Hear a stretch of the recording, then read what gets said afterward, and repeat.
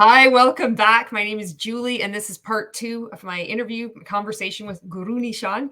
I encourage you to look back to the first part of this, but it doesn't matter because everything she says is she's sharing her experience with multi-level marketing. And I don't want to take any more time talking about this because she has a lot to say and she's really good at saying it. So without further ado, this is GuruNischan. Well, thank you, Julie. So yeah, in the first part, we really went through the foundation of my indoctrination. It was the company called Trek Alliance, and I had a few more memories that showed up since doing our interview last, which is interesting. But a part of that was that in Trek Alliance there was other leaders. There were the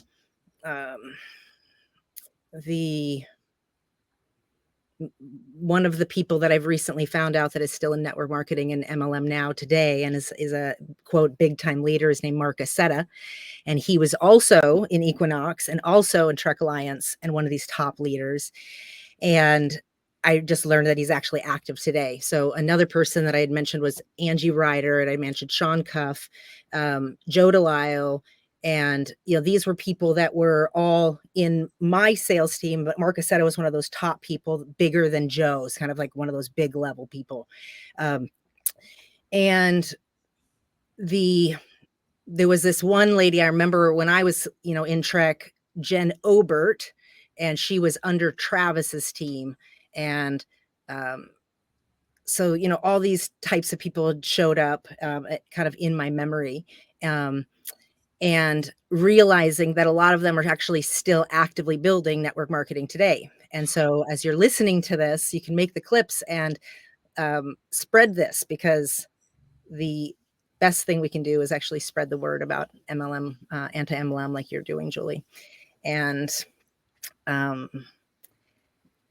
what I also realized at that time was, so I really dropped off where I was in Chicago and we're still in Trek Alliance. And I had kind of thought that I had moved into doing this part-time job with the newspapers, but I realized that had come a little bit later, that had come after the transition of Symmetry. This time when I was first in Chicago, I was there under the illusion that I was just kind of learning the office system with the opportunity to work around Joe Delisle because he ran this particular Chicago office. And it was this big time kind of fancy looking kind of brokerage. The image they were kind of portraying was to kind of have like this brokerage firm kind of, they would play the Boiler Room movie at the trainings. And that would be kind of the persona that everybody's quote going for. You have to be closing all the time and be aggressive. Learn how to push. So it's kind of this Wall Street, boiler room, real estate kind of look in terms of the way the suit and tie. It's a red tie, sharp suit, Rolex, and the women are supposed to be dressing appropriately like that too. And the office systems that they're using is in a big like bank.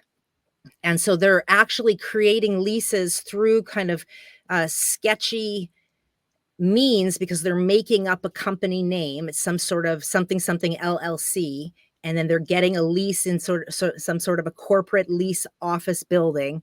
And this is like the Trek system. And this type of system is not just something Joe was doing. He was doing this in the Midwest, like in Chicago and Minneapolis and wherever he could, quote, get his territory. But other top leaders like Mark Aceta or Sandy Jacobson, or I think his name was Rob Pearson, the guy that I told you was at South Bend, and he had everybody. He had all these leaders in his team. He was like the top salesperson in the Trek Alliance thing. So all these teams, the illusion that Trek Alliance was setting up was that all these teams, even though everybody worked and ran different regions, that you could get support from anybody, even if you didn't relate to your direct upline sponsor line. And so the philosophy here was kind of this, it takes the team to make the dream, teamwork to make the dream work. And this whole concept that the company-wide philosophy that Trek Alliance was instilling, and why they sent their top leader trainers to the different regions. So people like Joe or Sandy Jacobson or Mark Aceta or any of the top leaders, and the guy above him, that Pearson guy, his name came to me and then it's just forgetting to come to me again. They would be like the top trainers. And the reason you would, quote, get your people to go to the training, whether the training was in San Francisco or California, or it was in Chicago, or it was in St. Louis, or it was in New York, or it was in Baltimore, was so that your team could grow anywhere. And so that was this kind of illusory philosophy they're putting out that you could easily buy into, because basically they're saying you don't have to have the overhead, you don't have to have these offices, you don't have to, you could work inside of these places and just rent a little desk inside of an office and learn how to duplicate beyond the people that you know. And you can, what they called, run your warm market. So you would bring somebody that's a cold market into the office, and then they would make 100 names list. And even if that person didn't come back, then you would have their 100 names list to be able to call. Right. So it's this whole system that they are saying is built off of retail sales, but they're really creating, it's really an office-based system. And I'm really lowly in the whole Trek Alliance system. So I'm barely learning some of these office philosophies. And after doing so many retail sales on my own and thinking that I could go into any of these offices and travel across the country and get help, I realized, yeah, I could sell a lot of product. I could even bring my people to their trainings. And I did. I became that person that went to other people's trainings and signed up my people. And I know that now that the top leaders were talking, saying like, who is this girl and why is she coming to our trainings? You know, and so the real duplication didn't happen. And so the reason I was getting excited, quote, at this stage to work close to Joe Delisle or to work in an office system was because I wasn't getting along with Pat Mahoney in Minneapolis. I was fully bought into trying to work that office system by this time, at least the best I can, but I'm still married. So I'm balancing a married life with going to an office when I was living in Minneapolis. And I get this call from Joe Delisle to go to Chicago to work. And so I'm there in Chicago under the illusion that I'm just there for a couple of months. And I'm staying with that couple in Glendale Heights, Illinois. And, I'm just staying in an extra room, and the husband is working the business part-time and the wife is working full-time in her job or whatever. And there's a lot of different people that work full-time in this office that they had in Palatine. And so this is the place where I'm going to the trainings, and the main training is in Chicago or in different regions. And then you would have to travel if the training was in Minneapolis or wherever. But right around this time, within that 3-month period of time of August 2000, summer of 2003, is when Trek Alliance gets shut down and this transition to Symmetry happens. And the story that Joe gives us is basically calls everybody to Chicago. And I had just had my biggest month in Trek. And so I'm a kind of like in this like illusory state. And he has kind of tells that story that he had kind of been searching for something ahead of time, kind of noticing the signs that the company wasn't doing good, yada, yada. Either way, he had mapped out and found Symmetry. And that's how, that whole story where Rudy Revac comes and does, that whole recruiting us to join. And when we did join Symmetry, our investment was $600. And this was really the turning point for me. Again, I kind of tell the story where I saw this as grace, because I now felt more connected to the mission and the value system of what Symmetry seemed to stand for, way more. And I wouldn't have followed Joe or Joe's system. I would have stayed with the Trek Alliance owners if they hadn't gotten shut down by the FTC. That's how good my business radar was at that moment.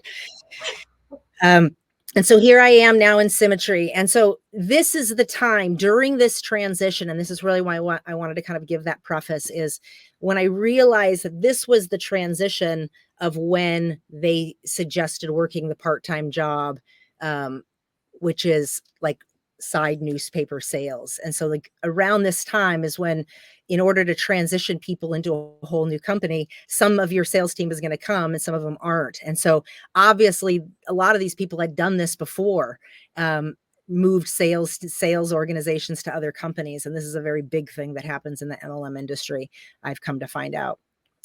But now is when the shift to, oh, okay, now I've really found it. And I remember this conversation that I had with Faiswali, and he just wasn't for it. He was like, no, I don't want to do that. And I got really gung-ho because he didn't see what I was seeing in terms of the international possibilities. And the whole vision of why we started this business in the first place was for that residual income so that we could stop working and go back to Africa and have an international source of income while living overseas. And so here I get re-bought into that dream, and I'm fully now bought into this office system. And around this time, Joe decides to start simplifying, going away from this kind of big corporate look, and we get a simpler office. And he hunts, and we has us hunting, actually, all of the people in Chicago, and we end up finding this office. And so this is kind of the beginning of my growing years in Symmetry, where we're working a part-time job from 4 a.m. to 6 a.m. In the newspaper sales. And that's how you're actually making money. So Joe gives like this timesheet where we're actually learning how to pay our bills, but our bills are very much central and accumulated based on this office system and the costs that it takes to fully run your business according to this model. And this model is you're paying $195 to go to a monthly training. You have your monthly auto ship order, and then you have your desk rent, and then you have your phone line for your desk, and then you have whatever other expenses, food, and then you have to live somewhere. So you have your personal. So he actually had us starting to write out those and making sure that you're working a part-time job to pay your bills and building your business to build your fortune. And that became the slogan. So part-time job to pay your bills, build your business to build your future. Part-time job to pay your bills, build your business to build your fortune. Okay. So it was like this motto that was around this transition time. Now, keep in mind, I'm really lowly in Trek. So it's really interesting that there's a lot of people that at this transition from Trek to Symmetry quit, didn't continue. Jen Obert would be one. There's other people I know that they might have stayed or they might have did the transition, but then they kind of faded out and didn't continue. They weren't the next kind of generation of leaders. People just faded out and did whatever. But there were people that had offices, right? Leases and different things. And so like, including the person that I was working in Iowa with, right? He was just some guy that got talked into becoming a leaseholder on an office underneath Travis's Just team. And without Travis being in that office, spinning that office into full wonder and glory, this guy is slowly losing money because he doesn't have people paying him desk rent. He's not this big motivational guy. He's just a simple accountant guy that had good credit, and they convinced him to get an office in Des Moines, Iowa. And so, that reality is starting to like, I didn't know it then, but I realized that this is why people didn't make that transition, because people were bankrupt. This is why they disappeared. They had to stop and get their life together because they had worked so hard to hit ranks in Trek, to hit levels, to now be able to start over, where it was disappointing that I had hit my first big month and got a couple of people to invest and yada, yada. A, you don't get paid. And then B, you don't have that rank that you thought you were just hitting. But I was just getting that for the first time. I hadn't invested office, so this had to have been devastating for people, I guess is what I'm trying to say. A lot of people didn't make the transition. And when you're new like me, you don't really notice that. You just kind of feel excited that you are ranking up. So the stories that I'm about to tell is really about me putting my blinders on, because that's one of the sayings that they give you to become a quote leader in this business is you got to put your blinders on. You got to not look to the left, and you got to not look to the right. So going back to why I could be bawling my brains out in a hotel lobby when investing, being, yelled at to invest my first $5,000 in this business, people put their blinders on because that becomes a part of the built-in system and the indoctrination of you're going to these trainings every month. You're getting rah-rah sessions, and you're getting filled with the exact stories of the pains that you're going through in real time to invest more money. Starting with this office in Chicago, the system was, there was a bunch of people working in an office and in different offices. So I had worked in the Minneapolis office before. Now I'm in Chicago. And this demographic is mostly other people that are underneath Joe DeLisle, but are kind of low ranking people. Because if you're a higher ranking person, then by now you've been asked to go open an office, or at least have somebody underneath you who's growing open an office, and you help them grow and build underneath them. So there's never like a bunch of leaders in one office. If that starts to happen, they'll disperse it and send leaders out to grow new areas. So the goal essentially is to get territory where people are leaseholders in your team and have desk holders in your team. And it's kind of this model of people that you ideally want them to transition to doing the business full time, which quote means they're getting on a desk and building their business full time and then coming to training every month. They're basically orienting their life towards this model of building business. Every day we would do presentations, and on Tuesdays and Thursdays, there would be a presentation twice a day. So it's Monday, Tuesday, Wednesday, Thursday, Friday, you're doing a presentation midday. And then Tuesday and Thursday, you do presentations at night at 7 o'clock as well. And then on Saturday, you have a training, a Super Saturday training. So basically every day you're building for something. And then you have Super Saturday training. And then that month you have a training weekend. So every day you have presentations that you can invite people to watch the quote presentation. And the presentation isn't doing a presentation on the product itself. It's introducing it kind of like we're being brokers of a product, but really we're selling the idea of being a 97% 3%. And it's that same presentation that I was sitting in 4 years earlier, right? And it's that same exact model where you rent an office, you have a front desk space, and people are coming in presuming that they're coming in for a job appointment. And so that's why every day the presentation is basically a business presentation. Right. So every day of the week, sometimes twice a day, 7 days a week, we're doing 8 presentations a week, right? And then every Saturday we would do a presentation, and then people could stay for the training. So you're getting 5, 6, 7, 8 presentation opportunities a week if you bring people into the office, and then they can stay for the Super Saturday training. Okay. And the whole goal of every one of those presentations is to close people to go to training. And if you close people to go to training, at the training is when they will sell them on the symmetry opportunity. Okay. Now, keep in mind, this is not how Worldwide Symmetry sells their business. Worldwide Symmetry does multi-level marketing as a home-based business, just like everybody else that's selling the opportunity. You sell the opportunity to have a home-based business by having these products to be able to sell. And you have a whole process where you're learning how to do a one-on-one presentation selling the product. That's a general network marketing model. But this system is entirely different. It's essentially shielding people from seeing what the actual product or business is.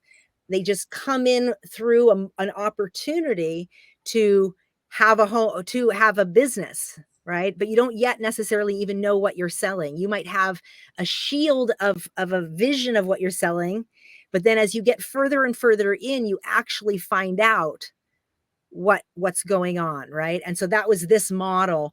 And Joe didn't make this up, right? In the transition to symmetry, essentially what he's done is taken the same model that Tech and Trek Alliance had, but now Symmetry is the company that provides our products, and he assumes the role of creating the training system. So his people are now doing this office model, the rest of Symmetry. And this is one of the reasons, as I go back to the original story, that Rudy Revak said, we didn't, quote, fit the culture of Symmetry, which is overall very true. And so whatever negotiations took place, and maybe that was the front story because there's always the front story that they're telling the sales organization up front. And then there's the backstory of the actual negotiations of who's getting what and what these business deals really entail. So when we first have that recruiting session with Rudy, we have to invest that first $600. This is the investment into symmetry, the genealogy and the trees and everything stayed exactly the same. And we are just, sold what we're sold. And essentially the system is get this $600. And again, Symmetry has their whole system of enroll 8 people a month. And that's called the Infinity Club, right? And then they have the 2020 Vision Club. Now, this is all Symmetry system stuff. Now I'm jumping to kind of that. They have something called the 2020 Vision Club, which is get 20 customers, right? And you have a constant 2020 vision for the future. So there's always these kind of slogans that companies themselves will have their system, right? And so in the Symmetry model overall, there were like 4 main yearly things going on, right? So they would do the annual trip. And so you would every January, if you qualified for the annual trip the last year, every January they would take you on the annual trip for the company. Okay. That's one big Symmetry sponsored contest that we are now in the umbrella of, right?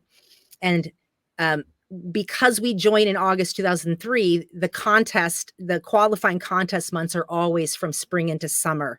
And one of the reasons they do that, and we'll come back to that, is to keep you working so that you stay active in the summer. You have something to work for. Okay. So we're going to come back to the systems and the reasons, but Symmetry is offering the contest qualifying January. And then in April is the big company event that they do. And that's in Vegas each year.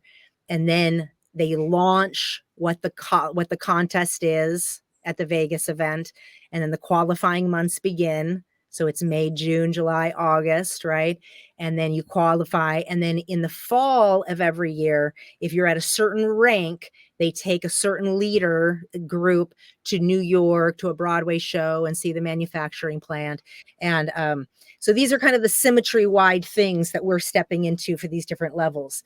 But because Joe has his own system and we're coming from this Truck Alliance system, real quickly, he kind of is looking at this Symmetry system and creates his training system and what types of what I call performance markers that he now wants us to go for, right? And so the system in Symmetry essentially is much smaller packages. It is much more retail focused. It's much more consumer oriented. They have a preferred customer program, which is an excellent discount and yada, yada, like the way that their system. So essentially what happens is Joe is looking at that and he has his own office system. So all of us, he's now training us to go for certain things. So the first thing becomes this Super 8 Club. So he creates the Super 8 Club so that we're all, focused on getting 8 customers minimum enrolled a month. And at this point, we're in this one office in Chicago, maybe like around Harlem and Foster area, which is kind of like between, now it's no longer suburban. He's kind of a little bit more in like neighborhoody area, less sophisticated looking, just kind of a little bit more simple. And overall, I just remember him simplifying, like kind of saying we're simplifying things. And really quickly, he starts kind of giving us direction around what we should be focusing on. So it's that 8-8. But he also would throw in his own mini contests. And so the mini contests would get us to focus on whatever he's wanting us to focus on, not necessarily what the company is offering. And this is really important in network marketing for I think for all of us, because anyone that has an upline leadership that's a sophisticated upline leadership team, they're going to have their own training system within the company or in some capacity. And like, for instance, if there's live organizations, say in that secret company that I hear is growing, and that I heard that Jen Obert and Angie are growing in, these people have training systems within their own upline leadership. And these training systems can be called entirely different things in addition to whatever offerings are happening on the public sphere of whatever the company is offering. And so I'm trying to really like give you that distinction, because what's really happening when we're dedicating ourselves to the office system is it's run by Joe. And then there are a multiple number of offices, and each office is kind of owned by a particular leg in his team, right? So one of his leadership teams, the one that's growing, that, you know, Travis might have. So in the transition, this is also really important. In the transition to Symmetry, Joe's leadership team that he's now masterminding these principles to create the contests and to motivate the team in the direction they want them to go. Okay. They're trying to map out a quote better future for their team within this Symmetry model now. Right. And again, I'm a low level, so I'm not a part of this, but the people who do this with him are Stephanie Versteg, which is his wife and his largest team, his largest leg. Okay. And he also has his other largest leg, which is Travis Just. Right. And, Sean Cuff is his sponsor. So the people that are the trainers now in Joe's training system is Travis Just, Sean Cuff, and Stephanie Versteg. Those are the three trainers, and those are the people that he's masterminding with. Now, there might be other people, because Angie Ryder is the wife, girlfriend of Sean Cuff at that time. So they're all just one big cute couple group. And then Travis Just is in there. But then there's also other larger teams that Joe has, like Beth and Greg and other bigger organizations. But again, the people that are transitioning, what they're trying to essentially do is make sure that they're disseminating what they want their leaders to focus on. So he wants to put in a contest as quickly as possible to get us focused on the steps needed so that what he can rank up, his leaders can rank, because everybody now in Symmetry doesn't, they might have titles that they moved over, but nobody's actually any active title, right? So what I remember, and this is very, very vague, but that start must have been August 2003. And there must have been some contest that was put in, because we had already missed the holiday the annual contest for that year, because we came in at the end in August, basically at the end of that qualifying. So what are we all focused on, right? He puts in some contest, and the only reason I remember this, and he's, let me also back up and just say, in this new office we get, okay, Joe is no longer in the office. He's back in Minneapolis, because his home base is in Minneapolis. So we transitioned to this other office. It's smaller, but it still has maybe 10 desk space for rent or whatever. And the person running it is also a front level to Joe. His name is Freddie. And Freddie is just kind of like Joe's yes man. He just does everything that Joe wants him to do. And he isn't much of a producer. He doesn't recruit much, but he's loyal to Joe. He's been around a really long time. And he's just kind of like his go-to Friday gal. Yeah. And so now Freddie runs the office, but he's not a motivator. He's not a producer, but he's there trying to build his business quote too. But he's really just doing, I'm guessing he's hopefully getting paid by Joe, but that might be questionable too. Right. But either way, Freddie ends up being that role for the rest of my career. As long as I've known them, is that he was Joe's helper in doing all the things.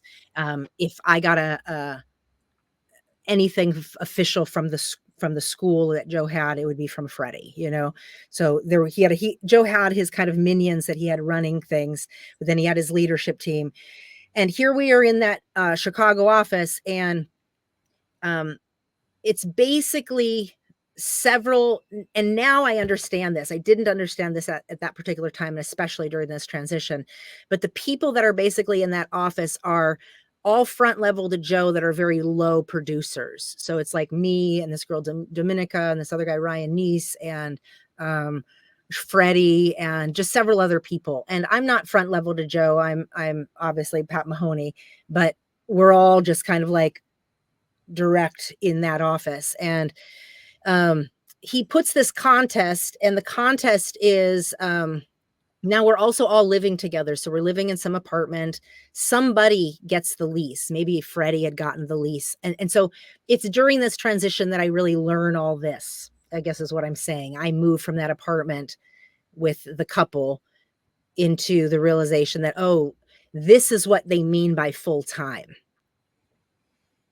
When they say go full time in your business, it doesn't mean they're making enough money to stop working. And so there's this conflated language there. Full time means you've quit focusing on a real life and you've now oriented yourself around this bought-in philosophy that you could work hard now in this system so that one day you could stop and be able to create a residual income. And this is a faster model to get there. You feeling that? Yeah, that is, I have never heard it phrased like that, but it was like go full in. But it was like, what would happen if you decided to go all in? What if after this weekend, this training, you decided to play bigger? Like that's the same thing what you're saying. And I'm just realizing it because it hasn't been said like that before. And that's exactly it. Oh, it hurts. This hurts. It's very painful. And you don't have to have an office system to quote, go all in, right? Because what they're doing is they're actually shaping our minds to orient our life towards this thing. And then everything is about this thing, which is why we can get so excited, a quote, about recruiting people to events, about the Super Tuesday and Super Saturday and the Wild Wednesday and the Freaky Friday and all the names that they give things. And you have your unique ones and everyone listening is going to have theirs. But these things are still at play because they're long-time marketing tools that work to influence. And that's not necessarily bad. You can influence for good things and we can influence for horrible things. But we have to understand the influence here because this is where I went all in. Before then, I still kind of had this illusory, like, yeah, I was taking 3 months away from my husband, but I have an apartment back that I get to go to and I can take these skills and I can put them to work once I'm there, still thinking that I have a life, not realizing, oh, this is what they mean when you hear those stories from the stage that so-and-so decided to transition to full time. It doesn't mean their business had hit a mile marker that would actually make sense from a business economic point of view. It means that psychologically it shifted, right? And they decided to focus everything in. And so for me, I consider this transition time where I started working in this particular office in Chicago and orienting towards these contests he starts putting out, not just the symmetry contest, but Joe's contests as well.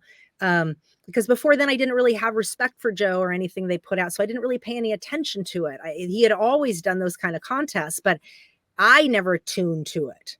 It just didn't matter to me.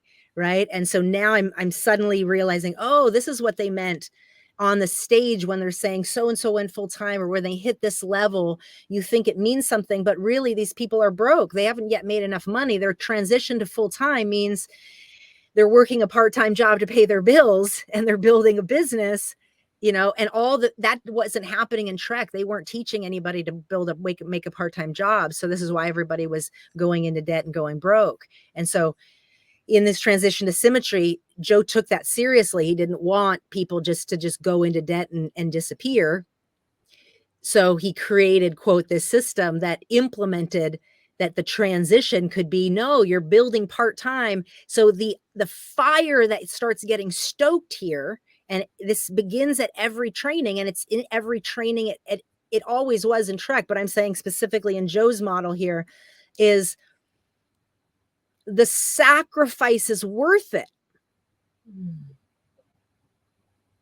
And I just listened to this Mark Aceta training video, and he was the global trainer for Secret. And this is a training from 2021. And I don't know if he's still doing that or if he's transitioned to a different title or his own company. It seemed like a little bit of both. But he's saying the same thing, the 3 tools and what it means to become a leader and the different stages of leaders. And, it's like, we're going to go through that because that stuff is so manipulative. It's so conflated. And that commitment to go to sacrifice, to be willing to sacrifice anything, this idea, this entrepreneurial conflation with manipulative extraction of our time and our energy and our resources and really, Julie, our enthusiasm. Yeah. So back to the contest. What I want to say here is that August, what's about to get evident is each contest is what you focus on. If you're not focusing on that, you ain't winning, right? And so this is why the contests are implemented, so that it could focus your mind on what to do with your time and energy, right?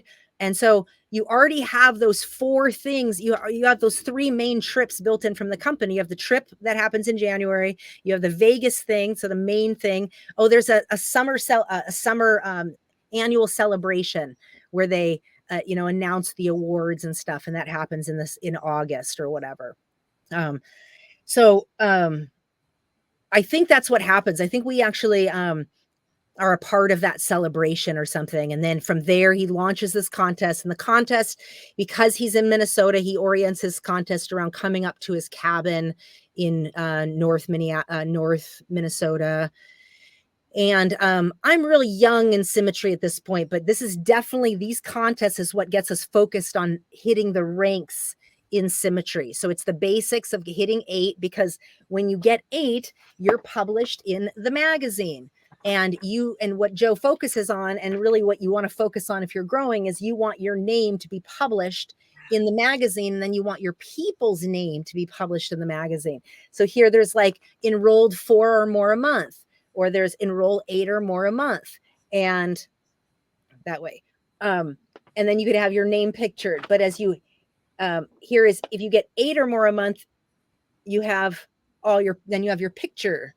And so your goal is to have yourself. So Joe has this talk with us, and he says, you look at the ones before we join, and it's all this international people, mostly people of color, from all different nationalities, Filipino and just African descent, Jamaicans, all the islands, a lot of people in New York that are from the Caribbean.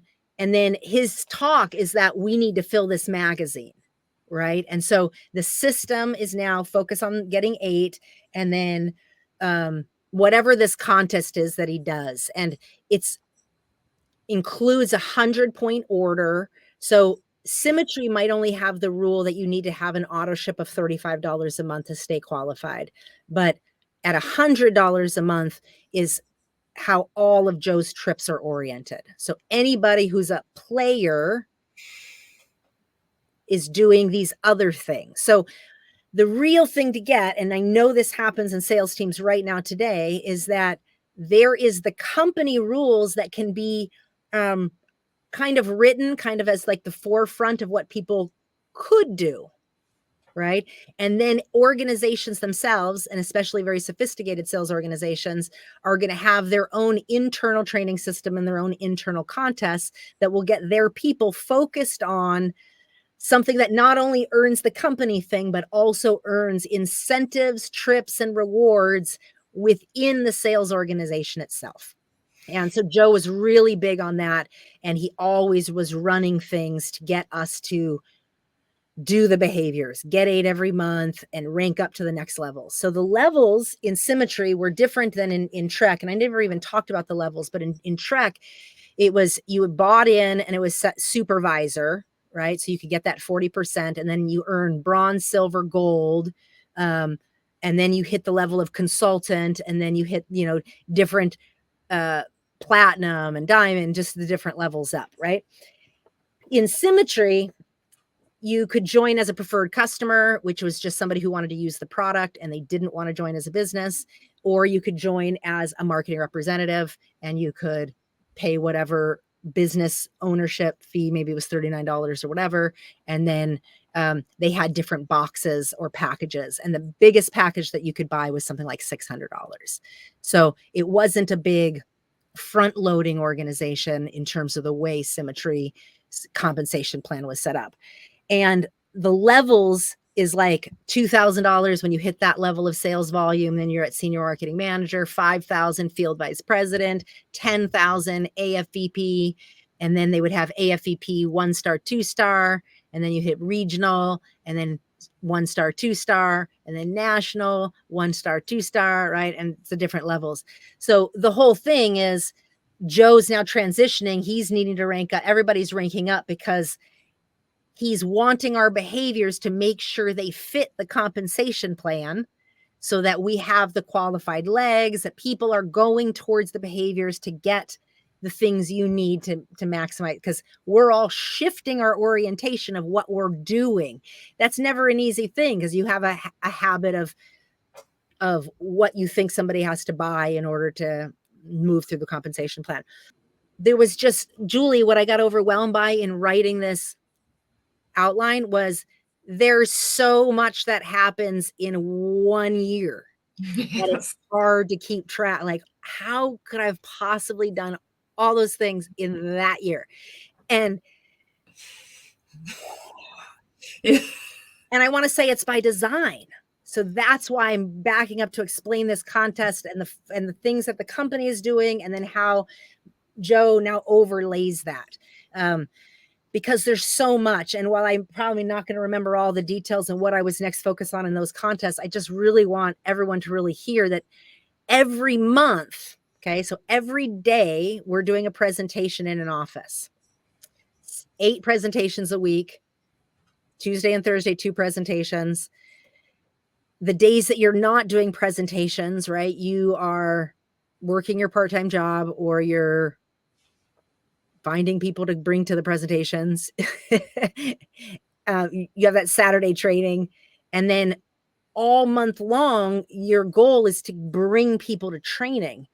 And if you don't bring people to training, you're not going to have that good of a month, because that's how it works, right? The people over and over again, the way that the system is set up is you're realizing that, oh, the people who bring people to training, those are the people that end up on stage. Those are the people that get edified, right? So at the training, he starts to speak out loud, everybody who got 8 for the month, right? So you're getting recognized for the behaviors. Same thing if you, this contest he sets out, I think it was like August, September, October, or August and September, maybe this quick 2-month contest. And again, it's very short spurts of just really high energy, intense focus. And all you're focused on is those behaviors to get butts in the seats, as many people in the presentation, because everything is oriented around people getting started and then growing their business, right? This isn't a big buy purchase thing. It's get people to training so that people can do the things, go get 8 customers. You get somebody started, you want to help them get 8 customers. You get somebody started, you want to help them get 8 customers. So we would get recognized for getting 8 customers, and then we'd get recognized for helping our person get 8 customers. And in the magazine, you would have, what was it called? It was Mentor Emeralds. So how many mentor emeralds? And they would actually, like, if you had 7 people that you helped get 8 customers, you get somebody started and you help them get 8 customers. So this isn't helping people buy lots of product. It's helping people get 8 customers. So you're duplicating that process. At least this is how we started, this simple get started at whatever package. And again, the largest package was like 600. And then you're on an auto ship, which is that $100 auto ship. And then you help people get 8 customers, and you're growing like that. And then to grow, you have to have volume of 2,000, right? So in order to grow your business, while you can get lots of customers, if you are getting people committed to this system, you're going to have more people at $100 a month orders that are committed to doing these processes, which helps your team grow faster, right? So you're oriented towards, I got to get people to go to the training. And the training is usually about the 3rd weekend of every month. So it gives you a few weeks to build momentum, right? And then getting people to come to the training. instead of teaching us to help people just go get customers, right? We're not teaching that in the presentation. We're not bringing people to the presentation to say, hey, let me help you get customers and let me tell you all about symmetry. We're selling the system, which is the training system. And then the training system is then what trains. And this is a really important differentiation because it was the only group in symmetry that did it this way. We were the only office-based system.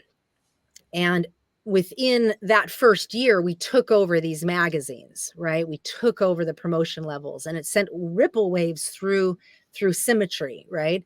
Which I'm sure was all part of their point in terms of growth and all the different types of things. But symmetry really did operate very differently as a company in terms of they didn't operate. They stood back and watched Joe do what he did, having their opinions about it, but not necessarily ever stepping in to notify any of us that it would be that we could do something else, because that's Joe's team and he has the right to do his team any way he wants, is kind of the company-wide philosophy. So I'm just going to I wanted to kind of give this framework because the next number of things that we'll go through, they're just intense, and the intensity of what it takes to earn these trips, only to have the things that happens when these trips happen. It all is just one big fuckery. It's one big trauma ball. And it's so compacted that no wonder we don't remember this shit, you know? Like, fuck. Some of the things that really stood out is that first whatever contest. The reason I know that this contest must have happened is because I had to have gone back to Minnesota pretty early in that first fall 2003.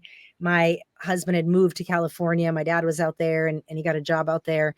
And so I needed to deal with my apartment.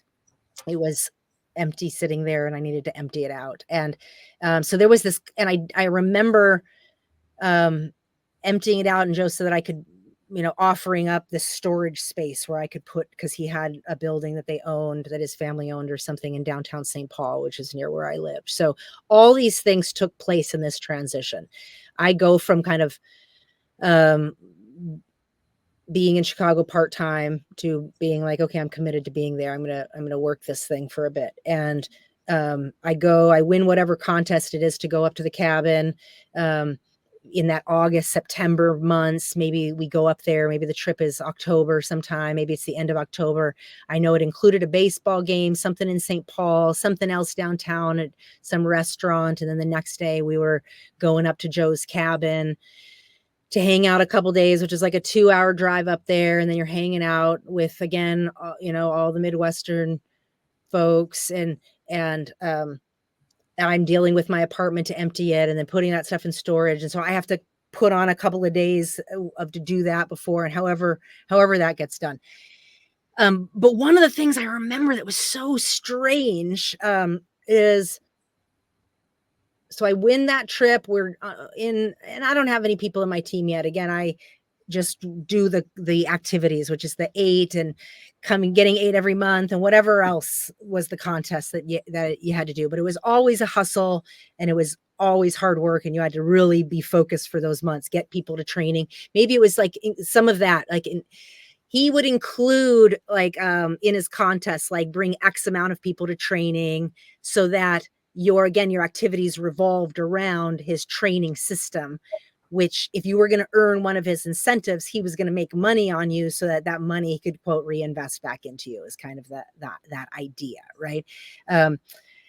So I earned that trip, and I go to St. Paul and I do all this. And I remember we're at that, again, the trip is really intense. You come in on a Friday night, you have to arrive, you're driving in, all the people who win are driving in from their cities to arrive in St. Paul. So you arrive there for the festivities.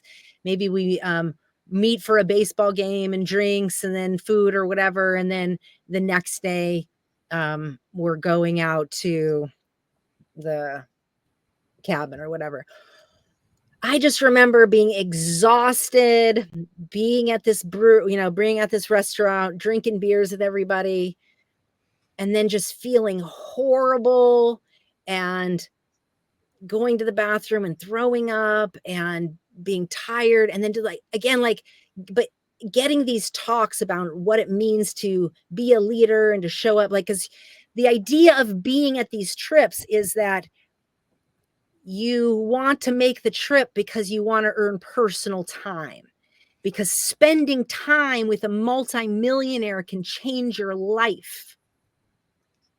And so this is the incentives. And then once you work your butt off to get there, while you're there, you have to be an active listener. Anytime somebody's speaking, you have to be there. So, every moment, everybody's like right around them.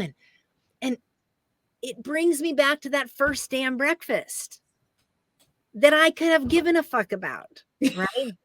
Because everybody was all scooted in listening to what this, and I just remember thinking it was so weird, right? But now I'm fully in the system. It's an entirely different thing. Now I'm bought in, right? Now I'm bought in to be like, shit, this is what we got to be doing. But like, I'm like, where's the break? Because I've worked my butt off. I've played this role the whole time just to be able to get here. And now I got to keep playing. Like, where is the respite? Anyway, the point is, I drank too much beer and I didn't eat, I didn't feel good. I ended up feeling horrible, whatever. I don't even remember what happened, but I was obviously not doing well. And all I remember is the next day on the drive, Joe was so mean to me. He was like stonewalling me and being real, like not talking to me, like really evident that he's mad at me. And by not talking to me, and then when he would talk to me, it would be very mean and cutting comments, saying something as if I should know what he's talking about, but I don't. But I know that it's directed towards me. And then I realized that what he's saying is that I have a hangover, but he's saying it as if I should know.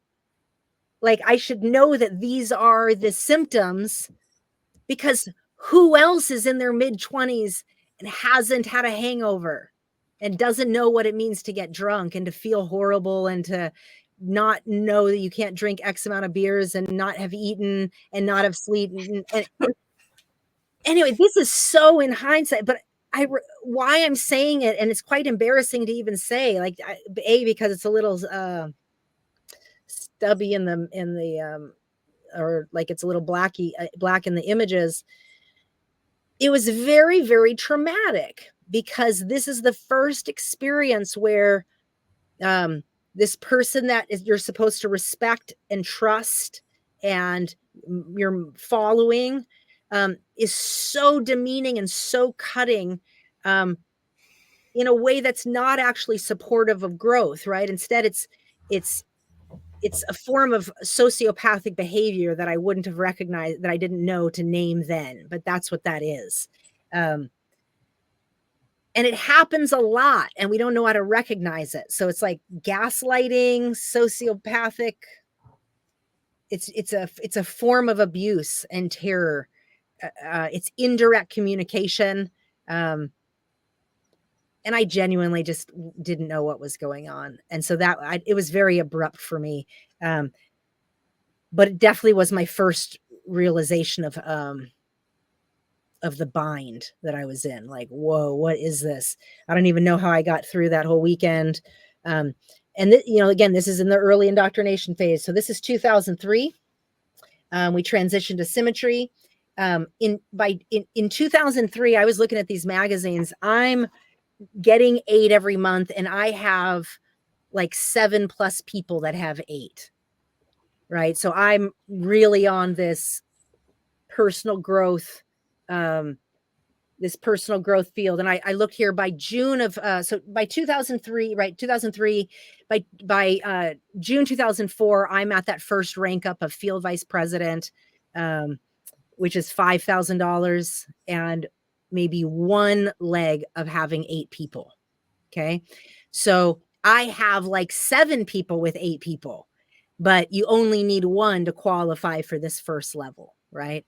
And then your next level, that 10,000 level, you only need 3. Right. So it's not that hard to build out to get based on the system of how much he's getting all of us to get 8 and to get people to get 8, get 8 and get people to get 8. Gaslighting drunk story was just so weird, but that was definitely the beginning of like, I'm all in. I just packed up my apartment. The other thing about that was that he offered to help me store my stuff. So here this person is, quote, helping me. And now they're also demeaning me and abusing me. And so now that it's the start of this, this really weird coercive control, direct control, not just from a group level, because he's obviously doing that by controlling our behavior, but direct with me that I remembered. And I really want people to hear, I had been drunk once when I was 7, when my brother got me too drunk and at my mom's party. And that was horrible. But anyway, I'm a kid. That was weird. And then, in Africa, I think I maybe had gotten buzzed and stuff, and me and Face had fun and stuff like that, but never to a point where I had ever had an experience of like falling over or being sick to my stomach or throwing up or anything where I would be able to recognize. And I didn't grow up in mainstream culture. So I guess I'm highlighting this because for me, it's a really sensitive thing to have realized, was like, that it started then, and that he was doing what most people in mainstream culture would have understood. People, he was basically saying I was being irresponsible, that that's not what leaders do, that you can't do that in a public setting and whatever else. It's not like I got on the table and saying, it's not like I did something after being drunk. Like I didn't create a scene. I felt shitty. That's what happened. I felt shitty and other people knew about it. So other people knew that I had drank too much and felt shitty. They probably didn't know I hadn't slept or ate or any of the things. And, but again, it's so interesting to me because I also come from an alcoholic father who kept that a secret, and so it's just all very convoluted and complex.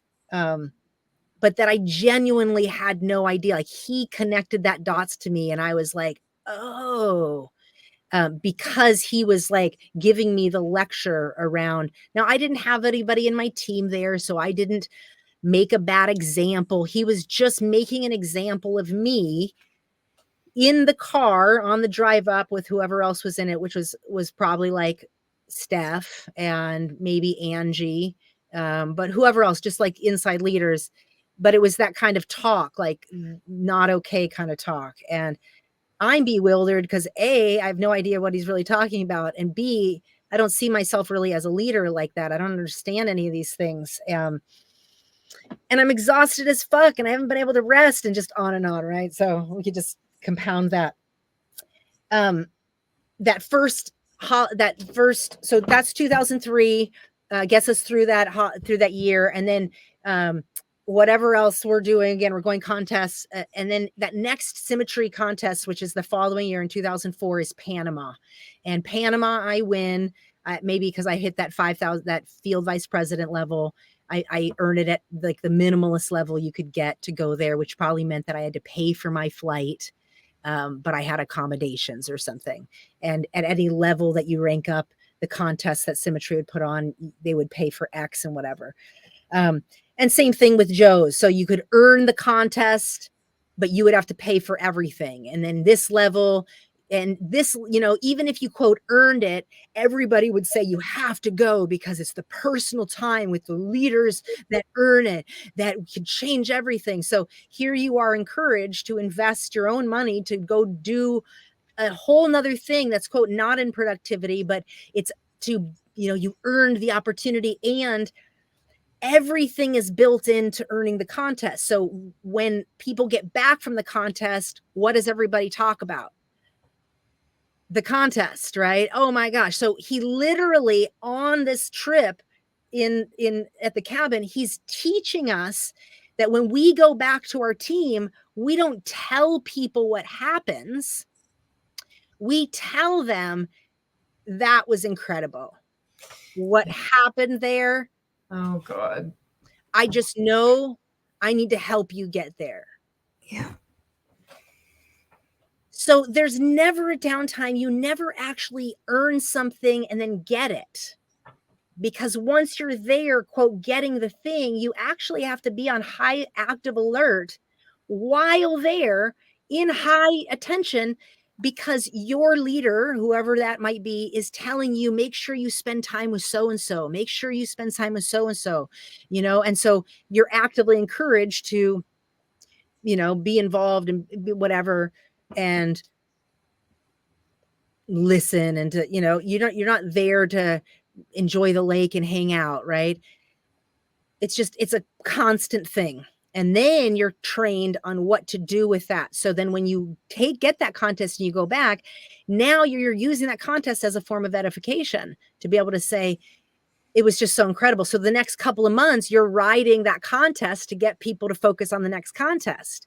And so it is a bit truth that if you invest your money to get to that contest, you can use that as validation or value to then promote the next thing. Like, it's built in for these things to become self-fulfilling prophecies. Just like once I committed to being in that desk and orienting my life towards this in this symmetry system, when I focused on these activities, I start ranking up through the system. Well, of course, because I'm focusing on one model of how to bring people into this training system.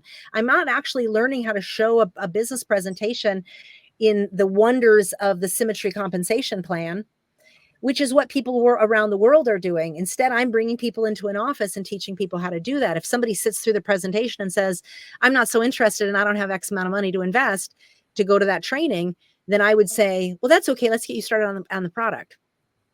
So then I would get a customer. And so the better you got at putting people in the seats, and then transitioning, reading this person saying, are you ready to sign up for training, or can we get you started as a customer? It's which, and you're moving people. And then depending on that person, someone might start as a customer, and before the end of the month, I might be able to get them to go to training. Right. So it doesn't matter where they start. It's where I move them within a 30-day period of time to get people to go to that 195 training. Right. Now I'm paying to go to the training, and my number one focus every month is what? To get people to go to training, to pay 195, right? If they don't say yes to go to 195, then we get them started on the product. But I'm still focused on moving those people to get to the training, just in a slower orientation towards that. Now I'm paying to go to the training, everyone's paying, and we're focused on trying to get people to training. If people come to training, they're more likely to invest in the company. And then depending on who they are, we'll get them started on the product. But at the training, other things are starting to be sold, right? So Joe has now taken over this concept that Trek Alliance Education Company did. He created his own training system called Seeds of Success Workshops. And so right away from starting Symmetry, our monthly training is that 195. It's called Seeds of Success Workshops. It's Joe Delisle's training company.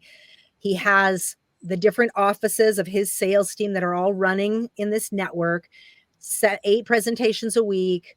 We're all doing this system. And again, we focus on these contests because that's just what's happening in the background when you're doing the daily activities of making your phone calls. So if you have a desk and you have a phone, you're making cold calls because you're basically calling people you don't know to get them to sit in a business presentation. So we have actual scripts and we're reading the script, and it's like, depending on how you're recruiting. So some people could run ads in the paper if they were making enough money. And usually the higher ranking people had dibs on certain ads. Some of the highest, best running ads in any city were like the fitness ad, seeking 3 to 5 motivated individuals for yada, yada. But they'd have basically a system where there were different types of ads that, quote, attracted different types of personalities. And so there was the fitness ad, which attracted that kind of like high-end adrenaline junkie motivator, that kind of like my way or the highway focus, want to make the most, the fastest. But then there's another person that's kind of like fun in the sun ad, and they're looking for, PR and good communications and friendly, fun atmosphere, that kind of thing. And so it's attracting kind of that fun person, the person that creates the party in every room. Doesn't matter what they're doing as long as they're having fun. And then there's other types of ads that people could run. But in general, you could also, people were doing different schemes where they were going off of resume sites. And, it took me a while to figure out what people are doing because nobody's talking to each other. Nobody at a desk wants you to know how they're, quote, getting leads. So one of the things that Joe implements right away is a flyer system. And so he somehow figures out like to have order this fitness ad and different types of flyer ads. Maybe we had 2 or 3 options, and this might have been a couple years in, but it was definitely early enough because we started doing this early. Like this is how we, by 2003-4, we're definitely doing these flyers. They were like sticky note flyers that had that exact ad, like looking for part-time work, looking for 3 to 5 motivated individuals, yada, yada, call. And then you could have your personal name and number. And so at the training, he's now selling us that we have to flyer, right? And so you have to get your box of flyers. And he had figured out this bulk discount so that everybody could order their flyers. And so slowly, every time he has a new kind of performance marker that he wants us to focus on, that is what's taught at the training. And the training, once again, at every month that we go, is Stephanie Versteg, Travis Just, Sean Cuff, or Joe Delisle. It's those 4 that are the training at Seeds of Success workshop trainers. And all of us are just working in our offices, focusing on whatever contest is going on, both company-wide as well as could be even direct upline. Your personal upline can come to you and offer you a particular incentive. If you reach this, I'll do this for you, And so there's all these kind of internal motivators to get you to focus on whatever that next thing is. And so really that's what the next 4 years is all about, is moving through to start qualifying for the levels that you get to start earning the trips, which then gets you in the magazine, which then gets you the public publicity, which then when your new people come sit in the seats and they see your name in the magazine, even if they're a preferred customer, they'll get a magazine and they might see you, right? And they're like, oh, right. And who doesn't want to work with somebody that is a star, right? And so all these things are kind of shared with us in a way, like you need to get in the magazine and then you need to have your people be there. And every time you rank up, right? And so 2004 is that Panama trip. And somewhere in here is some trip that the Symmetry puts on. As you can tell from my story with Joe, the drunk story, I didn't have the overall best relationship with Joe. I never liked him, right? And I'm trying to really like plug into the system. But overall, I've never really enjoyed the times that and including that trip to St. Paul. Like here he is helping me. So on one way, I feel very indebted and grateful that he's kind of scooping me up under his wing a bit, especially because I'm not his direct sponsor. But my eyes are still set on Symmetry. Let's be clear. Okay. Now I kind of have this new illusion to focus on, the company that's wonderful because my old company went away, yada, yada. And so that Panama trip happens. And that, remember, I being quite significant because I meet Dr. Howard Cohn for the first time. And he was also in Symmetry and had a team. And Dr. Howard Cohn was in Equinox as well. Right. And I guess when that shut down, he ended up somehow coming over to Symmetry or whatever. So different people dispersed in different ways. Wow. A lot of people went into Trek Alliance, obviously different leaders. So it's just a warning for those of you that are in Secret and any other company. A lot of these leaders are recycled. And then what they do is they tell their story in a very elusive, manipulative way that doesn't include the actual details. I know one of the top legs in Secret is actually Mustafa and somebody else. And that guy is linked to a huge leg within Equinox from back in the day. And so like these guys are just, what do you call them? Network marketing professionals. The fact that there's even an association for network marketing professionals gives you a picture into the illusion that these folks think that they're professionals. They're professional business predators. and they've legitimized themselves. But just like the industry itself has legitimized itself with the Direct Selling Association and all the money that it pours into legitimizing itself. And that's what these big time people can do with a lot of money, is they can all pour money into these lobbyists that get them to stand for things that aren't actually based on substance. They're based on lies. So anyways, I meet Dr. Howard Cohen for that first time, which I thought was so fascinating, because I think that's the time that I learned about equinox. Because again, I don't have that great of a relationship with Joe. I'm more trying to get in on the symmetry thing. Of course, I'm working the office system, so I'm going to focus on what Joe says us to focus on. But just remember, my loyalty isn't there. And loyalty in this type of thing is everything. So an upline leader wants to know how to get underneath you where you have direct loyalty to them, to their system, to their way. And that's why these teams can shift to a whole nother company. And it's like a blink of an eye, the whole team will go, because the loyalty has been built through the organization itself, not the company. So at this point, I don't have loyalty with Joe. I'm trying to buy in. Now, remember, Joe's back in Minneapolis. My upline, Pat Mahoney's back there too. I'm working in an office as an orphan. Just trying to learn this system, because they have this, this part-time job thing. I would have quit the business if I didn't have, once Trek shut down, I would have quit. So that was that's how I remembered. That's how they kept me in, was giving me an alternative to be able to stay afloat, to be able to grow symmetry. Remember, I told you I had no more credit cards anymore. So $20,000, $30,000 in debt, shut down all my credit cards. I didn't shut down. They shut me down rather. So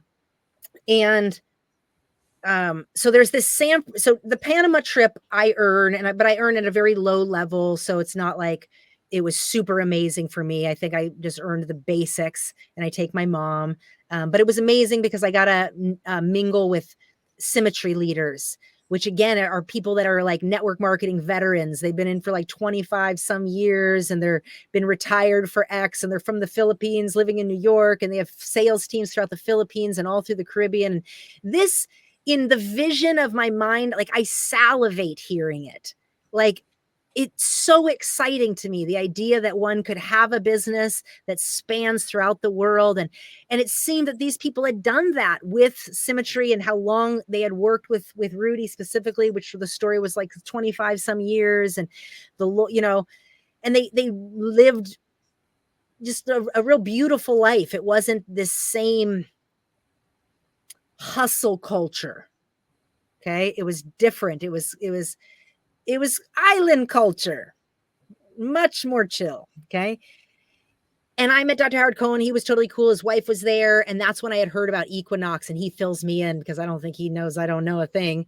And so that's how I had learned. And I think got a bigger picture then. If I didn't already know, I definitely learned it then. But then it made sense what Trek was, because only then did I have a context for who Trek people were.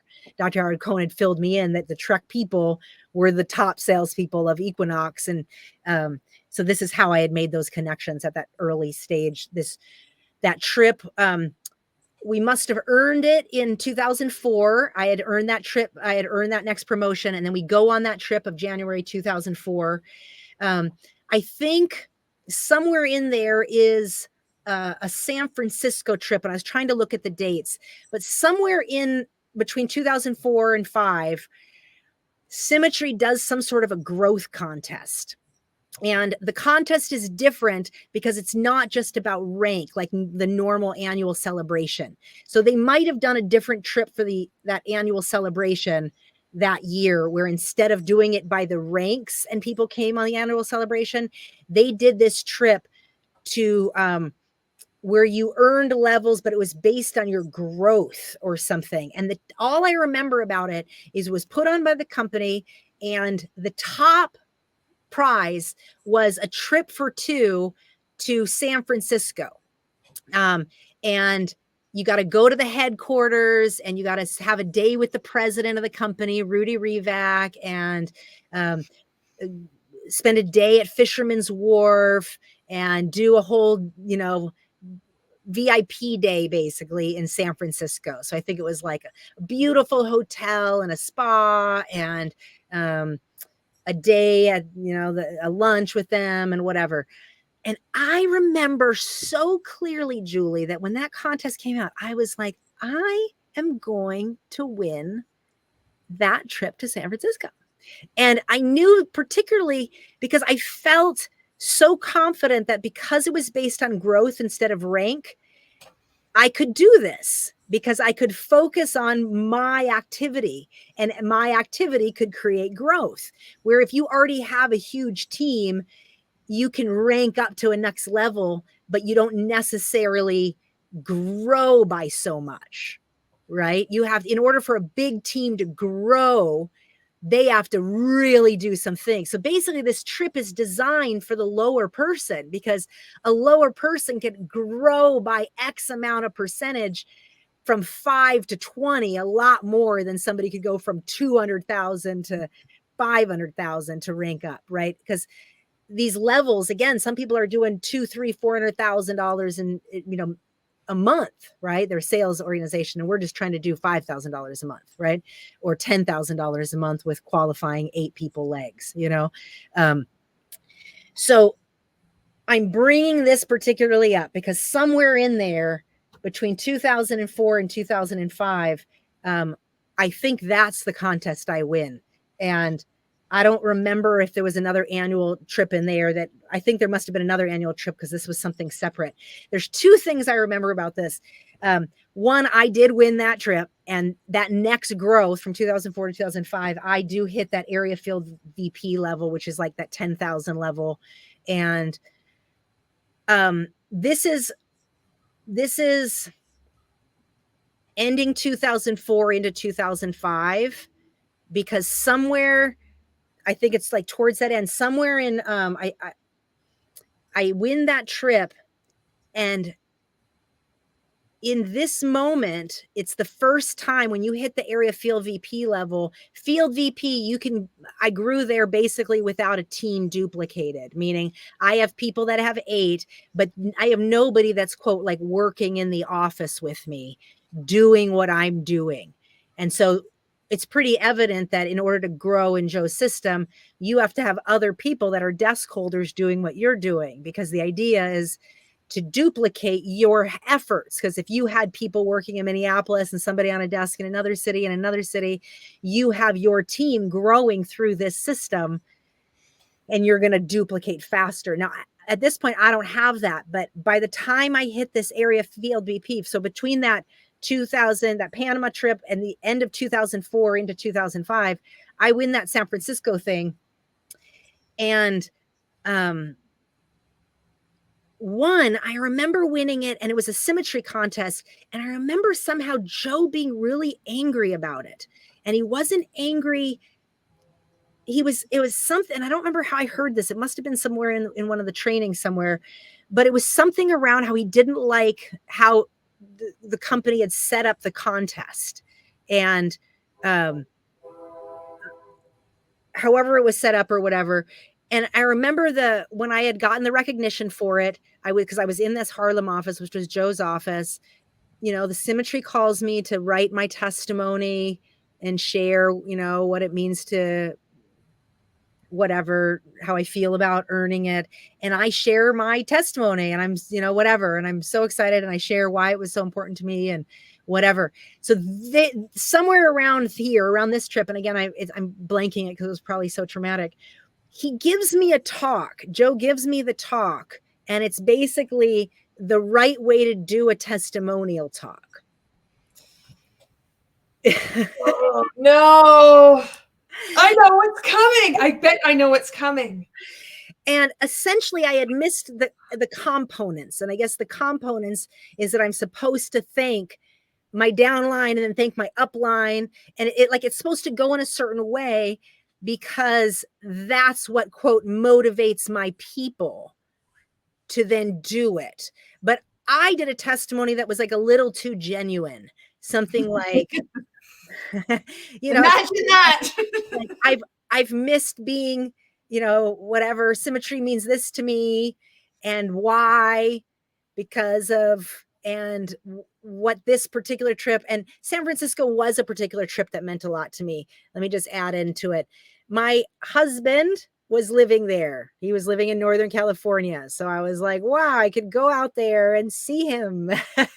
How awesome. And my dad was living out there. And there's just, it also just represented, again, being able to win something in the symmetry and be able to get connected directly with that organization. And in hindsight, these are probably the things Joe didn't like. It was fostering my loyalty, not with him, but with the company direct and with the owner direct. And he saw it as a slight or a way to kind of, quote, get personal time with his people that didn't include him or something of that nature. But again, this is all in hindsight. At the time, I was very confused. But this is definitely a talk where I was essentially told that the way I told my testimonial was wrong because it gave too much credence to the company, not enough to my upline, which doesn't promote and support me to duplicate properly, because this is what my team is going to look for and yada, yada. I also significantly remember this trip, and I'm going to send you some pictures so you can add into this around this particular trip. Again, I had told you, this whole from Trek Alliance into this was for me a whole cultural assimilation process. So, I wasn't used to having short hair, didn't know how to style it. Here I am trying to look business corporate every day. Like, this is hard work for me. Like, I didn't exactly wear makeup. I didn't exactly know how to do my hair. I didn't exactly know how to dress in a suit and stuff, piecemealing, really matching and modeling. That's one of the biggest things they say in this business all the time, right? Match and model. Look at what your leaders are doing and you do what they do. If you find someone who has what you want, if you do what they do, you can get what they got, another platitude that they, and these are the types of things that every training that we're going to, if you don't get to, every month you're hustling to get people to go to training. And if you don't get people to go to training, then you're the one who needs the training the most. Then you need, instead of being able to take a break and be able to actually replenish and rest because you actually don't have people to tend, you have to be more attentive because obviously it's something in you that you need to work on. And so you have to work, and remember that the trainings are exactly the same. So Steph will do a part and Travis will do a part and Joe will do a part and they all end up becoming, different roles. One person's doing the product section and one person's doing the business plan section and one person's doing the mindset section. And one, so each training has these same components. You're learning, that after each trainer speaks, there's a close, and the close is for something. So let's say they're talking about building a business and being able to get numbers in the seats. And they're talking about how to bring people, enroll people or bring people in through the doors and yada, yada. What's the close at the end of that? Your self-development tools, your flyers, your whatever. So you're being sold to go get tapes. So you're being sold to go get apparel. So the Seeds of Success workshop starts having its own, rhino apparel, as it goes from Seeds of Success. Eventually it starts morphing into a brand of its own called Rhino Success University or whatever. So in the early days, it's SOS or Seeds of Success workshops. And again, these are the 4 trainers. And if you don't have people to training, you're there kind of taking it in. If you get 8 people, the last month, and there's probably some sort of special meeting. If you're at a high rank, particular, there's probably a Friday night meeting. There's probably a Saturday morning meeting. If you're at a different rank, then every Saturday at the trainings, they never wanted people to have idle time. And so they would always set events. So after the training, they would have bowling or they would have a group movie or they would have something that allowed people to kind of go out and be entertained, but all together. Because remember, the bulk of the people that are being recruited through Joe's, office training system are 18 to 30-year-olds, really more like 18 to 25, because people are being recruited right out of college campuses. We're on this flyer system. So we're told to get out there and you got to at least flyer 500 flyers a night if you want to have your phone ringing, or 100 flyers, or I don't even know what it was. Maybe it was a box of 1,000 flyers and you had to do X amount of flyers every night. but it was a ton. Like we would buy X boxes and we're out there making sure we're flyering cars. And the flyering was better at this new office we had found in Chicago, because now we're in Chicago proper, or kind of at least on the border. So now you actually have a bunch of cars that park on the streets in different neighborhoods, where when you're out in the suburbs, which is where the office was originally, and people were trying to flyer and do things like that, we would have to go to malls. And then you could get kicked out of malls, right? Because there's the security police officers and stuff. So I don't even know where I was on that, but the San Francisco trip. So I get the talk of the testimonial, and the other significant thing, this happens right at the somewhere end of 2004 into 2005. And the reason I know it's significant that I win this trip is that I know this is what happens in my psychology. I say to myself, this is my last chance to leave the country and go see my niece before I have to commit to this thing for the next, 10 years or whatever I was committing in my mind until, right? But the reason I say that is because once you have people going with you to training, all of the contests are built in that you can't miss a training. So if you already, I was committed to going and winning these contests, but it was me and me. Right. And so this whole new thing was starting to happen with my team. Now I was an area field vice president, and I was duplicating. I suddenly had somebody in the span from 2004. I duplicated a desk holder. Right. And I'm going to go back and tell that story because it's a real significant thing about how these systems work. But I want to really focus on the San Francisco thing, because that contest was my liberation. Like I was excited that I could do that. And I did win that. Got me a lot of recognition. It's probably before I hit a rank, and then I probably hit that next rank at the next levels. Because I guess one of the points Joe was making was that why would somebody so low without a rank get such personal time with the president?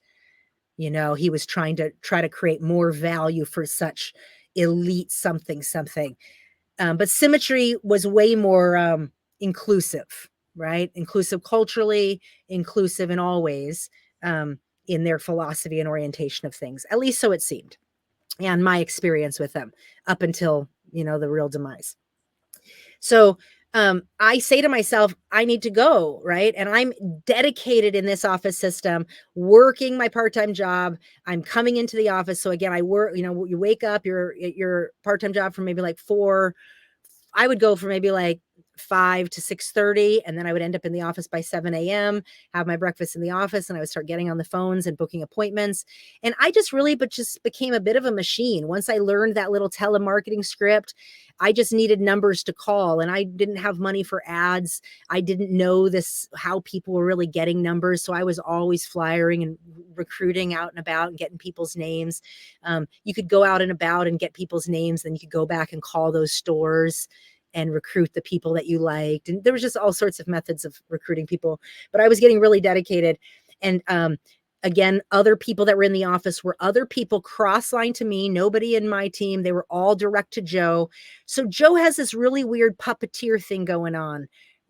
We're all in this office, and somehow he knows what's going on with us, even though he's not there. Right. And we're all living together. We're all working in that office. Freddie is the one kind of, with the ears in the Chicago, obviously the telephone back to Joe. And I remember that I just knew, like, yeah, there won't be a time that I won't be able to not go to training for a while, because I'm going to have a team. Like, I'm going to have a team in this sucker. Right. So I say that to say I want to say it was the spring of 2005. I went on a trip to Germany with my mom to see my niece. My brother lives in Germany, and my niece was recently born. And I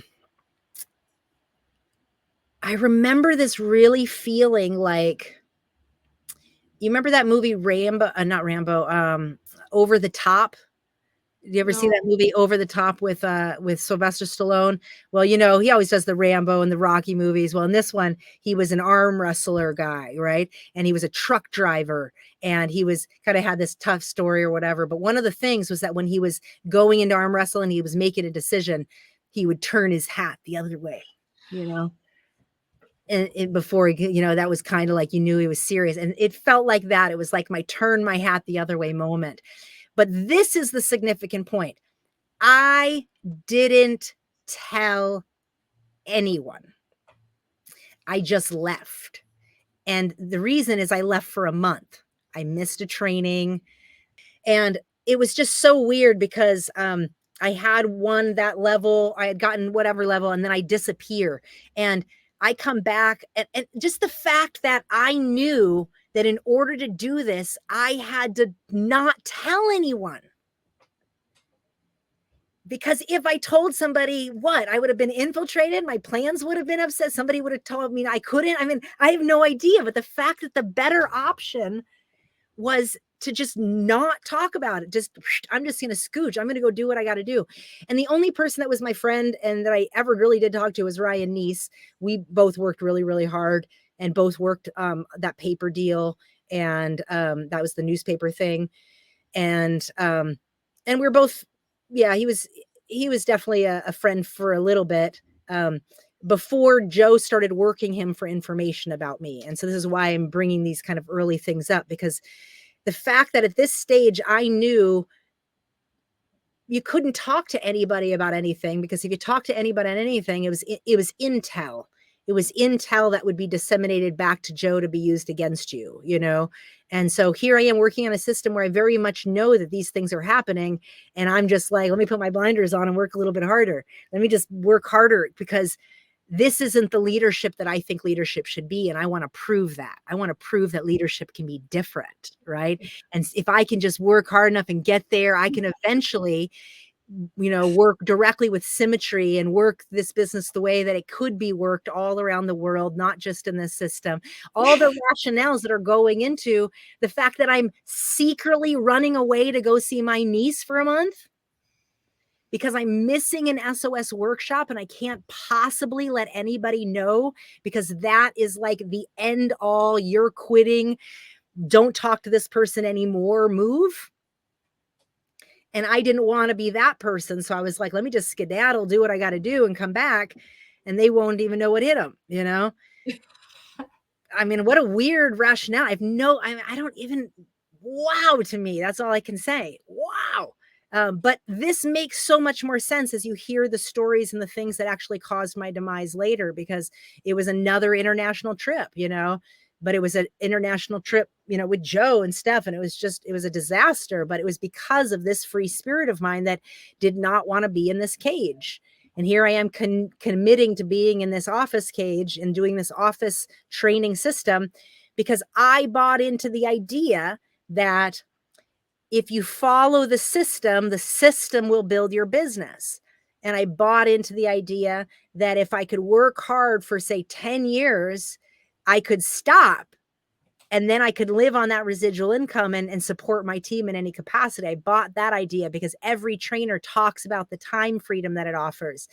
Mm-hmm. The time freedom, being able to build a residual income that nobody can take away, that's yours, right? And so these types of things, every training is being harped on. Every national event is being harped on, right?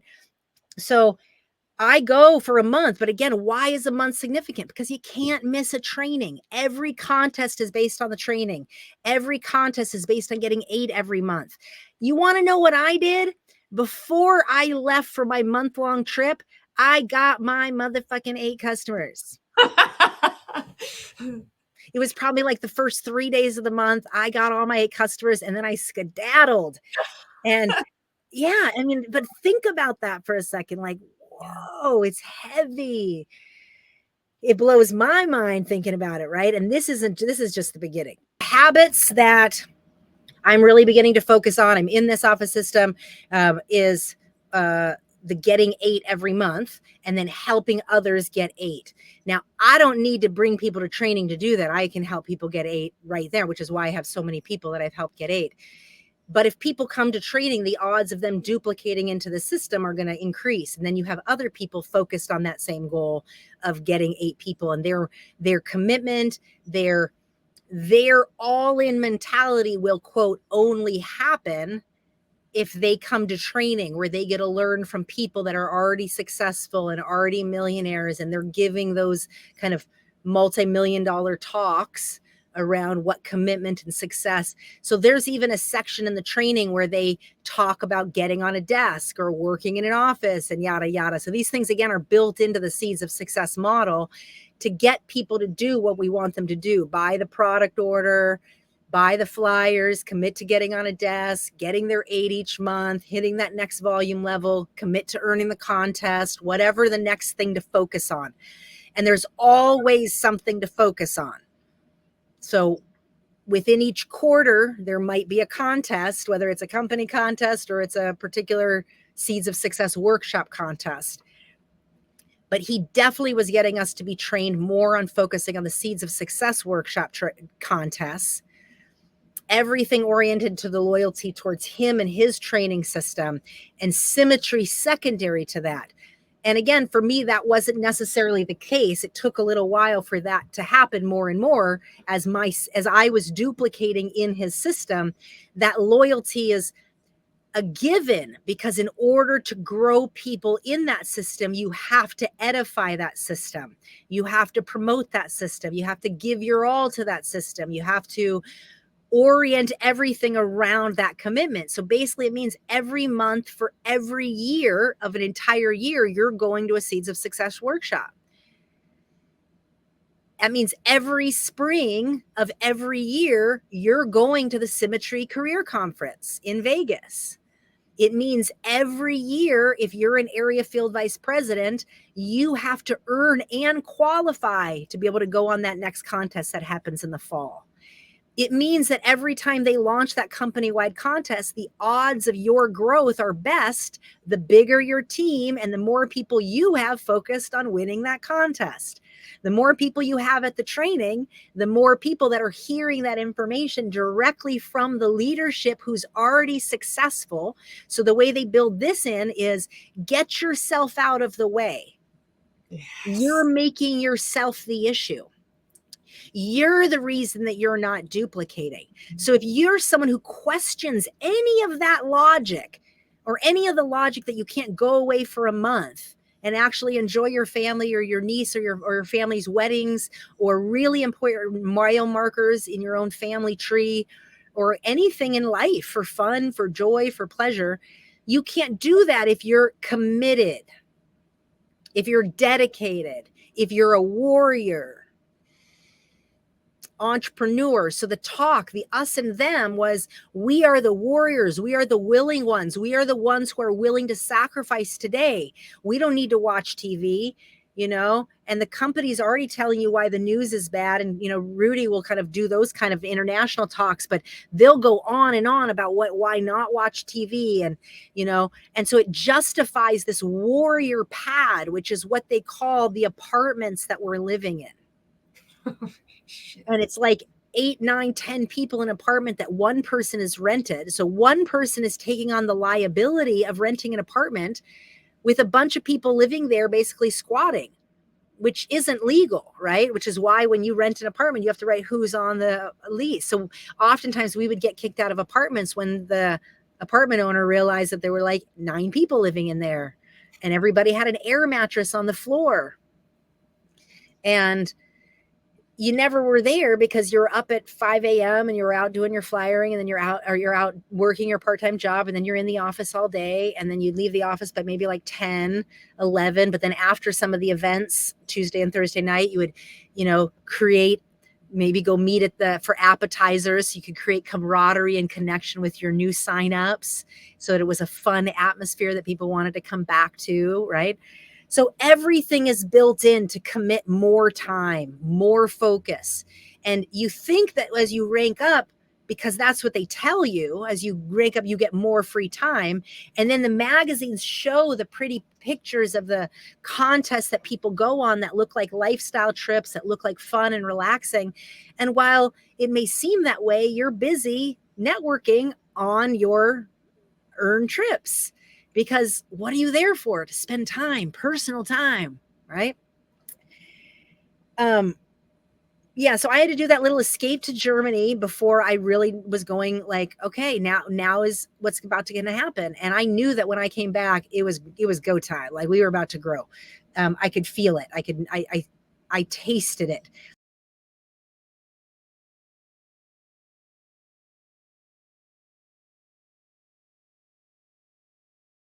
So what I am just doing relentlessly is getting 8 new customers a month, because with the amount of people I have coming through the doors, if people don't sign up to go to the training, they're going to sign up to become a customer.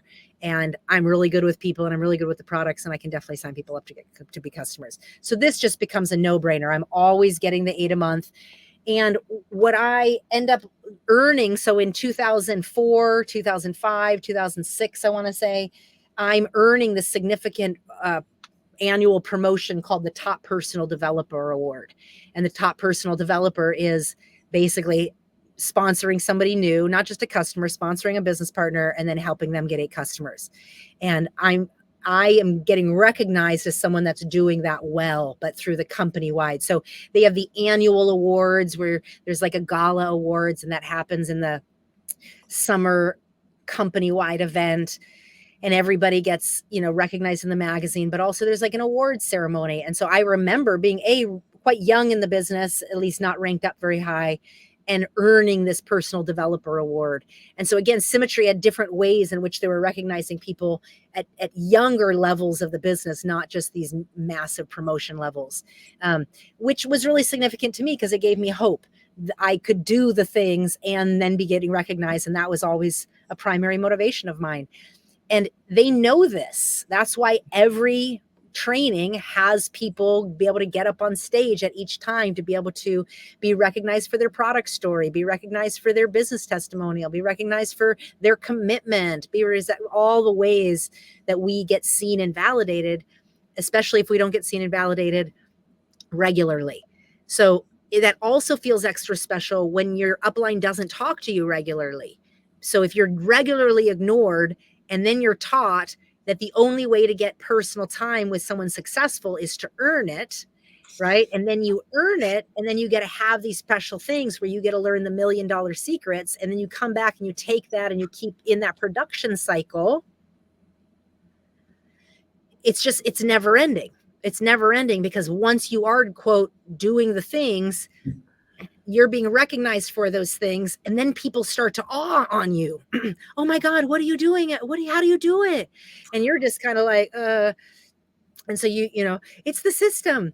So it's all built in to be like, oh, well, actually I go to training and I learn these wonderful things from so-and-so. So you end up just learning to parrot how to do the system. Right. That's why that San Francisco trip was such a significant shift, because it was from then on that you could see my testimonial shift. I understood that in order to grow from here on out, he basically was giving me the talk. Symmetry isn't committed to growing you. I am. Right. And it's that kind of talk that you understand where your loyalty needs to be, kind of thing. Whoa, way out of my comfort zone at that point. I had no idea. This borders on, again, the sociopathic, gaslighting, abusive type of thing, where somebody who's showing themselves to be kind and love bombing and supportive turns around and beats you up in a different way, especially after you've earned something significant. So I did good, and then here I'm getting beaten up because I didn't do something good, and I have to figure out what I didn't do exactly right, because he's not exactly coming out and telling me, but he is alluding to it. So there's just a lot of pieces of the puzzle. So what this type of gaslighting does, because I wish I had the right terminology for it, but it's in the realm of sociopathic, narcissistic gaslighting terminology. What it does is it discombobulates the brain to where you you personalize it. I think it's like a depersonalizing disassociation thing. So immediately I'm confused and discombobulated. So even though I did everything right, I earned something great, I've been followed, there's nothing I've done wrong. Yeah. He's finding something wrong and focusing on that. And for somebody like me that needs recognition to be able to grow, not everybody's motivated by certain things. Contests and recognition has always motivated me. And he knows this, right? So he's not doing this purposely. And I want you to know your leaders know this. They're very, very sophisticated abusers. And they know the sales tactics. They've read the book, 48 Laws of Power. They've read The Art of War. These things are war tactics that they're using on sales teams to create loyalty. It's very, very abusive. And so these are just some of the times I remember my brain getting twisted at these kind of mile markers that got me in a little further. You said about earning the time to speak with someone. It's just when you say these things, it's like I've had that experience too, and so many others have had it too recently, and they're still having it right now. And it hits me so hard because this was gone on long, like when you were in, and it's gone on before you were in too. And that's why it just hits me. It's the same terminology, the same tactics. It is. And this is why seeing it now in videos in new sophisticated form, you know, it's people from the 80s that are hot, that are slick. They are brands transformed, you know, but it is very much alive and well. And now I can spot it. I can spot so many levels of it. I can spot it, image, verbiage, something that seems like it's good, like it's a self-development talk, or it's about your mindset. You think you're doing the right thing because who doesn't want to work on themselves? Like that's a noble thing, right?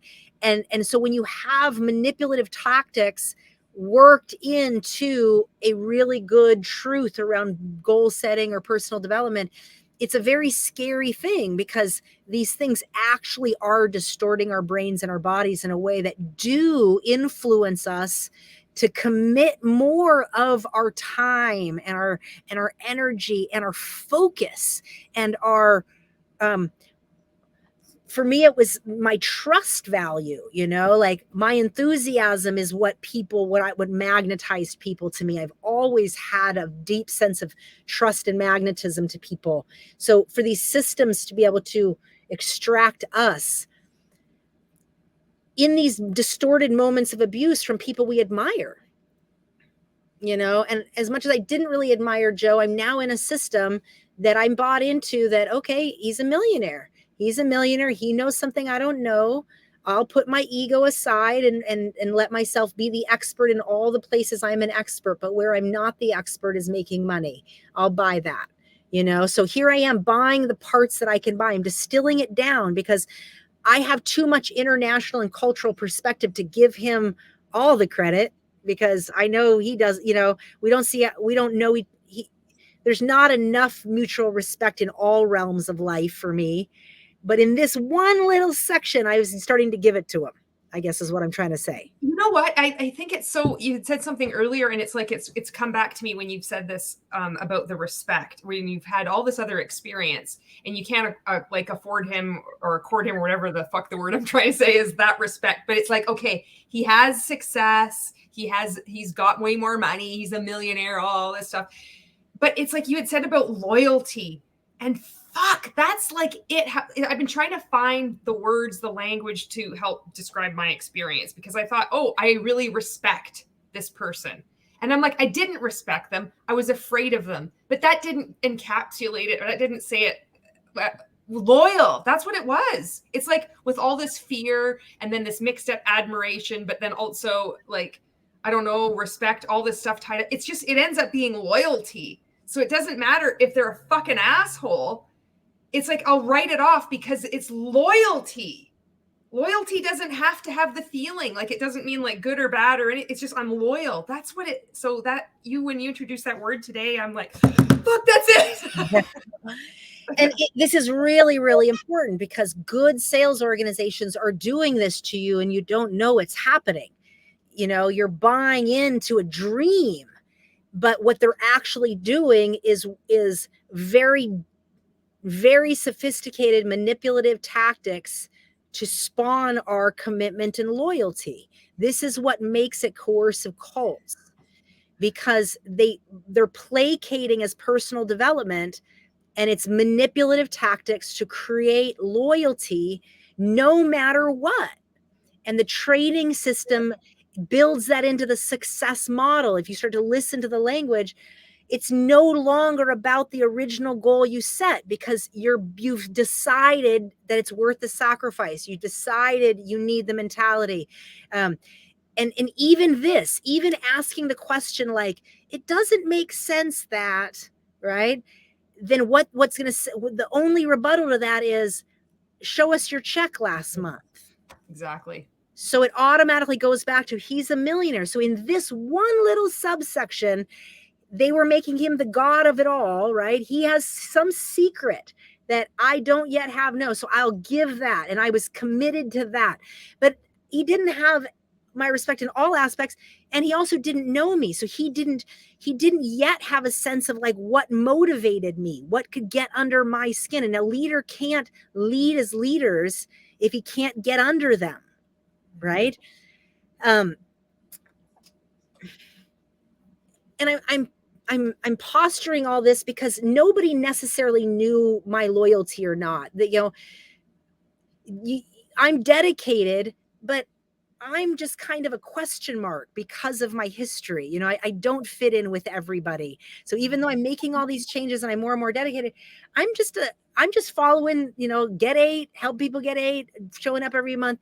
I literally buy into the details. I don't realize that what he's doing is giving us rules so that he can kind of control it. I don't realize that what's going on. For me, this is actually all very familiar. Like the familiarity around, if you just do this, you'll get this result. So in my mind, I'm willing to do that. I'll do this for 10 years, but it's nowhere ever on the planet was I ever in the mentality that I could stay going to SOS for the rest of my life. No, that was never a part of the plan, ever. Because why would that be a part of my residual income plan? Why? It was hard ass work for me. There was nothing fun about it. There was, the idea for me was that when you grew your symmetry business big enough, you could do whatever you want. That was what they always said, right? So I was just open to growing my business this way. And then eventually having to do that. When you hit other levels, I wanted to train and travel and do stuff. So in my mind, I very much kind of have that thinking. But what makes this kind of warrior stuff worth it in my mind is that it's just a short period of time. So I keep telling myself, right? It's just in the long-term plan that Joe starts implanting in everybody, all the office systems and all the training system is 3 to 5 years. Have a 3 to 5 year plan to grow your business. 3 to 5 year plan to grow your business. I'm like, yep, no problem. We did that in Trek and that was horrible. We can absolutely do that in symmetry. So that's literally what's in my mind. 3 to 5 years, so if it takes me the next 6 or 7 years, I'll still do it, but it ain't going to take me 10 to get to residual. This is my track in my own consciousness. Somewhere between me earning that San Francisco trip. So this is somewhere after it had to have been after my Germany trip, because now I'm back. I'm fully in, I'm fully dedicated. We're doing the thing. I'm starting to grow and I'm getting close. Maybe I'm at that area field level. I'm not yet. I'm not at the area field level. I'm just at that field level because we're all in that same office. And I start getting regular calls from Joe. And he starts pressuring me to call the company and submit something to get Pat Mahoney kicked out. And he just becomes relentless. Like it started with Freddie asking me to do something. And then Freddie asked me to call somebody else. And there were some other people that were still in the business because Pat Mahoney had stopped coming to training, is essentially the point. So he gets to earn on the team that's growing, which is me and whoever else he has left in the business that are still going to the training. But for whatever's going on in him and his life, I don't talk to them anymore because I'm just getting direct help from, whatever in Chicago. anyway, so I don't know how long that goes on, but for a couple of months, he's going at it, whether it's from Freddie and then to me and different people, but he just starts going at it. And I remember at one point, first of all, once again, feeling very confused, like gaslit by it. Like, why is he calling me so much about this? Like, I don't care. I mean, you know how many lectures I got about how much money I don't make up on my upline?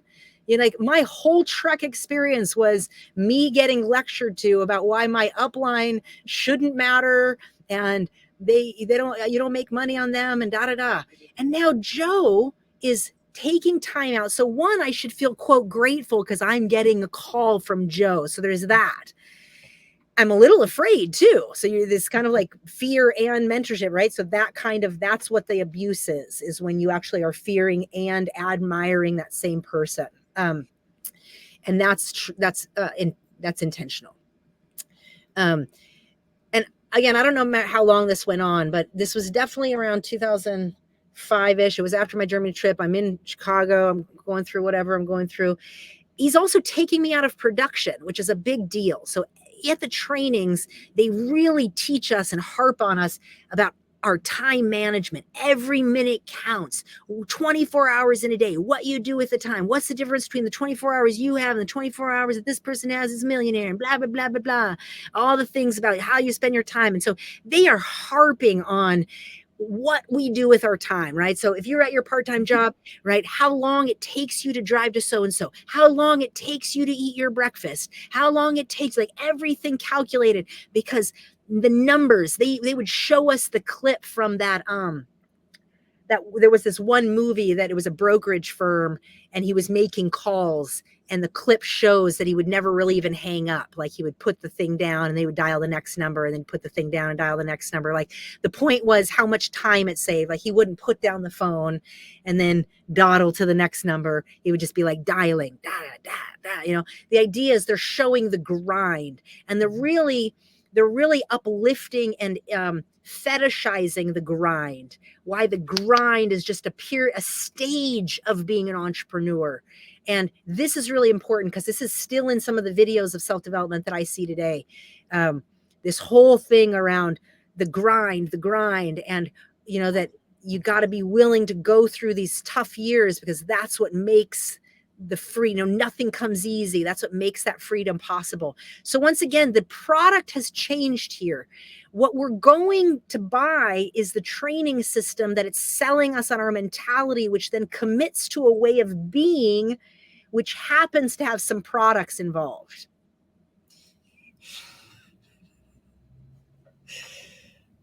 I'm telling you, when I go back every time when I'm editing, I get to listen to you now.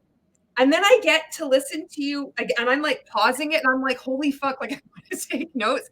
This is so good. It's so helpful. Thank you. And I know other people feel the same way. You just drop all these truth bombs and it's the same thing. It's like when we're in multi-level marketing, but it's on the other side and it is true. And just thank you because this is intense. And it's so painful because the ages that they're getting us, like we recruited people again from right out of college, you know, because you're trying to recruit up. You're trying to get a quality person who's dedicated to growth. They're probably dealing with the double bind of having just spent a lot of money on college and not being able to get work, or selling the dream of the entrepreneurial dream. You know, there's all these kind of gold nuggets that you're actually selling. And the lie is that we're selling an opportunity to own a business. Like I noticed the language they used in Secret is a secret agent. I couldn't fucking believe that I read that on something that's in present day. Like instead of calling you an independent business owner, whatever, all the language, they're now called agents. Well, who doesn't want to be a fucking sophisticated 007 agent? Exactly. You know, so again, it's playing on these aspects of of the social mind that wants more, right? That wants more than just to be in debt and work a job. And then you have these serial entrepreneurial network marketers like an Angie Ryder who, you know, can take however many years out and then come back and call herself a speaker, coach, trainer because of what? Because of businesses that have been built. You know, even Marcusetta, like, it's painful for me to see that the way that they can legitimize themselves, because at any point I could have gone and re-network marketed myself back up. I was recruited several times since I was terminated and stopped my last business. And believe me, a part of me wanted to. There is something that is, you get fed on by that level of edification and attention, right? And it was also so rooted in such abuse for me that there was no part of my emotional energy that could be mustered, even with the love and the respect of each of the people that came to me to recruit me. Even Dr. Howard Cohn, when he got pulled into Secret, you know, I went to the Secret headquarters when they were first doing that merger, you know, when they brought in Dr. Cohn, and Muzaffar is one of the top, you know, leadership legs. I don't know what position he holds, but he probably has a huge downline underneath him that people don't even know about. And I don't know him I just know a dude that I've stayed in contact with named Juan, who was in a big business back in Equinox with these guys. And so when Juan had come into my presentation with Trek, he filled me in. He came in with his 3 Wall Street dudes because they were Equinoxed up. And suddenly, like, I'm the newest recruit in Trek back in my earlier Trek story. And I bring in these guys who knew network marketing better than me. I mean, he started schooling me. So we stayed friends. He never recruited me. But in 2017, I end up at that. I'm saying this because it's hard to not get hooked on the industry once you end up in leadership, once you end up in these trainings, once you go all in this capacity. It's hard not to believe the lie of your own illusion of identity of success. My whole sense of self was wrapped up in this growth pattern we're about to go through, my whole identity, because even though I was getting abused at each notch into it, and a part of me was kind of like, the thing I held on to was that this is my business, and at some point I can make an independent choice. I know right now I'm not, because I'm choosing to follow a system because I believe that this person makes more money than me, and possibly if I follow his system, I could possibly get what he's got. I bought that line over and over and over again, but I never bought the philosophy that I want to live like he lives. My goal wasn't snowmobiles and a cabin in Minnesota. I mean, bless that as a goal. It's fine. But my goal was the Caribbean, Africa. You know, I wanted to start rubbing shoulders with people of different world cultures, because that's who I am, you know. So I never lived that illusion, but I'm not going to tell anybody that, because you're in a system that you have to focus and buy in 100%. So I just kept buying in. And the activities of Get 8 every month, right? Back on the Mahoney story. Pat Mahoney, Joe keeps on me. And I remember being confused. Why is he pulling me out of production? Because all he ever tells me is that every moment of our time is worth it. And here he is pulling me out of production, wants me to spend my time calling Symmetry to just not, he was like, this is what he says: the squeaky wheel gets the oil. So what you do is you just call repeatedly over and over again about how this issue is an issue. This is an issue. This is an issue. And over time, Symmetry will get irritated enough and they'll let this happen.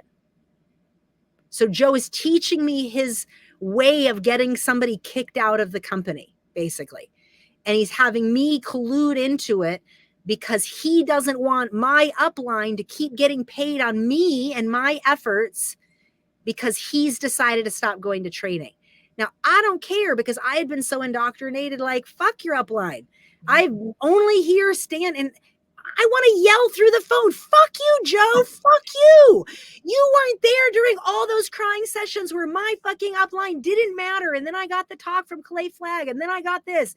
And every training, every time you've told me, it doesn't matter who your upline is, focus, it was your fault, blah, blah, blah. Everything was just running through me. But now my upline leader is asking me to do him a favor. And that favor is illegal. And he knows it's illegal, which is why he's trying to get the downline to make the complaint. Because if only Joe is making the complaint, the company knows that Joe is just trying to get Pat Mahoney kicked out. So he colludes to get me and whoever else under Pat Mahoney to call Symmetry to say that he's a problem. Now, Pat Mahoney is no longer a problem to me. He doesn't call me. He doesn't talk to me.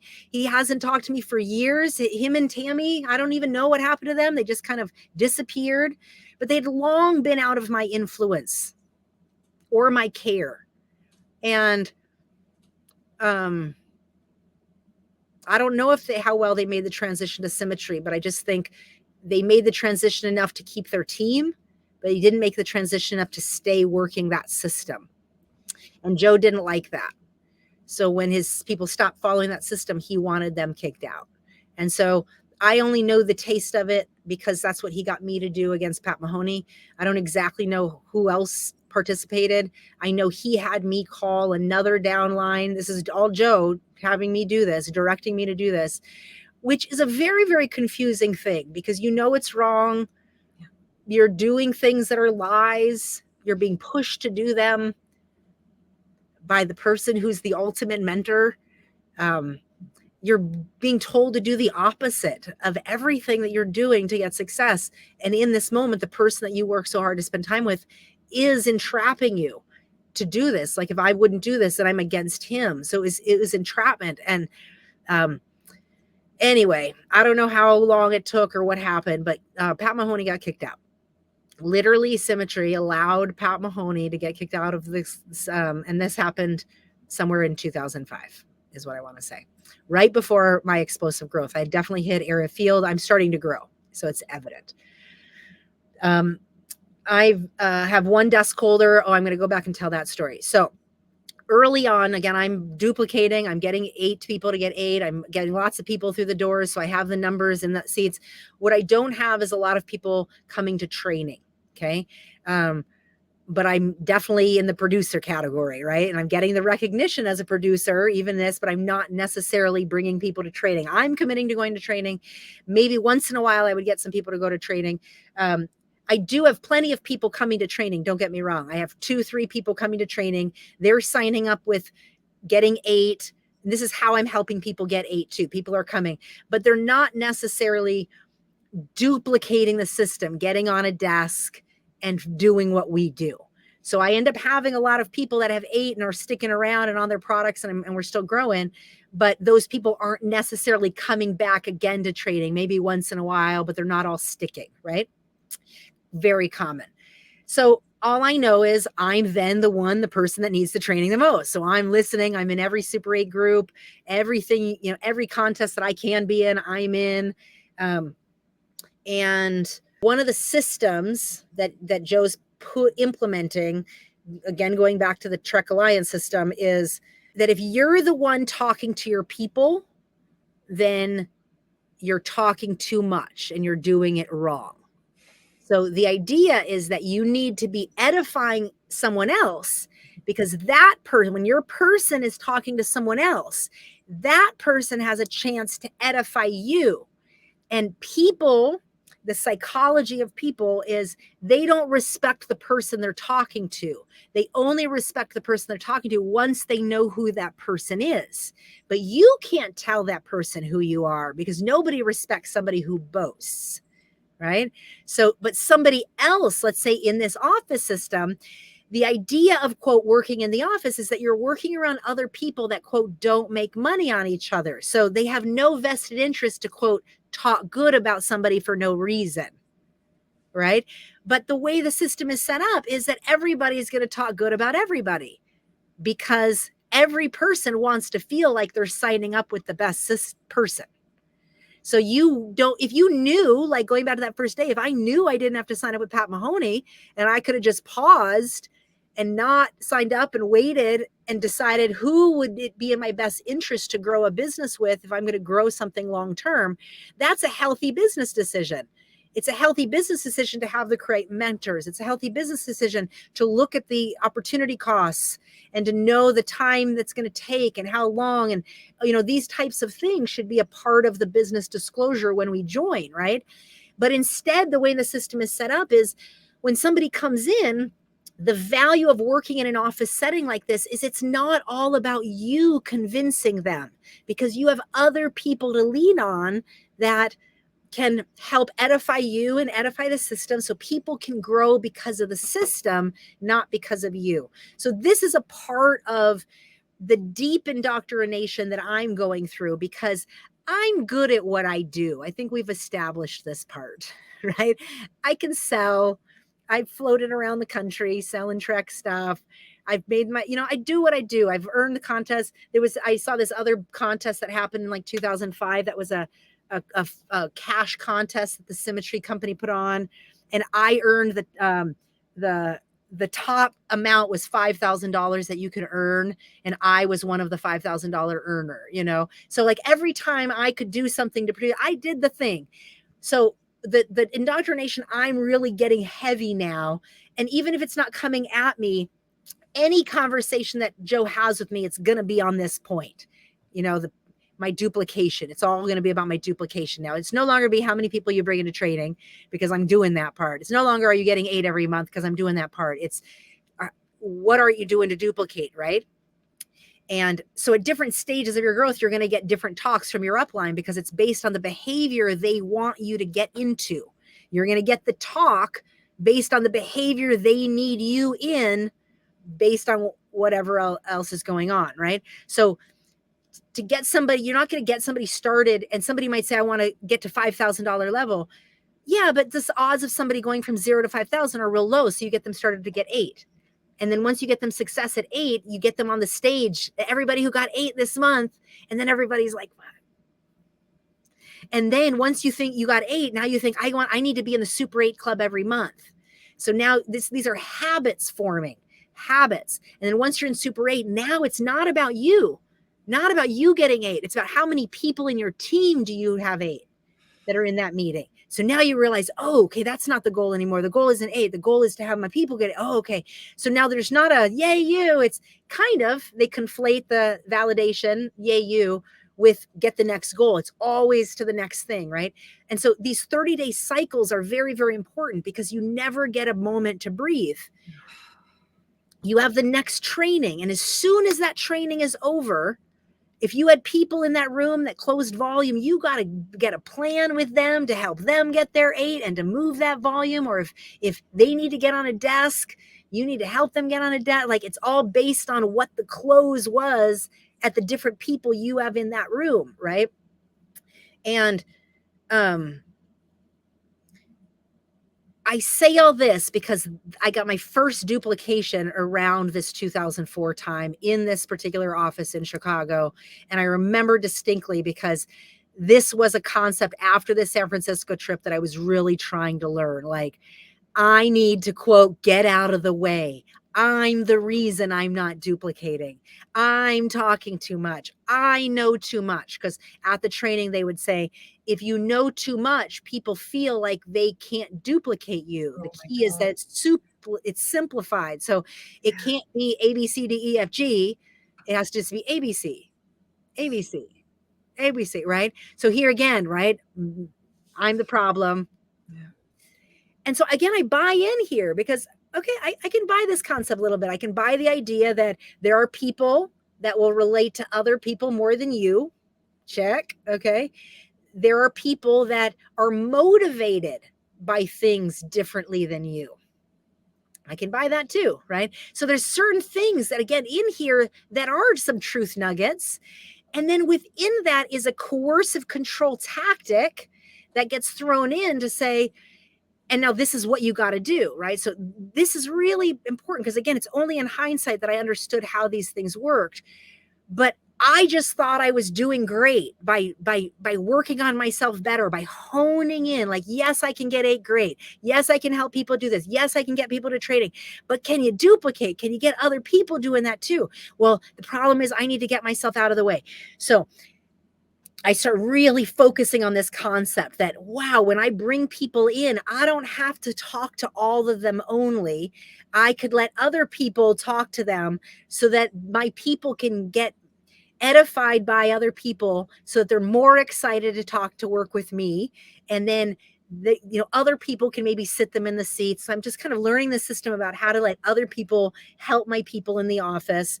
And the more people you have, the more other people have to help you, because if they don't have people in those seats, the idea of the teamwork is that you are then there to help other people. You don't get to just skip the presentation if you don't have people. So Joe builds in this idea that if you don't have people in each presentation, you're there to help that presentation with enthusiasm, with energy. So we have literally associates like us that work on the desk sitting in the presentation with all the new people in the presentation to build up the energy of the presentation. And so that those people, because there's nothing worse than sitting through a repetitive 1-hour business presentation every day with no new people in those seats for yourself. It's painful. And there's plenty of people who did it every day. They just weren't producers. They didn't know how to book appointments. I had floods of people coming in. So now I'm starting to try to get myself out of the way, do this concept. And one of my first duplicates for a desk is this young woman who comes in, and she is so gorgeous to me. She is so sophisticated. She's like, I recruited her out of like a college, and she had maybe a background in advertising and PR. And like, I feel like she is so far out of my league. I don't even know how to talk to this person. Like that's how intimidated I am. Yet I'm in the suit trying to pretend like I'm a business owner. And so I'm just saying, like, this is literally, and so I remember having her come in, and we had a gentleman in the office. His name was Brian McQuinn. And he worked in somebody else's team, but him and I had good rapport, and he had a very different personality than me. So you found kind of your other people in the office that knew how to play this game. And I say the game because it quite literally is a game. When you understood what I called the perception versus reality game, and that's often how they talked about it too. People don't see you in the reality, they see the perception of you. And so what you're doing is you're playing to the perception, because this is how people are influenced to move in a direction. And so it's not exactly a lie, it's just not exactly telling the whole truth, right?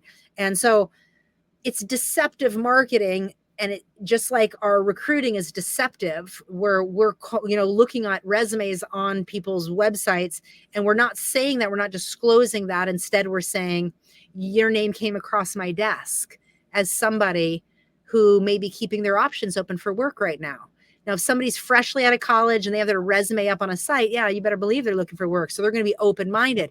If you're good at booking that appointment, if somebody's intelligent, they're asking questions. Well, is this an hourly job or is this a commission only? Like, they know how to ask questions, but we have rebuttals for those things. So if you become good at this phone booking appointment, it's just a process of getting people enough to say yes enough to come in, because coming in creates an atmosphere, and the atmosphere, there's other people that then create camaraderie, and camaraderie creates a possibility to belong, and a possibility to belong allows you to paint a vision for the future. So this 1-hour presentation is us painting a vision for the future. We're not going into the symmetry compensation plan. We're not even really going into the products. We might highlight the flagship product, like the supplement, Symmetry is all nutritional supplements, by the way. So, but really high-end nutritional supplements with a particular doctor that they have on staff that formulates the products in a particular way, and yada, yada, right? So there's all these specifics that Symmetry has, but Joe does not have us presenting any of those things in our business presentation. We do have the product stand, but the most we say about the product is that, the concepts of building a residual income, that you need a product. If you want to build residual income, you need a product that everybody uses, that gets used up and it needs to be reordered. You need a product, that's consumable. You need a product that's high quality and proprietary, like unique on the market, that can't be found anywhere. And then you also need direct to consumer or whatever, right? So the three things we're highlighting a business model that happens to include these high-end quality products, and we can get to those, and we might do a little highlight. So at any different point, Joe gave us, and I say gave us, meaning the office systems. So the different people working in all these different cities, Minneapolis and St. Louis and Ohio and all the different cities, Chicago. We would have our presentation script. So basically there would be a method to the madness, or a method to the process of our presentation. And this changed as he figured symmetry out and was learning how to rank us up. But essentially, it started with just promoting the multivitamin, but we never ever promoted all the products. As we got more clear on what we were promoting, what was the quote most consumable that everybody would use and make sure to need to reorder, right? Then that was the product that we highlighted and focused in our business presentations, because we were just highlighting it enough to sell the business concept, that in order to be a part of this 1% of the population or the 3% of the population, you needed a good business model, and you needed a good product that was unique, and an industry that was growing. So we sold the idea of the wellness industry. We also sold the idea of the direct selling industry, because that's growing, the idea of entrepreneurship, and that we could be entrepreneurs without having the large overhead of manufacturing and all the distribution and blah, blah, blah. And so again, we're selling that concept, and we're painting the dream, and we're quite literally being sold to those of us working in an office. The people who had the most amount of people in the seats did that 1 hour presentation. So there was always the 1 hour had like the first 7 minutes was this quick little product demo, but it wasn't a full product demonstration. Again, it was this concept of the wellness industry and how the wellness industry is booming, and just kind of, it was more a sell of the timing. And this is really important in MLM too, because every company always sells you that their ground floor, the timing's perfect, their product is proprietary, blah. I mean, it couldn't be any more cookie cutter. And yet every time it fucking feels so unique. And so you feel like you got sold the dream. And then that's a part of why we slither away in silence, and we don't know exactly what just happened to us, because there's so many abuse tactics built into a very simple little 1 hour presentation, or a simple choice to work as a desk holder in a desk because you bought the concept that you could build a cold market business instead of a warm market business. That's crazy to me. Like I didn't build my symmetry business off of anything but cold market. The entire thing came out of everybody I didn't know.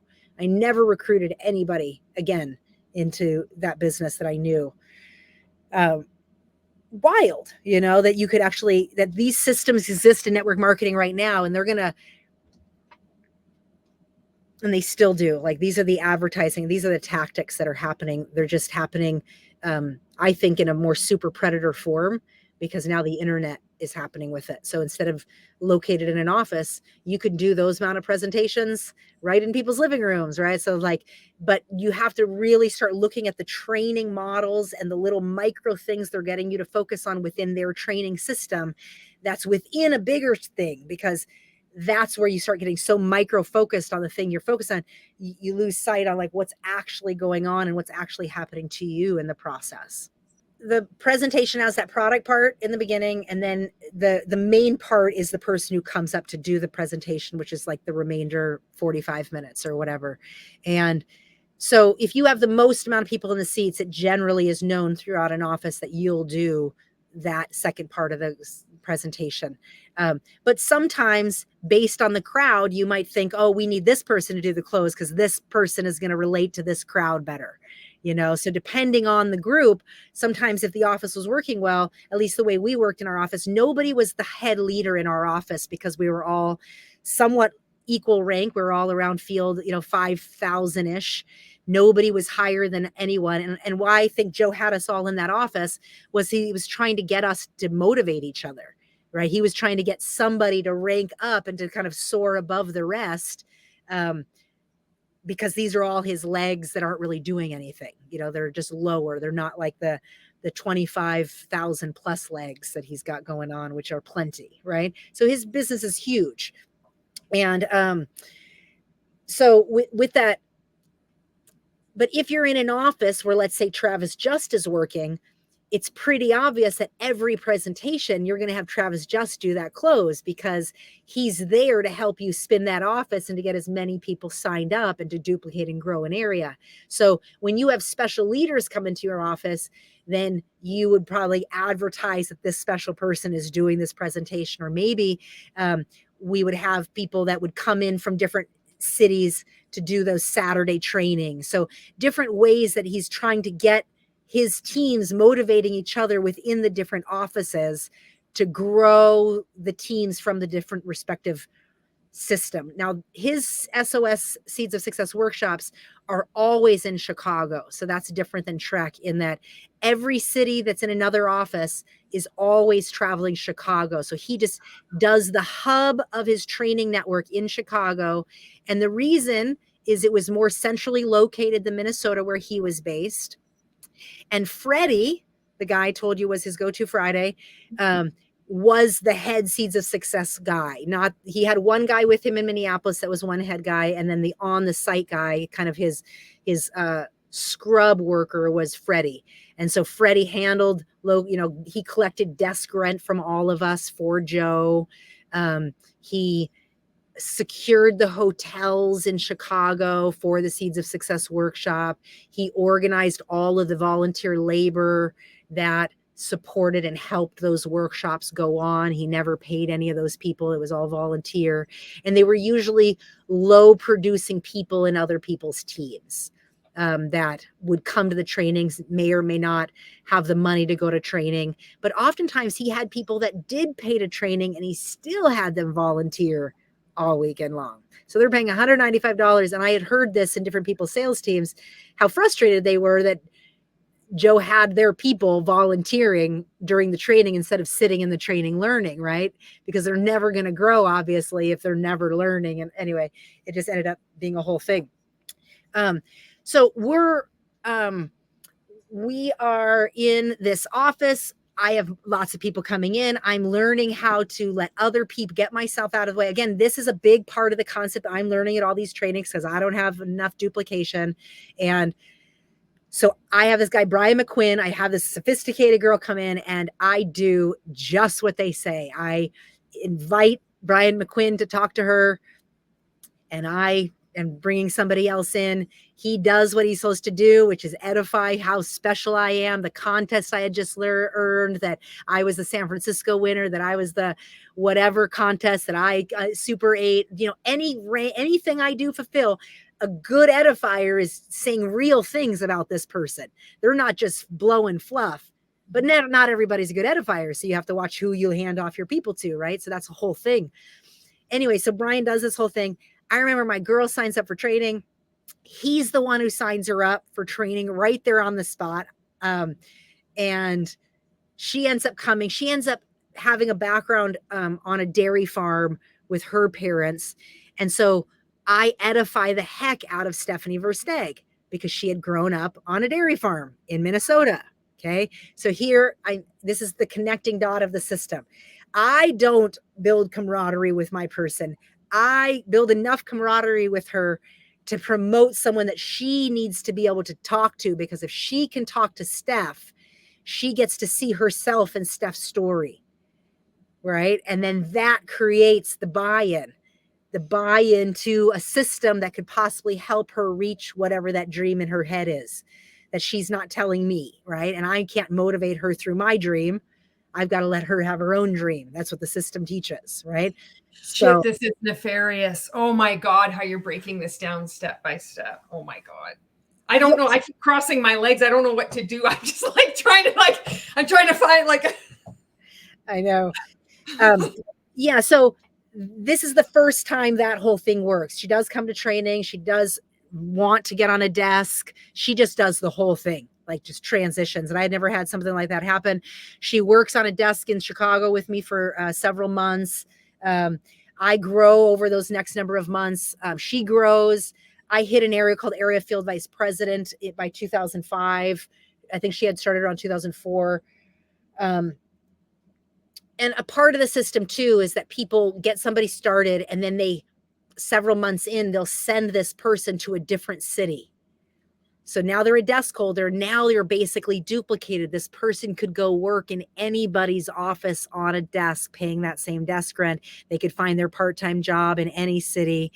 Joe coaches on the certain types of part-time jobs that he thinks are good, like the newspaper gigs for the cities that have the newspapers. But otherwise, he encourages like pizza delivery driving, a bartending, kind of other things that offer you a lot of cash money, simple, easy, low, strong wage, but you have freedom of your time. So you just have these particular hours that are funny, off right? hours. The time freedom. Isn't that interesting? Exactly. So that we could put all of our energy into building our business. And we're no longer thinking about why we don't have free time, because that's a part of the grind. That's a part of the sacrifice. That's actually what makes us a part of the 3%, because we are willing to do what most people won't for a few years so that we can live our life for the rest of our life like most people can't. And these types of slogans that they'll say, and they'll tie it into their own personal story, where they really learn how to do a testimonial, where they talk about their really lowest, and then they cry and they have this emotional moment. And then they talk about how they overcame it. And then, and the thing is that these testimonials, they're scripted and they're planned, but the more sophisticated you are as a network marketing professional, the more you can deliver this stuff as if it's real. You can come up with that emotion every time because it's a part of the play. It's a part of the game. And when you can see it as play and see it as a game, and I very much did, because I thought I was playing a game. I was like, I'm willing to play this game. I mean, it's not who I am, but I sure am willing to play it for a while. And it felt to me like acting, like I was really, which is why it was also so exhaustive, because downtime for me was never still in this group with anybody. I never got downtime. And if I did, I disappeared, just like, because I knew I couldn't tell anybody what I was doing. And the more you're ranking up, the more, quote, people are watching you. That's when you're living in a fishbowl, or you're living in a glass house, as they say, So now it's, once you start hitting ranks and higher levels, they've told you that once you hit those higher levels, now you get more freedom. But it's actually, in fact, less, because now the conversation has shifted, and now it's no longer about you hitting that higher level for leadership. Now it's about everybody's watching you. And so your image on and off the court matters. Now you get those kinds of talks. Now it's all the ways you represent yourself in all spaces, not just when you come to training, not just when you're doing a presentation. It's who you are when nobody's looking. That's the definition, right? But again, it's so conflated, because you work so hard to hit these next levels, to earn that next thing. And then once you're at that level, in those meetings, the focal point has shifted, and oftentimes it's the opposite. You're actually doing, you're like, so it's not, and so you don't have time to realize that you don't have more time freedom, or you're not making that much more money at that next rank.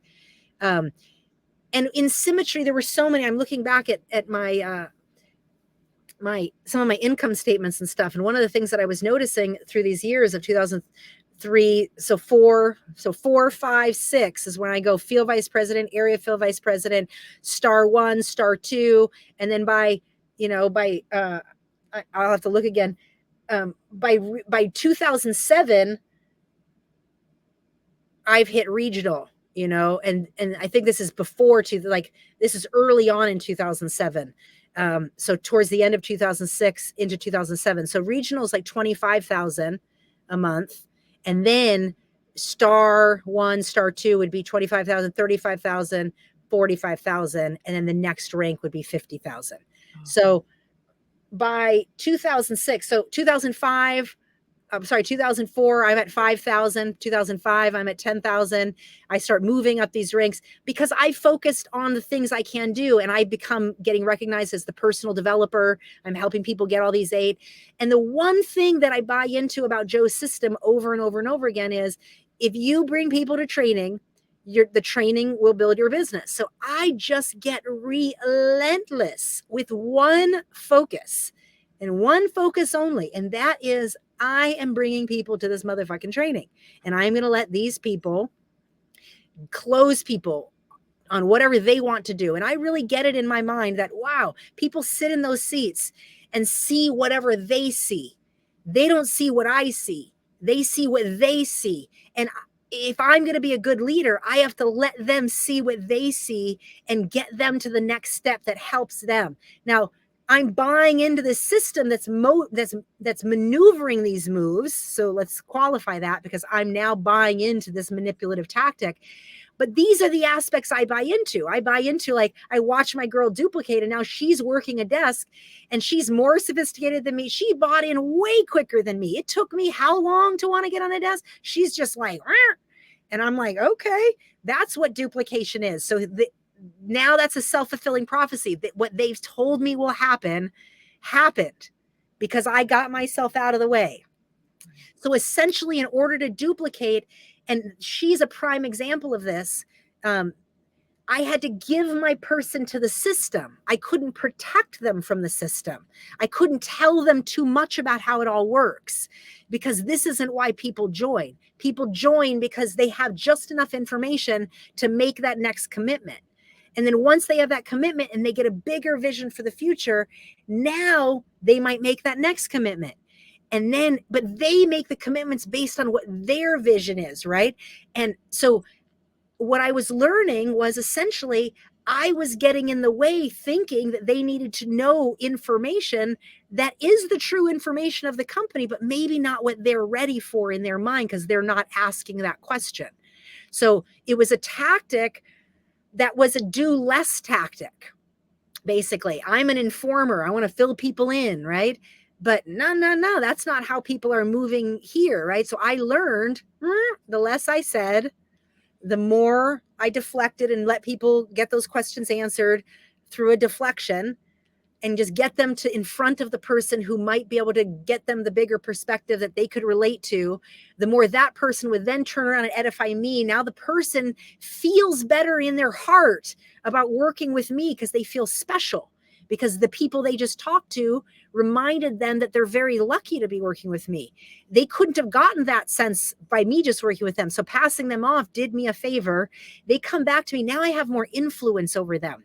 Now, if I say, okay, the first step we got to do now is we got to make your 100 names list. And I know that can be intimidating because when I came in, I didn't want to talk to anybody I knew. And then you start going into the rationale. But now they trust me because I got edified because I get 8 every month. I've been, my picture is in the magazine and I didn't show them, hey, look at my picture. Somebody else in the office. And now that I know that this is working, I can look around and see that these are what people are doing. So then this is a part of the system that these other people can help me grow. And so the more people I have in the seats, the more I can influence that other people, and it can get a little hectic because if a lot of people have a lot of people and I have a lot of people, I have to work with all my people. But I learned that that's actually works in my favor too, because if I have a lot of appointments and people are coming in for a job interview and there's 7, 8 people in my circle there's a fear of loss that happens. We naturally want to work with the busiest person, the most sophisticated person, the most successful person. And there's this perception versus reality thing that happens when you're in a room and suddenly the person you're talking to that you thought you had a simple interview is talking with a lot of other people. You could be sitting in that circle thinking, this is so stupid. Like, what is going on? Like, this isn't even a job interview. And then they have you sit in the presentation.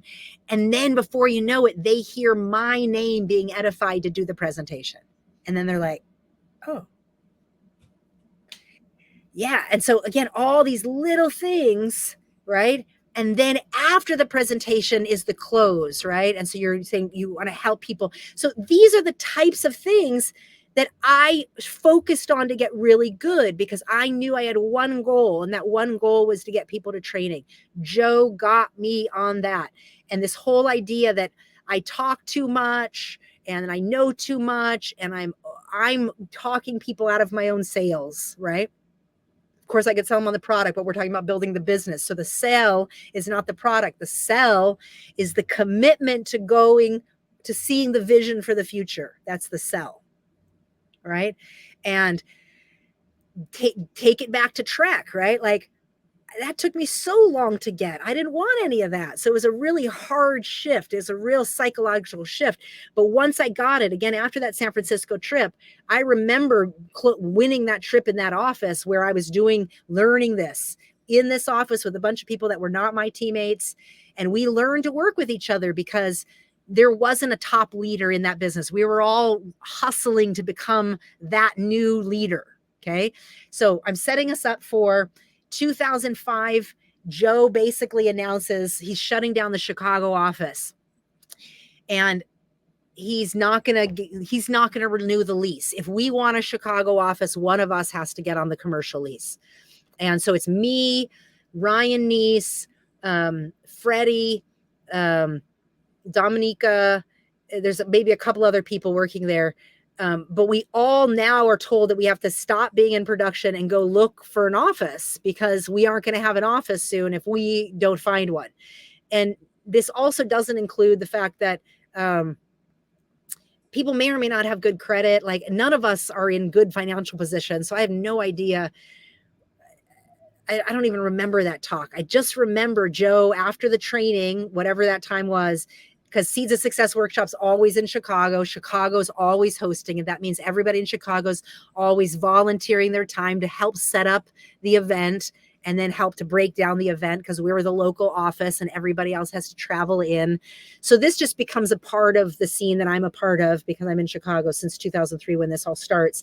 And around 2005, I don't yet move ahead of everybody yet, but around this stage, we're all about field VPs. Nobody's the top person yet.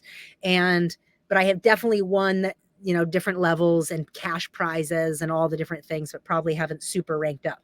And we start going hustling out for an office. And I tell you, there was a liberation that was happening in me around this time. Because again, my rebel spirit is always there. Even though I can't let down with any of these folks, I fully am finding my moments to go be by myself and do something, smoke a joint or do something, like decompress. But I'm generally doing it alone.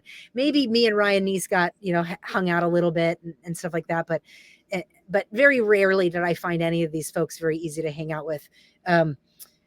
And we go hustling out for an office.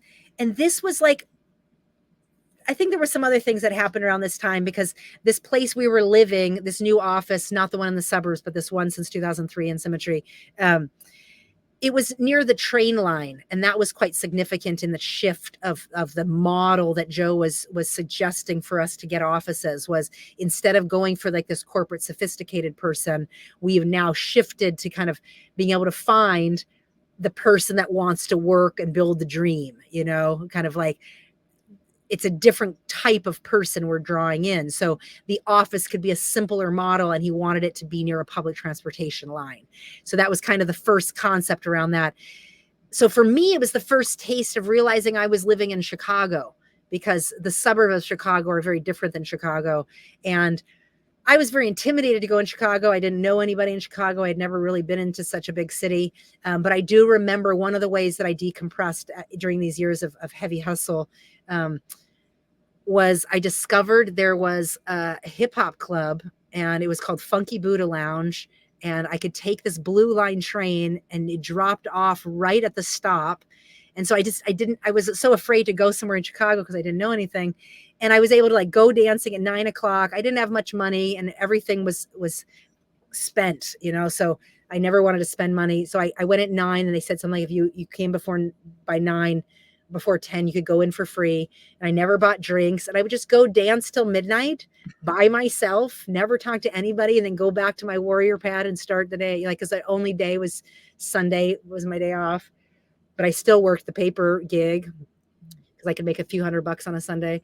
But that was probably the only decompressed day. But you're still doing all the activities. You're still doing all the flyering. You're still doing all the recruiting processes. You're just hopefully taking a little personal time to relax. And that was one of the ways.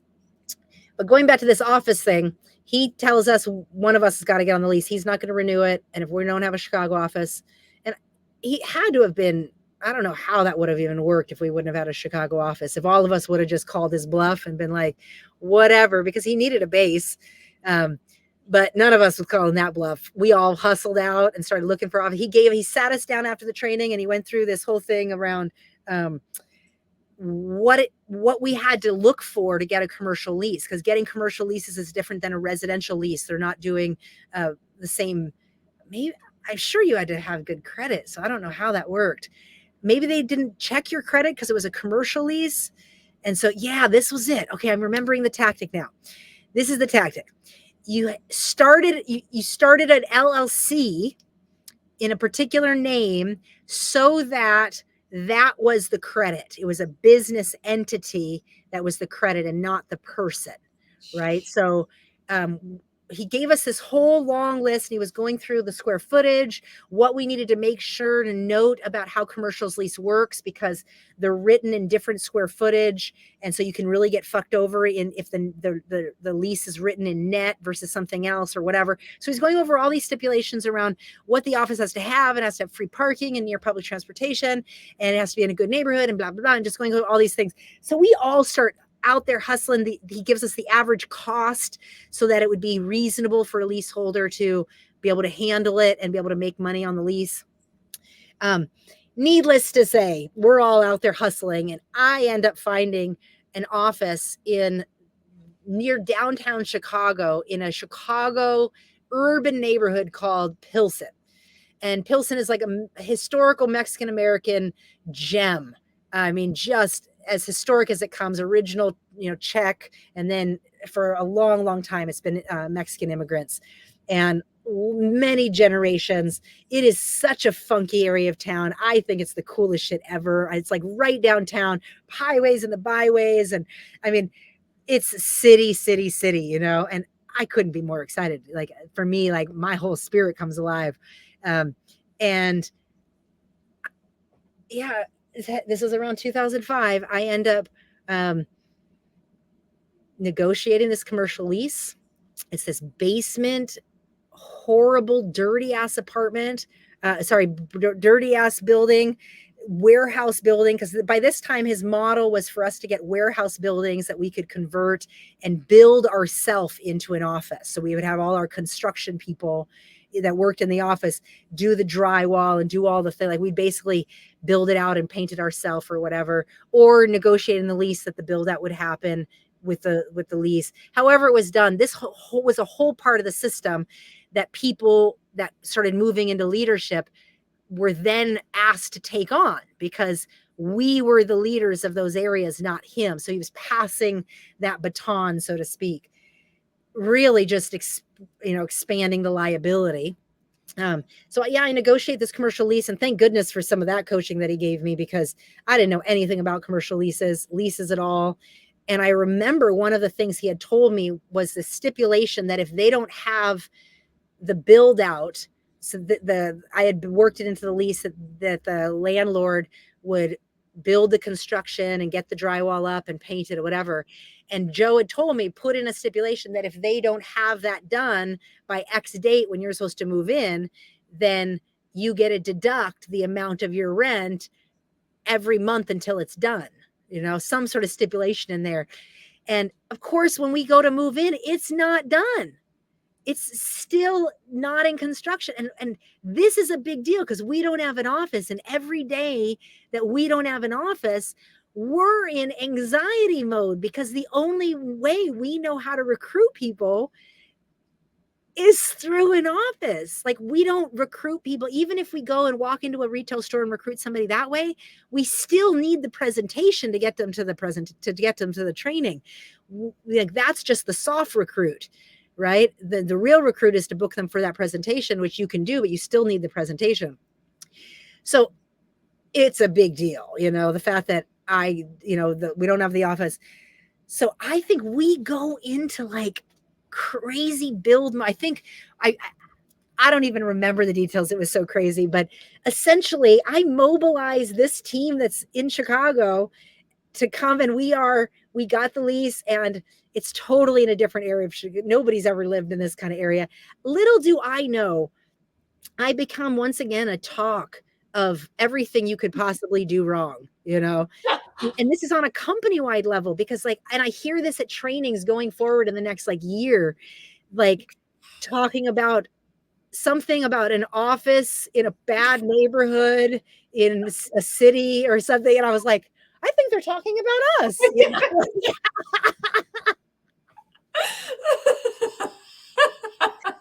But to me, I didn't see it that way. I didn't see it as a bad neighborhood. I saw it as we are opening up our horizons. You know how many neighborhoods we are going to touch? You know how many people of different cultures we can reach? You know, to me, it just expanded. We still had every suburb we ever were in, and we were in the heart of downtown Chicago, you know? I mean, again, I was in love, but I've always been a city girl. So again, this was the start of me like just coming alive, like, and I guess coming alive from a dead state that I didn't realize I was actually dead. So it's more just sparking a part of me that's always been there and kind of reminding me that there's a finish line here, you know, that this is worth it, that I'm growing here, and there's a finish line where I'm going to get more freedom, that I don't always have to do this, you know. So I'm getting a taste of that. So yeah, we build out this office, and it is just one team building thing. I mean, all of us work so hard. I think I end up, you know, recruiting people to come help us paint for free from Home Depot.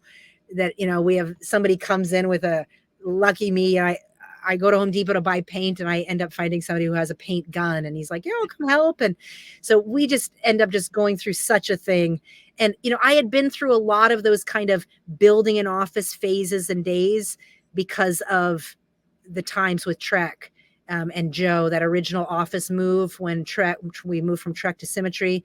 When we built that office, when we first moved that office, Joe was there overseeing all of us doing this. So he bought pizza and he bought beer, and he had us there 24/7 and just kind of like all doing a teamwork build out. Like, this is our dream. We're doing this together. Instead of this millionaire paying a motherfucker to do this in a couple days, you know, he's getting the free labor out of us to do these things, which only adds to the exhaustion, but it also adds to the camaraderie, and it also adds to the long-term vision of what we're creating, because we're doing this from scratch.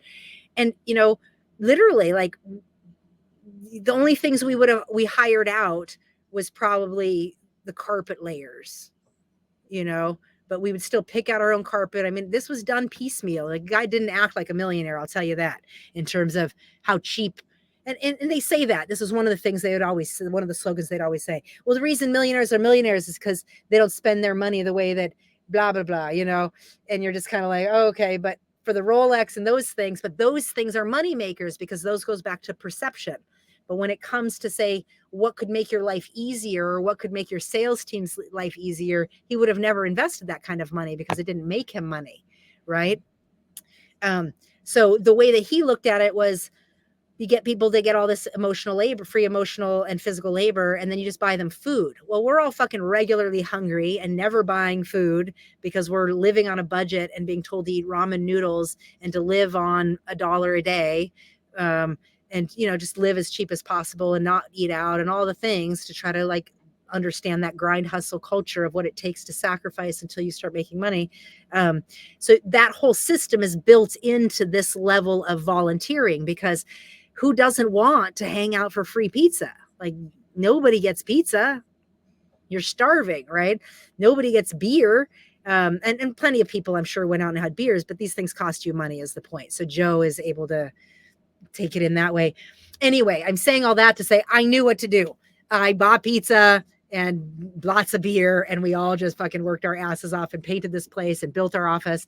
And so this became the first city office. And, you know, again, most offices were in kind of, you know, some sort of little suburb area or whatever.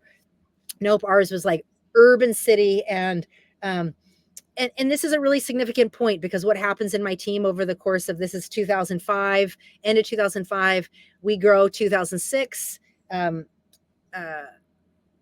We're really starting to grow 2006, 2007. I had area field vice president somewhere in that 2005, but by 2006, I'm starting to do the star levels, which is basically 15,000, 20,000. The regional field vice president comes somewhere in 2006 in there, which is 25,000. And this is now moving into the ranks of like Sean Cuff. Sean Cuff is a regional field vice president.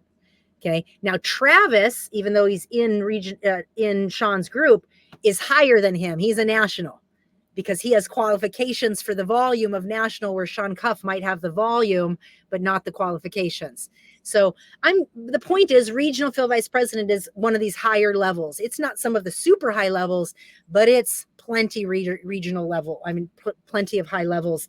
So one of the significant levels or significant trips that I get to take in 2006 is the New York trip. So in the fall, in October of every year, Symmetry takes the qualified area field vice president. So you could have earned the title area field, but if you're not qualified in the month prior to the New York trip, then you don't get a go. So again, you could rank and hit that $10,000 and all the levels, but if you don't stay there in your volume, if the next couple of months you fade back down to a different level, you still get to keep your title, but you're not a qualified. You're just titled at that. Okay. So, generally the trip is filled with all the highest ranking peoples, anybody, regional field. It would be regional field vice president, national field, international field vice president, which is doing like 100,000 a month. And then the executive field vice president, which is the highest ranking, is 250,000 a month. Okay. So, Joe's an international field. His business is doing well over 100,000 a month. And I'm definitely at that area field, but this is the first time, this 10,000 level, that I get to go on that New York trip. And it is out of this world. Talk about lifestyle. Symmetry didn't play. They never did. They always gave quality things, quality, different than Joe. When Joe gave gifts and stuff, it was cheap, and it was usually the lower brand of things. Sometimes that started to change later, but Symmetry, they didn't give cheap nothing. They, like, if they gave you a suitcase with the Symmetry logo on it, that was a suitcase with some awesome zippers, like that is a rugged, well quality made suitcase, and you could tell, and that wasn't the case, say, the duffel bags we would earn from Joe Delisle's Seeds of Success. They were just cheap ass little things. So it was just things I noticed, and that trip was so amazing. And the whole point of it was to really solidify brand value in the company. So we got a taste of going to the manufacturing plant, where we got a tour on how the products were made, what made specific things proprietary, different than other things. And it was something really significant that a lot of us learned on that trip, that I remember being such an aha moment, was this manufacturing plant made a bunch of different nutritional products, not just our company's products. And so the wake-up call was realizing how manufacturing works, to have certain quality control and certain types of things. Manufacturing plants like this one in New Jersey represented a lot of nutritional companies, because a nutritional company itself isn't going to be the manufacturing plant, because it takes too much overhead and volume for that particular company. But what they can have is proprietary blends or formulas that are unique to what they're bringing to the manufacturer. So each company might have a unique proprietary whatever, and when they send it to this manufacturer, their product is made in their unique way for them. And other companies that have their own, they're all independent, so to speak. And so this was such an interesting thing, because it solidified this cell that Dr. Crapo, who was and listen to that name, right? Dr. Crapo. I was just going to say. Can you imagine growing up with a name that's spelled Crapo, and you have to over and over say Dr. Crapo? And, this guy Symmetry was big on selling Dr. Crapo and his proprietary formula and how much he knew about nutrition and all the different things. And this tour kind of solidified that and helping to really understand why the formulas he's making and what that does and blah, blah, blah. And seeing it made it more real. And then they took us, so that was one whole day. And then they took us to a Broadway show on New York on Broadway, and then to a really fancy dinner, and then had a chance to wander and shop. And again, these events, as much as I loved the lifestyle and all the things, I loved this event because I got to finally, again, mingle and connect with Symmetry people, which were people that were of other cultures. And that was just a lot easier for me to connect and learn about other people than it was within our own teams. And I didn't have anybody on the team with me. Again, I'm just learning to rank up. So I'm at this level. But once again, this is hitting this new level where you realize the whole point of this trip isn't how amazing it was. It was to have people on this trip. So now the focus is really, in order for me to get to regional field vice president, I have to have 2 people that are focused on making sure to hit that area field level so they can be at that New York trip by next fall. So that becomes this new focus, right? Oh, the way I hit the next level is I get my people's eyes set on that trip, getting to New York. So the way that I talk about that trip, I don't let them know what actually happened. I give them tastes of what happened so that they have a want, a hunger to be in that room. You can't tell them the secrets. You got to get them in that room. And so I tell them enough to be hungry, right? By this time, I want to say that the person I duplicated, her name is, I'll just call her Letty, because she might want some anonymity. You know, she got out of this industry and she might not want, of course, people will know who she is. But she did end up moving to another city, I think, very quickly. She ended up going to Minneapolis and working there. This was a move that we did so that Steph could be of influence on her or wherever. Like, we wanted her to be in the influence of Joe or Steph. So again, what I learned from that first duplication of her was the goal was to give them up to the system. It was not to protect them from the system. And so the more that I did that, the more that I got myself out of the way, the more my team could grow, was the concept. And so, you know, by this time I'm getting this philosophy, and we opened this office in Chicago, and I'm the leaseholder now. Joe basically makes some, does some really weird, again, another one of these weird talks. He shuts down the office. Okay. He basically says, in order to keep an office, you guys have to go get an office. He basically lets us know that's what leaders need to do. So one of us needs to run out and do this. We're all running out there trying to do it. I'm the one that succeeds and gets the lease before anyone, which obviously is demonstrating some sort of leadership capacity, but it's also an income source because now I'm the leaseholder, which I have to pay for, but I'm also getting desk rent from people, right? So it's a liability.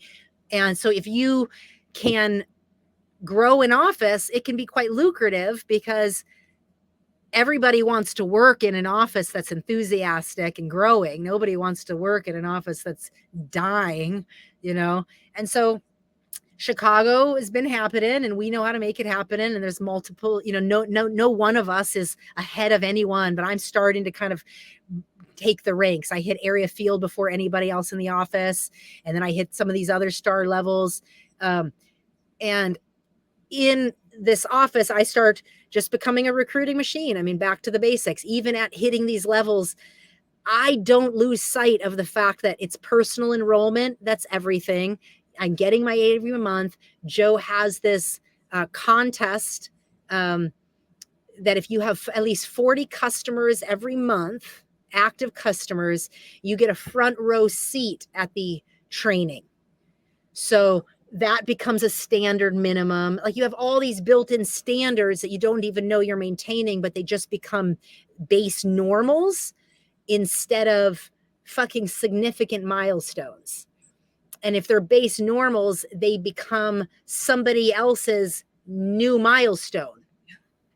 And if it's a normal to you, but somebody else just comes in and you says, oh, to get a front row seat, all you need to do is get 40 customers. Suddenly somebody can go out and get 40 customers so they can get a front row seat. And the reason you do the front row seat is because the way he designs the training is loud music. The doors are closed. He has everybody coming in. And so there's this huge crowd, you know, and they create this huge kind of spectacle at all the trainings so that people run in to get seats because, you know, if you're learning from millionaires, you need to be in the front row. And so they're creating an atmosphere of enthusiasm and really competition, like make sure you get that front row seat, you know? And so people are literally running in there. I was one of them because Joe sets it up that if you're not, like, if you don't buy into that, let's say, because there was plenty of times I had never bought into that. And you're like, fuck that. I'm not going to stand in front of a crowd of people to rush into an empty room to get a seat. No, I'm going to make sure I eat food. I'm going to make sure I take a nap. And then I'm going to come down to the training like a normal human being so that I can take in 2.5 days of information. Like, I'm okay with sitting in the 10th or 20 or the 50th row back. There's the big screen. I can handle it. You know, like, this is what's going on in someone's mind. What happens is you end up getting abused in a supervisor meeting or in some sort of a team Super 8 meeting, basically saying that if you're lackadaisically or you're sitting in the back, then that's a demonstration of your inability to learn. That's why you haven't duplicated. That's why you don't have money. That's why you're still working your job. That's why. So if you're making an autonomous decision to not follow some of that rigmarole, so it's why you participate, because now your leader is watching you. Yeah. And you're going to get beat up in the next meeting. And so you're doing these behaviors not so much because you believe in them, but because habits create results. And you've bought into that idea too, because they've told you that enough times, that how you spend your time and what your daily habits are. And again, there's inklings of truth. If you go listen to the self-development seminars, there are some significant truths around how we spend our time and how we spend our money and all these types of things. The problem is that when these real truths are conflated with abusive tactics to control how we spend our time, our money, and our emotional availability. So this is why there's the atmosphere of running into that room, because we're doing it to lead by example, because we know everybody's watching us. So I'm at the rank of AFVP. It's not making that much money, but you think it is because you're getting so much public recognition. You know, your residual check is depending on your customer base is maybe $600, $600 to $800, maybe. And you're getting bonuses though. So there's a lot of bonuses when you help a brand new person start and get their 8, they get $100 bonus for that 8. So they get paid on those 8 and $100 bonus. So there's built-in incentives to do these particular things. And then there's hyper incentives with contests layered on contests, with layered on trainings for why you have to have a $100 order, why you have to attend the training. So if you want to earn this contest that Joe puts out to go to his cabin and ride snowmobiles and blah, blah, blah, then the contest months are, you know, I'm making it up, but let's say August, September, October, November. And during those 4 months, you have to attend training all 4 months. You have to have a $100 auto ship all 4 months. You have to have had this much in minimum volume all 4 months. So it's built in. So any new person you get started on a track, if you get them focused on the contest, the habits of building the business are built in. Get 8, get somebody else to get 8, $100 order. They've gone to training 3 or 4 times. So you've gotten at least 3 to 4 months out of this person to get indoctrinated enough to what? Want to get on a desk, go full time, get the talk about the part-time job to pay the bills. But you would never give that talk if somebody was just asking questions to you about product, because they're not ready for that talk. Their mentality's not ready yet. You know, you run into these rooms, which then makes it significant why you want 40 customers every month, because I ain't run into that motherfucking room, you know? And then what I can also do is I can use it as privilege to let a new person of mine sit in my seat and let them be able to get the feeling of what it feels like from the front row versus the back row. So you're giving them ways to engage more and to take in more and to be influenced more. They would have the Super 8 club. They would have like a big super, pizza party for everybody who had gotten 8. So new people are realizing, okay, I got to get my 8, So there's just all these little drips, and it doesn't matter if somebody's not following the system. They just become the combative, unteachable one.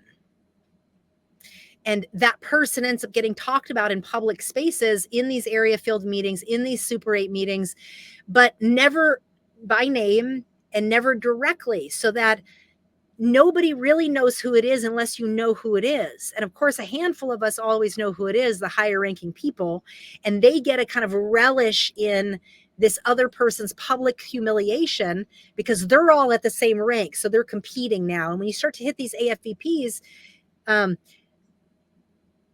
guess it started there, but it definitely got heavier at Regional Phil VP, where Joe would start de-edifying the other leaders that were those ranks.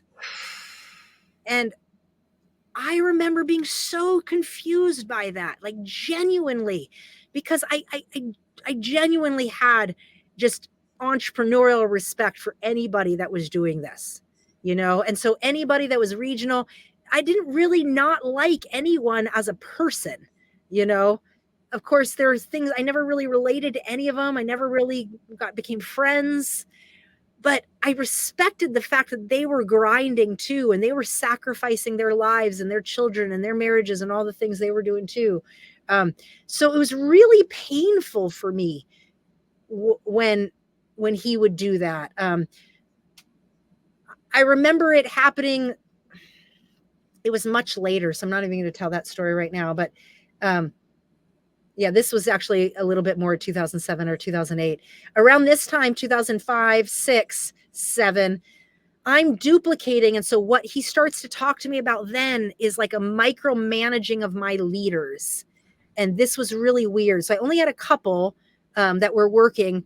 But one, I remember he has the talk to me that the person who was working on a desk, person in my team, that I needed to talk to her about what job she was having because her job wasn't appropriate or something. And I didn't really understand it. And I didn't know if he was just trying to control that we were all working the newspaper deal, because she wasn't doing that. She was choosing to work a nightclub or whatever she was doing. I didn't care what she did as long as she paid her bills,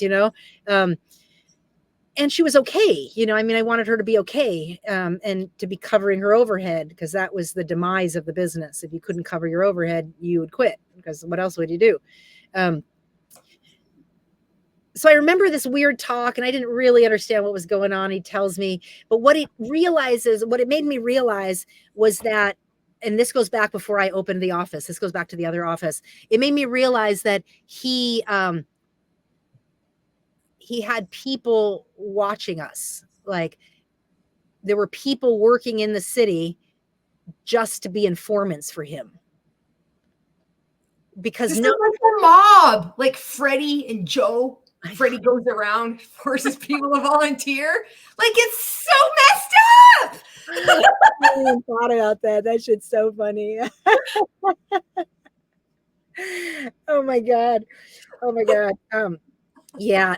So that kind of weird stuff was happening, and it only made me be more secretive and tell people less of what's going on, and get very protective over my people, because it was somebody else's downline that had informed Joe of something about my person's job and whatever. And so I end up having a talk to her, and she has to tell me what's going on. And I'm just concerned for her. I just really want her to do, it blew my mind, whatever she was choosing to do. Like, it was so far out of my awareness level. It made me realize I was just being naive. Like, oh, okay.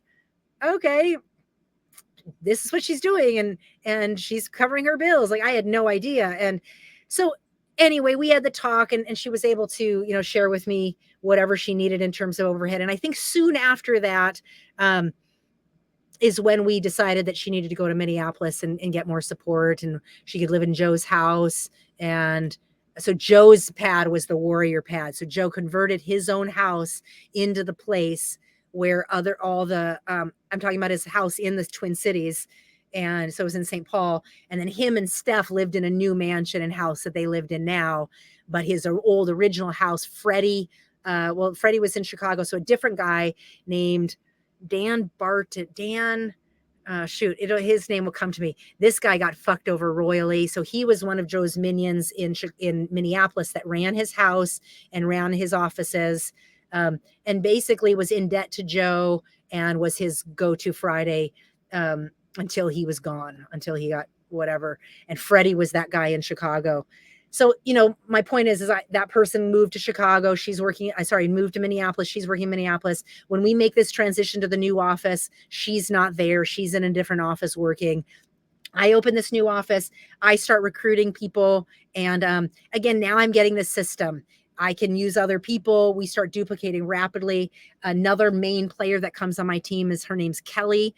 And she's this young Chinese girl, Chinese American, because her parents are Chinese and don't speak much English, and her sisters were born in America speaking English. So the office, little did I know, that I opened is right near Chinatown and right near an area where I live in now called Bridgeport. So this whole neighborhood on neighborhood in Chicago, and you could just move from one section into another section and you're just in neighborhood after neighborhood.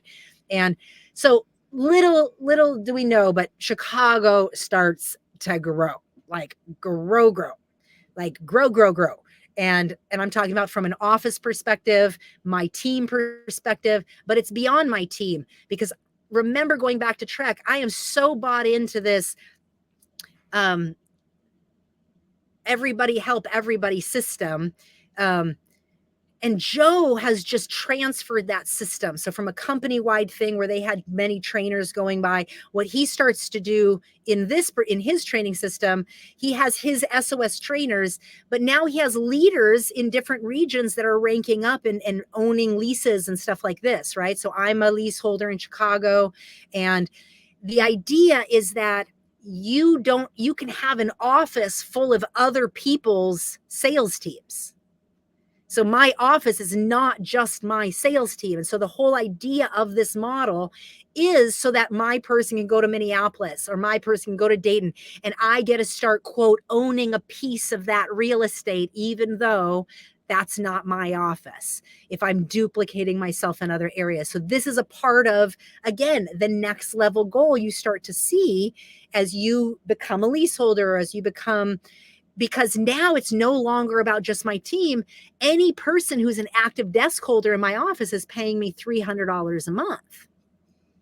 But any office could have a bunch of new starts on a desk, and the new start deal of the desk is what I talked about before, was it's $300, but if you get started for this, we'll give you that first 3 months for $100, right? So they get that deal, right? And it gets them started on that 3 month, which again is just that indoctrination process to hopefully get them success, get them a phone line. If somebody commits to getting a phone line and they start learning to run cold market and bring their warm market in, even if that person quits within that 3 months period of time, what do you have? You have all those warm market lists. So the key here is the higher you rank up, the more you realize that you are not the asset we're looking for. That traditionally in network marketing, the quality person, they've always told us, comes 4 or 5 levels deep. Your big money maker is not usually the person you're recruiting. It's the person you recruited, who recruited a person, who recruited a person, and that person blows up. So a part of what you're buying into is the dream. That it doesn't matter who that person is. It doesn't even matter their commitment. It doesn't even matter what they say yes to, because that person might know somebody, and that person might know somebody. And so you're always leaving the door wide open, which essentially means you never take people at their word. You don't take a no for a no, because no just means not yet. And we actually taught that and thought that was a good philosophy. No just means not yet, you know? And so you let people kind of hover wherever they're going to. And I'm a good example of this. How long did I hover bucking this system that I didn't like and Trek for so long until I was just like, all right, fine. If you say this is the way it's going to be, let's try it. And that's what the water on the rock does. And that's what it means when you think you're of independent mind and you're bucking concepts and you think, oh, it wasn't so bad because I kept my independent mind. You realize a part of that's actually not true, because another part of you is getting brainwashed into aspects of it. You just can't see those aspects because you haven't yet ranked up to get into that circle to where you learned the rationale of those things. Because they were never actually of good value in the first place. It was always for something else. It was always to move people in a direction. Yeah.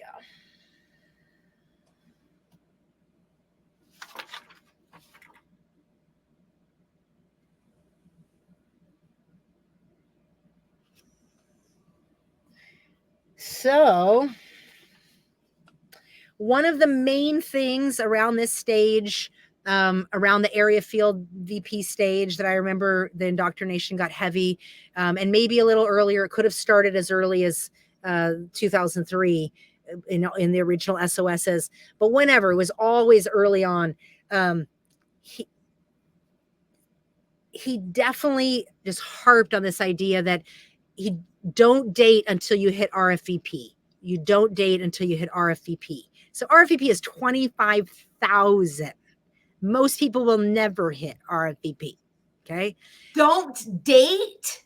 And he was saying this specifically, now it's coming back, in the area field VP meetings, because there were a lot of people cross-fucking, essentially. And that could really fuck with people's production. So if somebody in this sales team starts dating somebody in this sales team, it could be both people's production down. And this started happening in his own sales team. Why? Because Joe started fucking his own wife while he was married to somebody else, you know? And so he knows the history of this kind of thing, right? So, you know, Sean Cuff was married and started, fucking Angie Ryder, and now they're married now. So it's not to say they don't have long-term longevity. That's not the point. The point is they have a long history of watching relationships ruin businesses. And he was trying to come up with a system to control the unfucking controllable. This is wild. It's why I know, looking back, I just can't even believe some of these things. It's like being incongruent in symmetry. My God. So, around these area field VP meetings, one of the things he was just saying, don't date till you hit RFVP. So this is one of the indoctrinations we're getting in these AFVP meetings. Obviously not in the lower level meetings, because anybody hearing that shit is going to be like, are you out of your fucking mind? Like, you got to be indoctrinated in the AFVP to want to buy that, right? Because now you're so bought in, you have a taste of success, you've duplicated a tiny bit, you're making $600 residual, you've just earned the car bonus at $200 a month at area field. If you stay at that rank level for 3 months, you get a money bonus. So at the field VP, if you stay there for 3 months, you get a $500 bonus. At AFVP, if you hit that 10,000 level, you stay there for 3 months, you get a $1,000 bonus. So they had built-in incentives to stay active, right? And so this is how you could keep propelling to that next level. So this area field VP meetings, what Joe did was he would have specific area field VP meetings Friday before the training, or Saturday morning, like some sort of really unique, special meeting just for area VP. And this is where these types of indoctrinations, and Merchants of Deception talks about this stuff very well, where he explains in different types of meetings, what you got trained changed. But because you were so excited to reach there, you didn't realize that's what was happening, because you never knew what the secret in that meeting was. And now you're suddenly there and you're just so excited to be there, and you're kind of in the dopamine high of that then you get twisted right away into this new distorted reality of what being at that rank needs to mean, right? So that's one of the things, he would have these weird indoctrinations like, don't date until you hit RFVP, because, and then he would talk about, whatever, the money, and if you're going to date up. That was the other thing he would say, so at least date somebody making more money than you.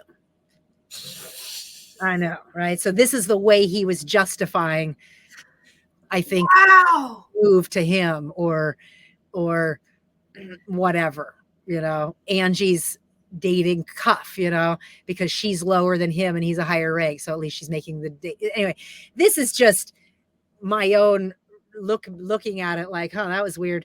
But I'm bringing this up because one of the things that started happening here is at that, and I think I was the only person that listened. Let's just go ahead and admit that. Like, I believed that that's what I should do. I believed that I shouldn't date until I hit regional field vice president. So let's not forget that from 2005, I do hit AFVP and I am on a track, probably because I want to date, but no. When I tell you compartmentalized, I have figured out how to bust my ass in the system, have 8 every month, bring 3 people to training, flyer every day. I'm no longer working my part-time job, by the way.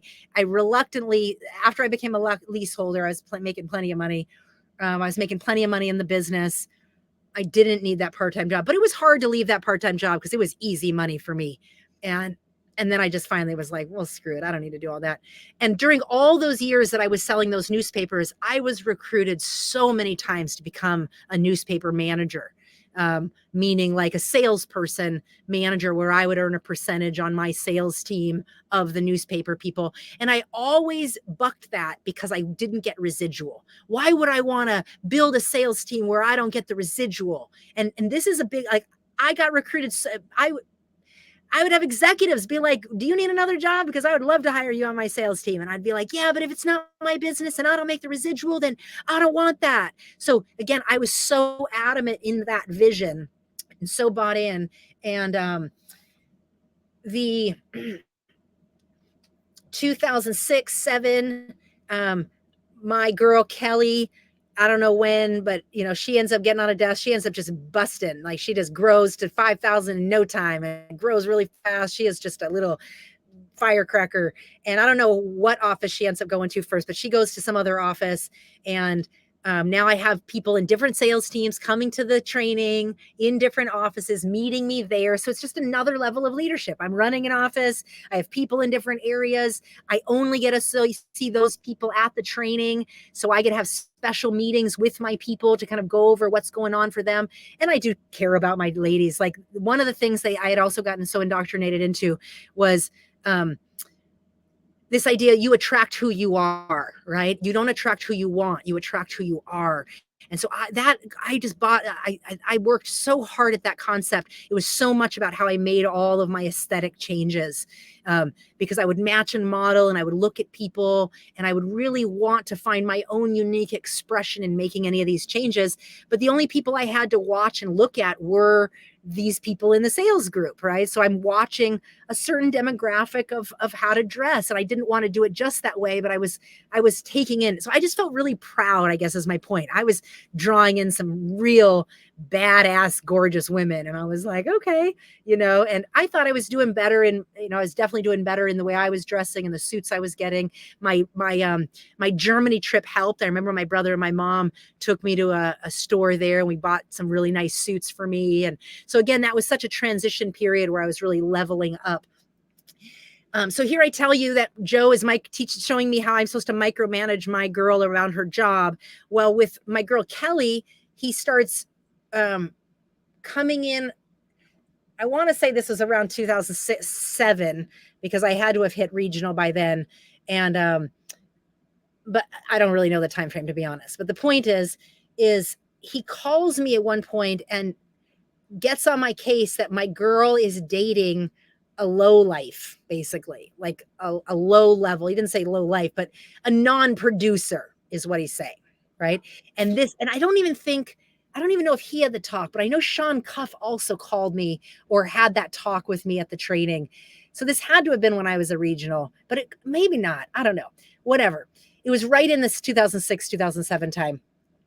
And I don't even remember when Kelly and Kyle got together, so they're going to have a much better timeline on this. But Kyle was under Sean Cuff's, was in Travis's team. So Sean Cuff was the upline leader trying to influence his behavior, if ever he could influence someone. And I remember Cuff having a conversation with me about, don't let my girl get mixed up with his non-producer, something like this. So essentially what they're doing, and I don't recall the details, but it was I remember again feeling so fucking discombobulated by it. Because first of all, I was kind of like, don't mess with their love. Like, fuck, this is hard shit enough. If they found love to hustle together, God bless them, because I know how hard this ride has been. And I mean, I'm not saying that out loud, but so part of me just didn't care. Like if it was, there was that. And I'm being trained by the millionaire leader of what I'm supposed to do to micromanage my team. Really, he's giving me the message that don't let my producers get mixed up with the wrong crowd is basically the talk. Now, Kyle wasn't a non-producer. He just questioned the system. And I didn't know him that well, but I absolutely know that he had much more of a free mind. And he asked questions, very analytical, and nobody liked that type of person in a training like this, and he had a free mind. So while he did engage and participate in some things and Super 8 and whatever else he did, he was not, some sort of rock star producer running through the ranks. And I think that's what they were trying to do, is they were watching Kelly be a firecracker, because she earned the annual trip in her first year. She joined in 2006. So that 2006 trip, we went on in that January 2007. And my girl, Letty, she had earned the trip before. So that was like the first time I'm having now people earn trips too, which again, these are real significant milestones in leadership development, because you work so many years with that goal in mind, just that goal, that's the key and all the things. And it's a bit of a lie, because once that's happening, there are so many things that now you're supposed to tend while still staying in active productivity, so it's actually just adding a whole nother level of obligation of work of what you're supposed to do. Anyway, I think I have a conversation with Kelly that doesn't go very far. Like I find out that she loves her guy and they are solid and whatever it is. And I'm like, hands off. I won't touch that. Like I think I told her the truth. I just told her, I think this is what, I don't even know. I don't even remember. I should even ask her if she remembers. My point is I remember just feeling inside, I trust my people. That's it. I trust my people and I want them to trust me. And I wanted them to do what was in their best interest for them. And so I wasn't one that micromanaged and try to break up anything. I just stayed focused on productivity and encouraged people to be in productivity. And Kelly always was in productivity. So is Letty. If anybody wasn't in productivity, that's a different story. Let's talk about something. But I'm not going to,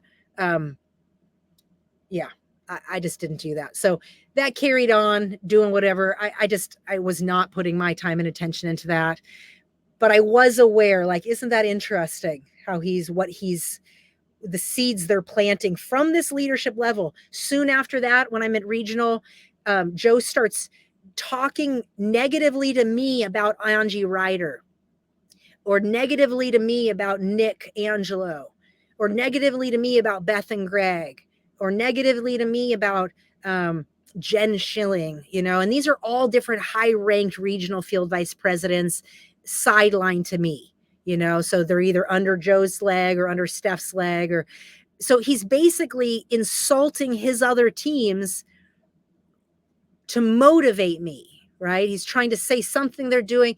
And again, I was so confused because I knew it was a tactic, because nothing he does isn't a tactic, but I wasn't finding the good in it. Like I always am trying to find the good in something. If you haven't noticed through this whole story, I distill down the manipulation to be like, the good part of this is that influence isn't so bad. Influence, we can all want to buy things, So I think I spent so much time trying to make it a decent way to do it within an indecent way of doing it. And this is my adaptation to these things, right? And gosh, if anybody's hearing this and I'm wrong, and I had horrible tactics that I used against you, I want you to tell me, because that in of itself is a part of this process. Some of the things I do remember is that as we start to really grow in Chicago, I am duplicating like crazy. Our teams, like we are always the #1 office in Chicago. We grow so fast in 2005, 6, 7, and steady fast that, my business is producing 45,000. I mean, it's really, it's growing and quite solid, but it's not just my team, right? It's also the offices. And so very quickly, within, I want to say, a year and a half, we open another North Side office. So I become a leaseholder of a second office in the North. I think I forgot to tell that story of when we transitioned. Joe did that weird thing where he was shutting down the office and then made one of us become the leaseholder, but all of the supplies still have to go somewhere because Joe shuts down an office with a bunch of desks and chairs and all the things. So when I become the leaseholder, I remember him doing some weird thing like, I'll just give you all of that for a base price of X. And I was like, huh? And what he reminded me of, he's like, no, you're the responsible party now. Like if you had to buy all this stuff new, you would have to buy desks at this cost. And so essentially realizing that what office holders or leaseholders were doing was responsible for buying all those supplies, all those chairs, all those desks. And so essentially he was selling me on the fact that I didn't have to do all that. Now he didn't say all that before he just said, this office, right? To me, it's assumed that all this office stuff is going to be in this next office if there's going to be a Chicago office. But no, now he throws it in as a price deal for X amount or something. So, I mean, how are you supposed to say no to that? You're already the leaseholder. You're already, like it's basically a no-win proposition. And I guess I got the deal because I'm getting used furniture at a deal, But I just remember it being a little discombobulating and weird because it was thrown in there. Oh, that I got to pay you for this? Huh? And then I should feel good about that because I'm getting a deal. So that all shows up because the next office I open, I have to buy all new supplies. So I end up buying desks and chairs and all the things. And let me tell you, we grow that office too. So we are badasseries in Chicago for just years, like #1 office, so many people coming. When people start duplicating, they can go to other regions. And I'm going to back up and say, even before I start hitting so many ranks, I am relentless at getting 8 every month. I think from 2003, every month for the next 8 years, I got 8 customers every month. And it was so built into the habitual patterns of what we're doing. And I want to say that my monthly customers did not significantly increase.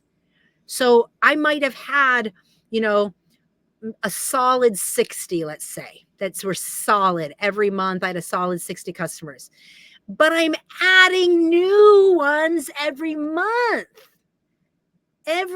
for years. And so the way you rationalize that is at the trainings, they're literally giving you examples of attrition, of how that's a normal concept in the marketplace, that X amount of people are going to fall out and blah, blah, blah. So once you have that concept, he also built self-development into our duplication process. So as soon as somebody joined the business, let's say they signed up, not to go to training yet, but they signed up, let's say as a customer and then to come to Super Saturday. That person is now in my marketing funnel, right? And now I can move them through the line until they commit to going to the 195 training. So I want to keep them. We called it dating. I'm basically dating them, right? And they would teach these concepts at Seeds of Success workshop so that when you got a new recruit, you could date them. Not everybody's going to sign up at 195, right? So you would need to move them along. Again, listening to what they need to hear. What questions are they asking? Are they asking questions about the product? Are they asking questions about the compensation plan? Are they asking questions about how this office works?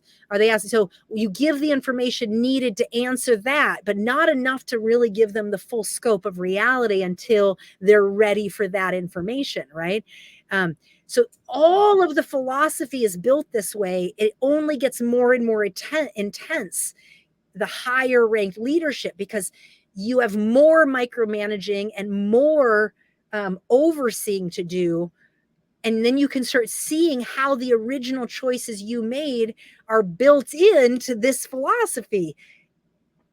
And you're doing it and you're still producing. So here I am moving through the ranks. Now I have twice the offices, but I'm still getting 8 every month. I'm still bringing 3 people to training every month. So I literally during these years become the prodigy child of bringing 3 people to training every month, because he does this special contest. Again, contest. So every training, if you bring 3 people to training, you get to have dinner on Saturday night with the trainers at a steak restaurant. So while everybody else is going out bowling and doing the big festivity that keeps people corralled, right? While everybody goes do that, you get to go have a private dinner. So you are obviously promoting that to every new person that signs up. If you bring a brand new person and they sign up for training, I could help that person bring 3 people to training and they get dinner with a millionaire. So not only do you have whatever contest is going on, but we're not letting them know that the company contest now too much. We'll let them know that company contest once they're at training, because that training will focus them on the long-term vision of how to plug into symmetry and to do all the things we want them to do, right? So even if somebody doesn't become a desk holder, they could still stay in symmetry. That's how I ended up with a lot of customers, because if I ended up bringing 3 people to training every month consistently for years, a certain percentage of those people are not going to stick. And a certain percentage of those people are going to be bought and sold on the product, because, around 2006-ish, the product, we got a new product that just revolutionized everything, which was called Genesis. And it basically had the benefits of red wine, which had a lot of wellness benefits called resveratrol. And science was just starting to come out on resveratrol around 2005. So we had this proprietary blend of resveratrol that didn't make people need to drink wine to get the resveratrol. We extracted the resveratrol, and every ounce of our product had an entire bottle of wine without the alcohol. Something nutty, meaning the resveratrol, right?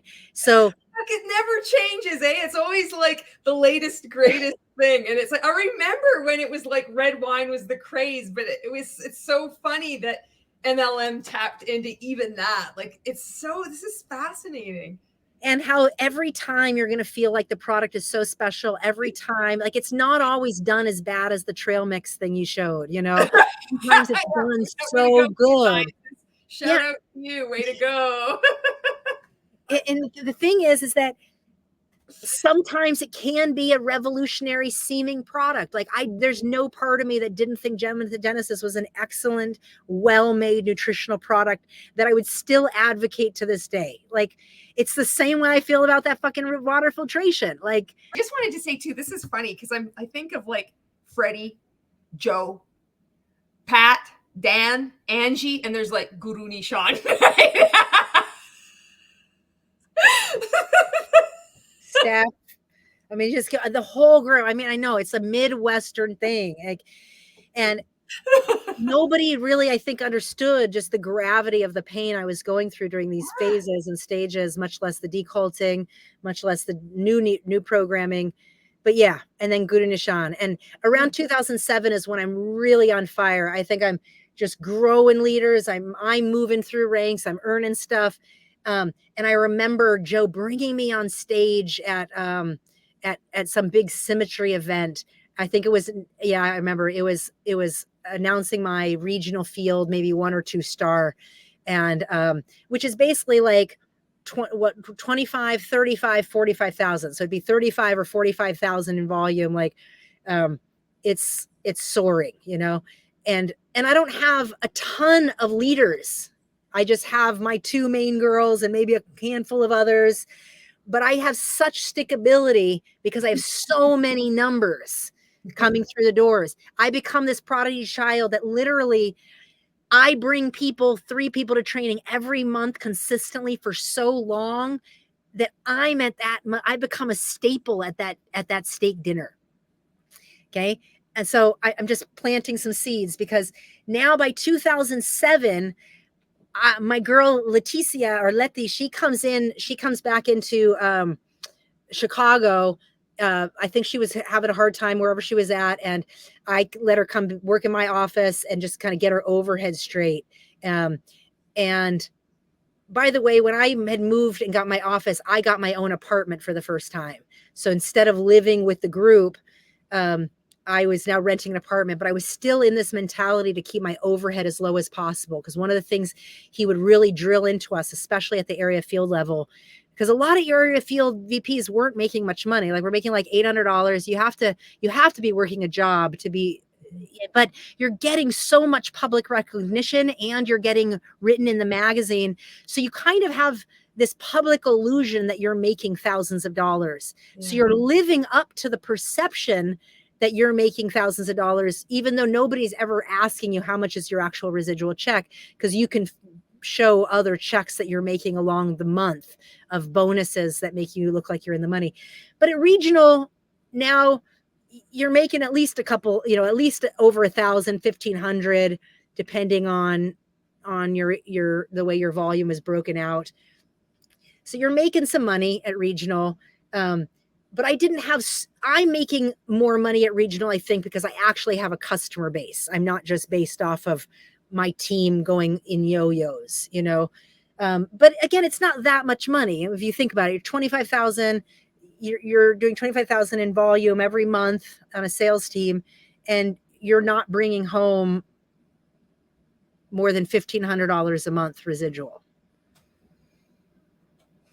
So that's positioned and propositioned to us that this is residual. So it's long-term income. It's the income that comes in every month while they're working. So that can't really be looked at as the same as your salary. You should look at your salary more as your bonus checks, and you look at your residual more as your asset, whatever income.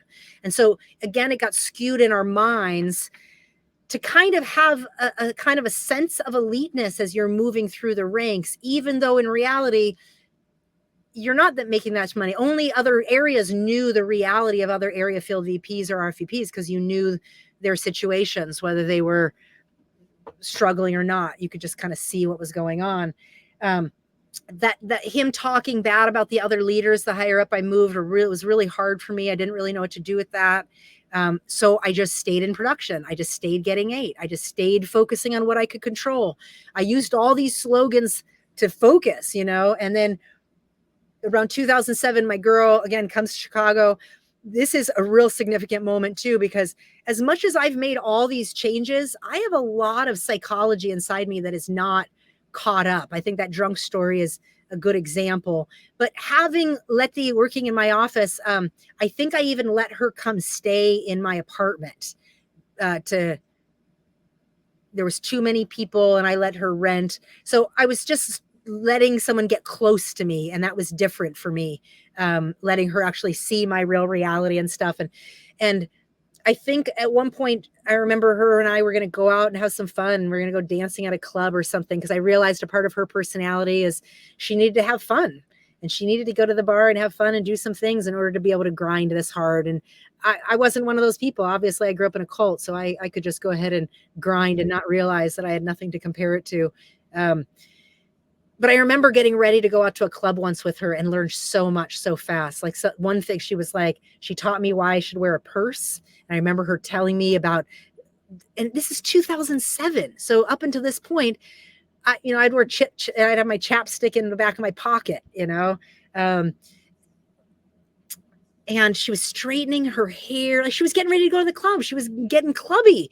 And I was kind of thinking I'm ready, and yeah, it was such an epiphany for me. Like, I remember watching her get out of the shower and put lotion on.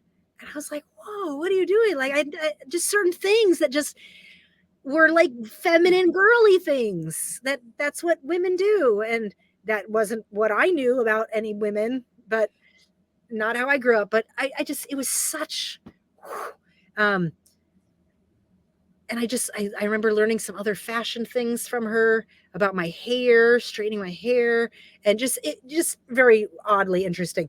And while this time that she was working in my office, she recruited a young lady by the name of Jenna. And this girl comes into my office and is just another little warrior machine and sexy as shit, half Italian and half Mexican. And just duplicates, like takes one training. She's really into wellness like me, knows products, duplicates like crazy, brings people to training like crazy, has so much influence. She starts to rank up 5,000. Leticia hits area field VP. My business is growing. Not too long. So that next trip, so this is 2007. No, this is 2000. Yes, 2007. Both these girls and my girl Kelly earned the company trip this year in 2007. Again, qualifying is May to August.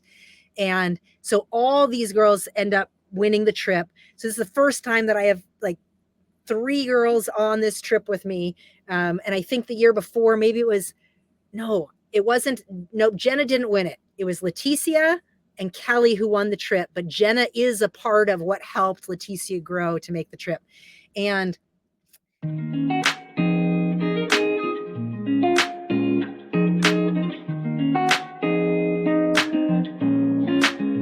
one thing that I want to point out is that during these years that I had hit regional field vice president, which is about $25,000 in monthly sales.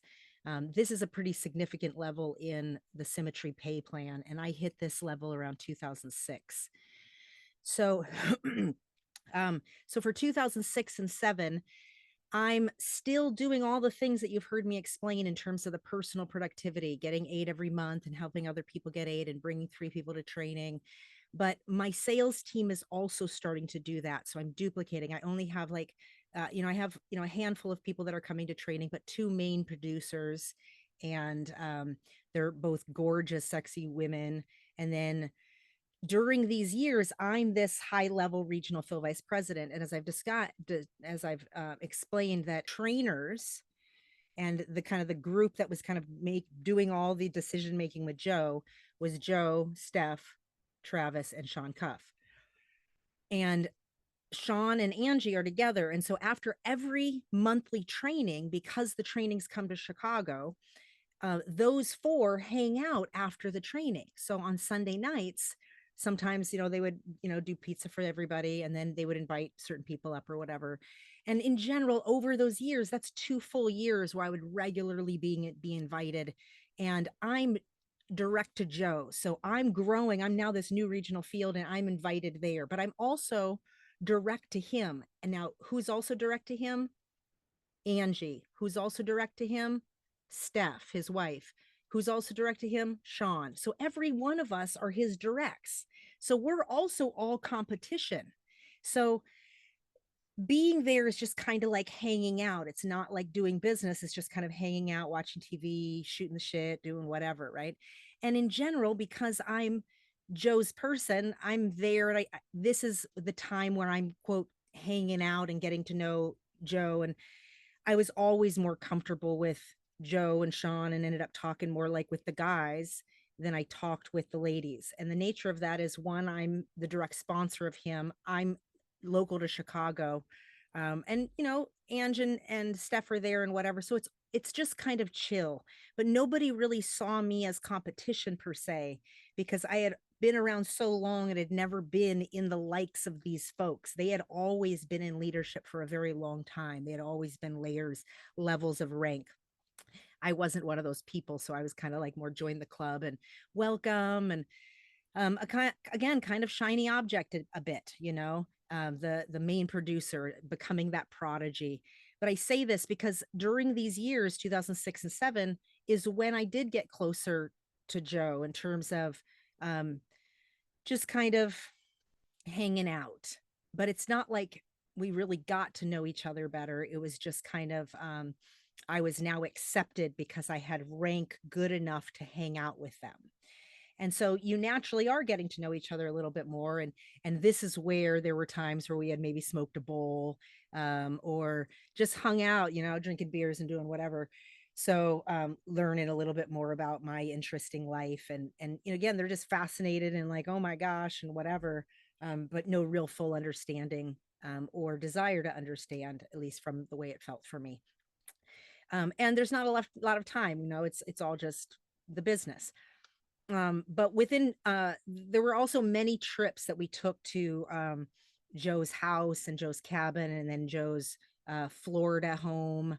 And so within those years as well, because I'm again high rank at 2006 and 7, but what's different about my high ranking is that I don't have a lot of high ranking leaders, where Steph and Ange and Travis and Sean, they all have a whole bunch of people that are high ranking leaders in the Seeds of Success workshop.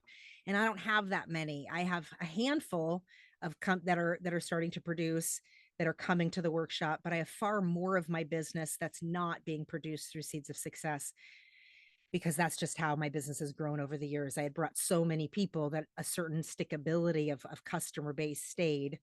And I also cultivated business outside of my Seeds of Success workshop recruitment efforts.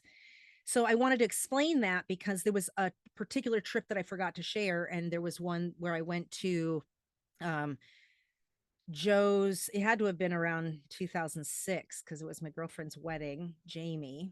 And forgive me if it's wrong, 2006, or it might have been 2007. I should have found out when she was married. But anyways, I was her best woman in the wedding in Minneapolis. And before that, there was this trip where I go to Joe's house in Minnesota, or we go out to the cabin. And every time there's a trip, what I really want everyone to hear is that it's on the end or the beginning of a month. So you're still riding all of the work that you just produced, and then a new month starts, and he's always going to put that trip right at the beginning of the month. So you take a couple days respite, and then you hit your month hard, is kind of the concept. So again, everything fits within that 30-day cycle. And when you take time off becomes a very strategic concept, even as a growing leader, because I'm the type of leader that's the leader by example. I don't have a huge sales team like Ange and Steph and Cuffer and Trav. I don't have all these people working on my behalf. I'm working by example, and I slowly am getting some duplication just in the last year, 2006, 4, 5, 6. And so here at 2006, 7, I'm pretty strong and stabilized, and I'm still personally producing. And I go out to this cabin thing with Joe, and it's just like me. And I don't even remember, it was higher level leaders. It wasn't like a low end thing. It was definitely the higher level leaders, or maybe it was just me. I don't know. I don't even remember, but somehow it was just like me and Steph and Joe. And I remember saying I was tired and I was just going to rest. And he was like, no, you got to go ride the 4-wheeler, get on the 4-wheeler, GuruNischan. And he starts like doing this, like yelling thing at me, like motivating me to like go try the 4-wheeler. And I'm exhausted. And, I don't know the last time I had driven a 4-wheeler. So I was also afraid. And, anyway, so I go, I don't remember the whole thing, but I go out and I end up by myself, and I go out and flip over and end up just having a disaster. And it was fun, but then I flip over and my head hits the bars, and then the thing flips over on me. And then I actually get myself up. I'm bleeding from the face. I get myself up and I'm crying. And then I ride myself back to the cabin, and I'm crying. And I think, so it must've been Angie, Sean, Steph, and Joe were all there. So it was them and then me. Exactly. That's what this trip was. And I'm going to my girlfriend's wedding after I go on this incentive trip with these top leaders. I'm sure Travis was somewhere. So anyways, I'm bleeding from my face, and just like Angie, I think is the first one who sees me, and she screams and she says, oh my gosh, what happened? And then brings me to Joe and Steph, and then they quickly bring me to the hospital. And on the way, Joe was like, do you have insurance? And I was like, no. And he was like, okay. I don't even think that was on the way. We're driving, And he brings me to the hospital, and I don't even know the conversation because I'm totally traumatized. And geez, I haven't told this story. And we get to the hospital, and when they go to get the paperwork, Joe quickly says to me in the reception area, "Do you have insurance?" And I was like, "No." And he was like, "Okay, just act like my wife." And so I went to the hospital as Stephanie Versting. Or maybe not. I don't know how that worked. But I know I went there as posing as his wife while Steph was there, while Ange and Cuff and everything, because of that. And then they fixed me, got me stitches. They brought me back to their, in hindsight, I'm only really feeling how bad this must have been for Steph. Like I'm only feeling that right this second, actually. At the time, I'm just traumatized, and I'm saying yes to him helping me get hospital help, right? Okay. And I've never been to a hospital, so that was pretty smart on him. He'd obviously known her. I'm saying this because during these 2006 and 7 years, he was getting to know me. I was leadership enough for him to hear the stories of the way that I was raised and that I lived in Africa, and just feel like where he was really starting to learn my story. And Joe was pretty chill dude, from Minnesota, and he had played hockey, and he had his whole persona. But when it came down to it, he was just a sit by the fire kind of dude and smoke a bowl. And so we kind of got this kind of like chill brotherly relationship. But he was my mentor. And again, I was just hanging out with Cuffer and Joe, who are best friends, and then Ange and Steph would hang out with each other. So anyway, back to the hospital. I get stitches. They bring me back to their home. I'm just traumatized. I have this huge black eye and all the things. And this is the type of mentorship I was getting as a regional field vice president, where now he was like, "You know what, GuruNischan, just chill. It's okay. Sometimes you just got to relax and let yourself heal. Your team's going to be fine. You don't have to worry so much." He would do stuff like this in terms of like helping me, trying to relax. And I'm in their basement healing, and Steph's taking care of me, and they're bringing me tea and stuff for my eye. And we have these products that are going to heal me fast. But needless to say, I go to my girlfriend's wedding with this huge black. I do heal really fast because of our products, and I'm drinking a ton of Genesis. And I also didn't add that, but one of the things about inventory is we end up buying a lot of product because we're working so hard 24/7. We're not sleeping. We're really teaching this whole dream about focusing so hard and organizing every second of every moment of every day towards this goal, which is bringing people to Seeds of Success Workshop, because it's through Seeds of Success Workshop that your business will grow. And look, GuruNischan's a great example. She brought people to training every single month. She's bringing 3 people to training, and then her business has steadily grown. 2005, 2006, 2007. So I went from 5,000 to 10,000 to 25,000, stayed at 25,000, grew 35, 45, stayed until my business just popped in 2008.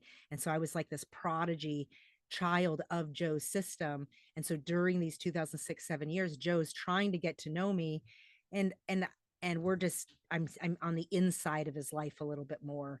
And so now I'm healing from my eye.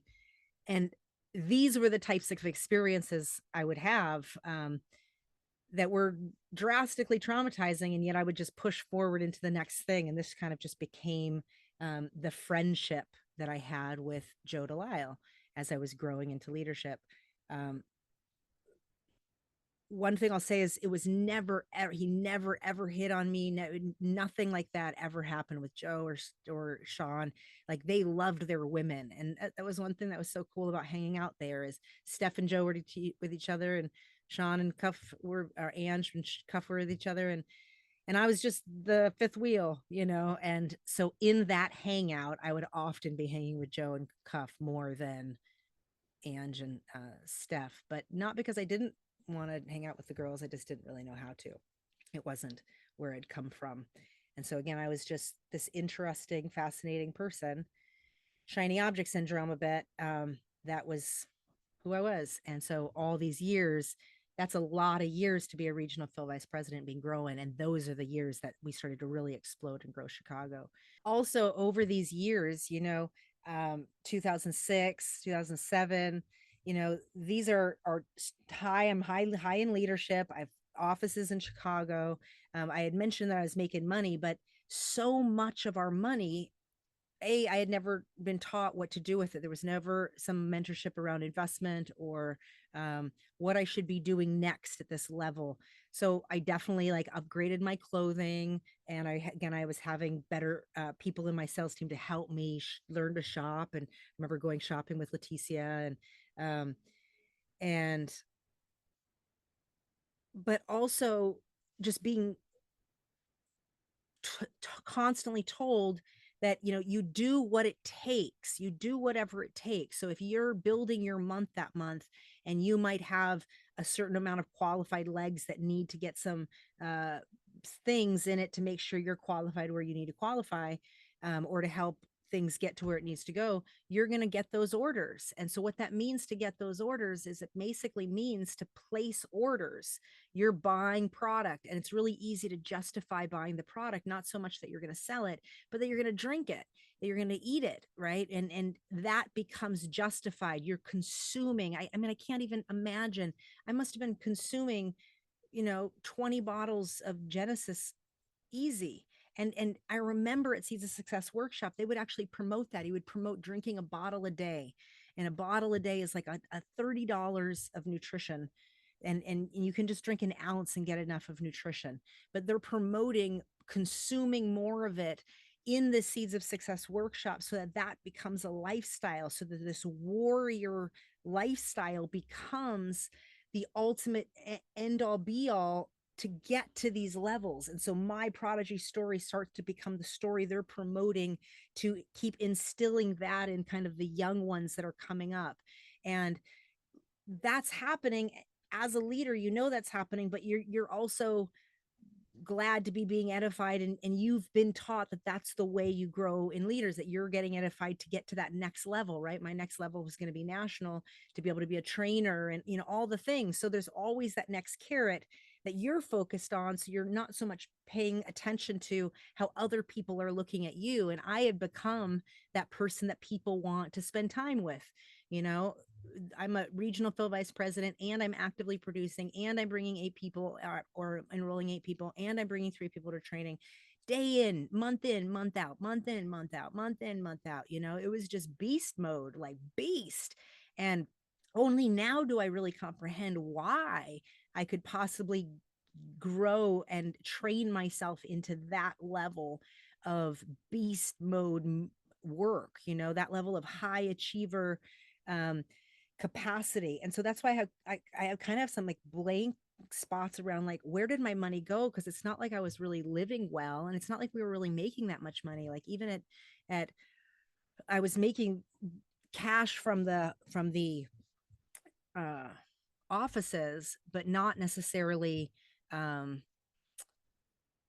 money from my business. You are making residual income. So I was I was making over $2,000 residual income at that level. I'd say about 1,800 maybe residual income.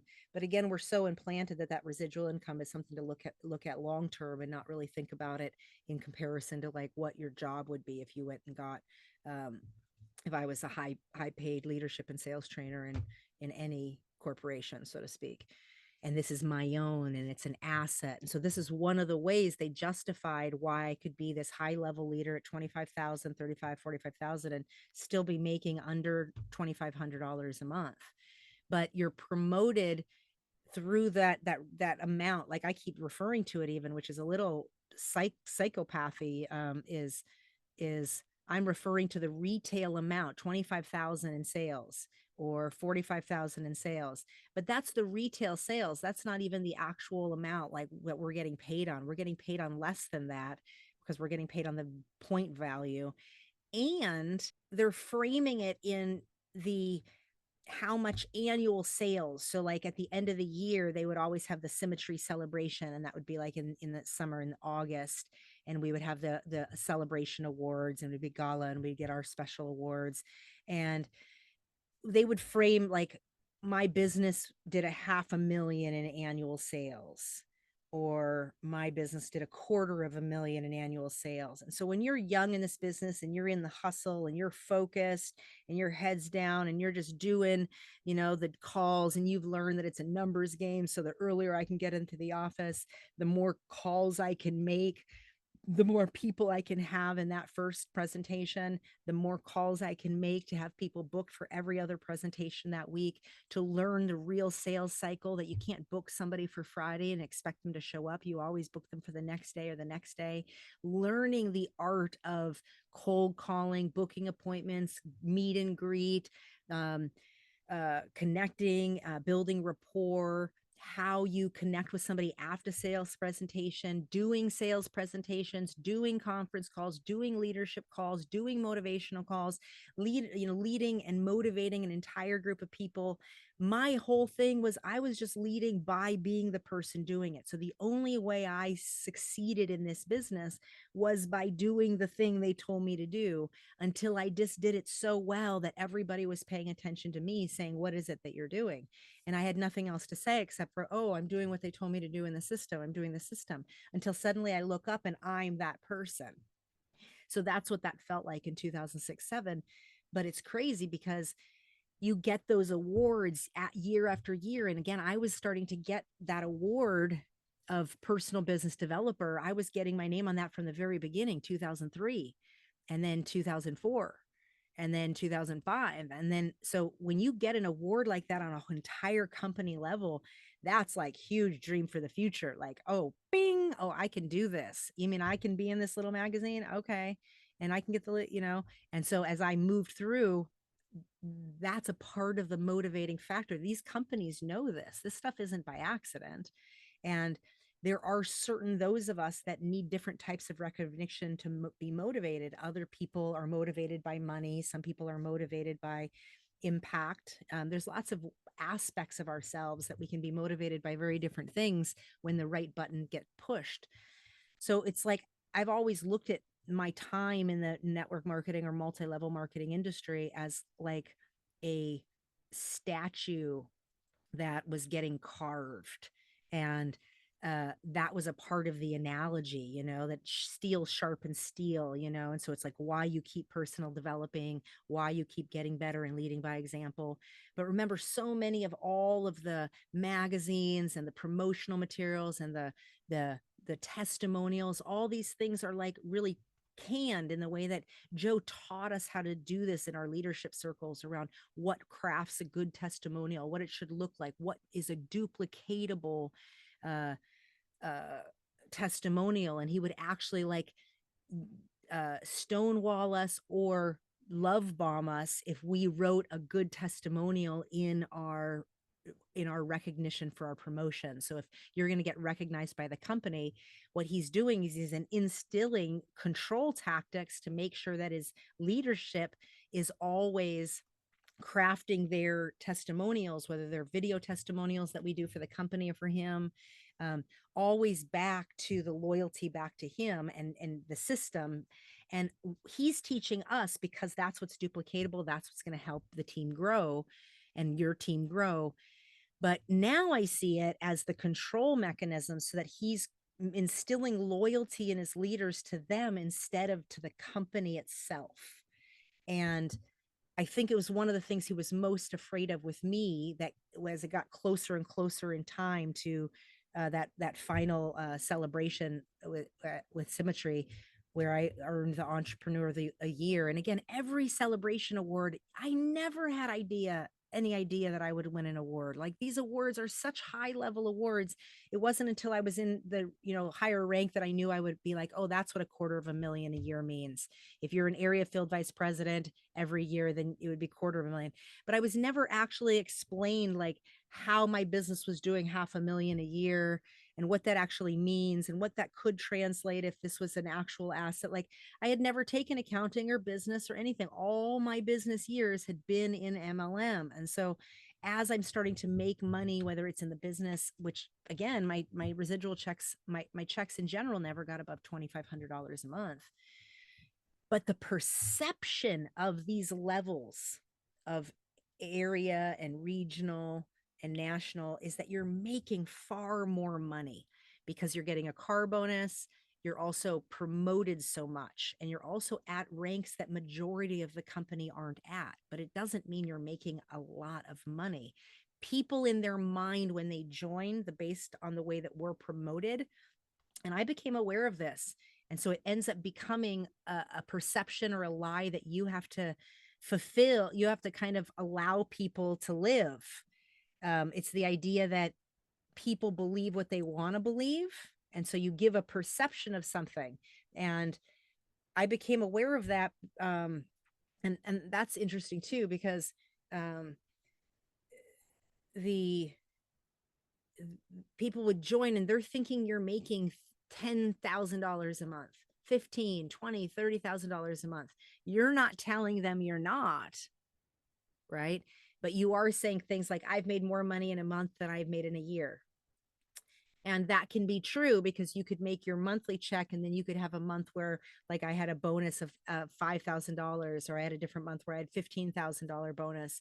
And so when you're making these cash bonuses, I could make my residual check and different things. And you could have all these things and make 30 grand in a month. The most I had ever made in a month probably was like 20,000 in a month.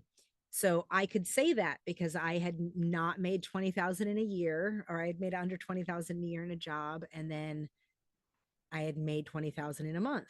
Now I wasn't making that every month. So what it is kind of trickery in the language. And this is built into sales tactics.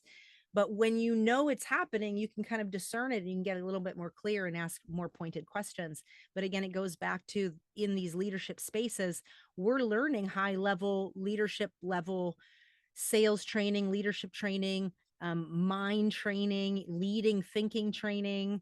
And a lot of people in that room are going to use that information in very manipulative ways, because they're going to take their own psyche, whatever's happening in their own person, and they're going to go do that with their sales team and do that in the world and do that with whoever they interact with.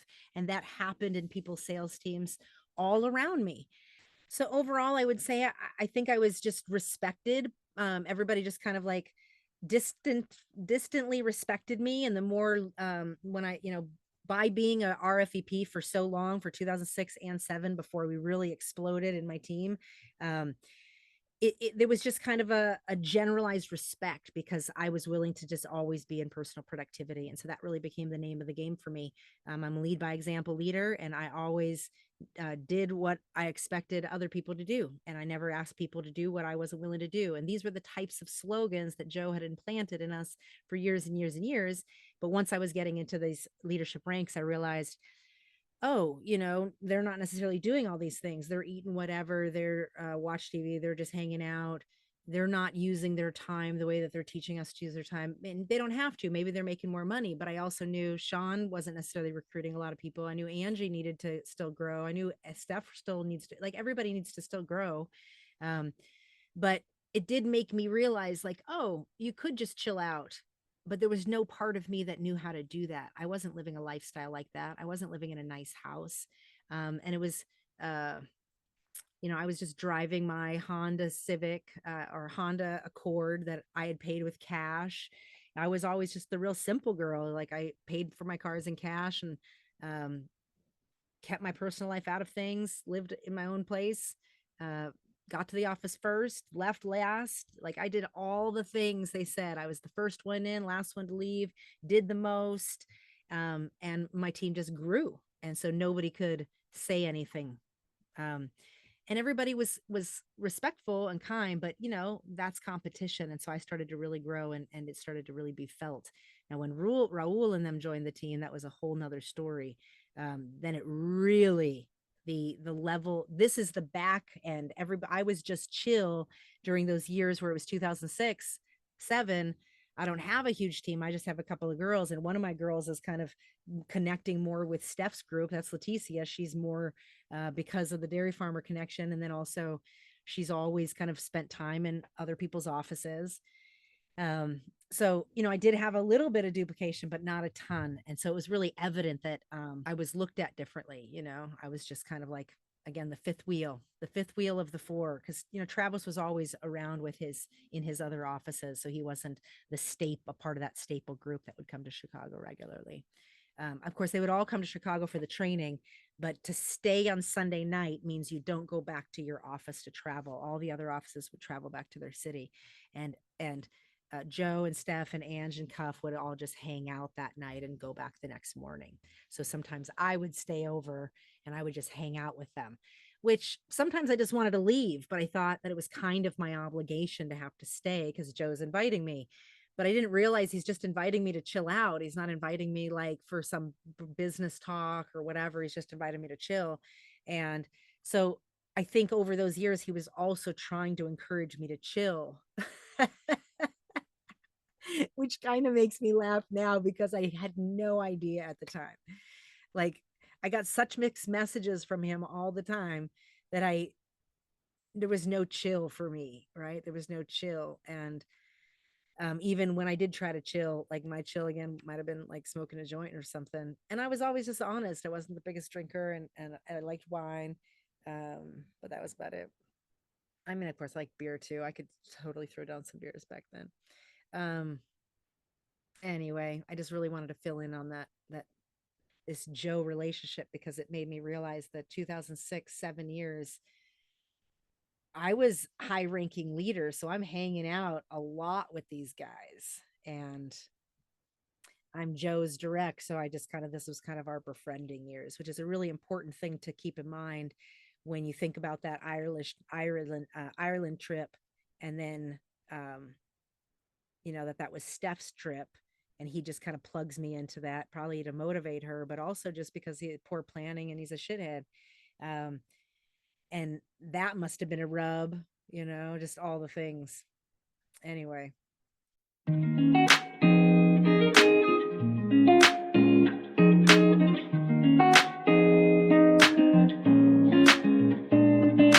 Jenna gets started and she ends up growing and getting success and earning her some promotions. And she ends up recruiting her boyfriend at the time. And this is after several months of her getting success, ranking up and earning bonuses. So she hits, I want to say, several levels and earns some bonuses before he comes in.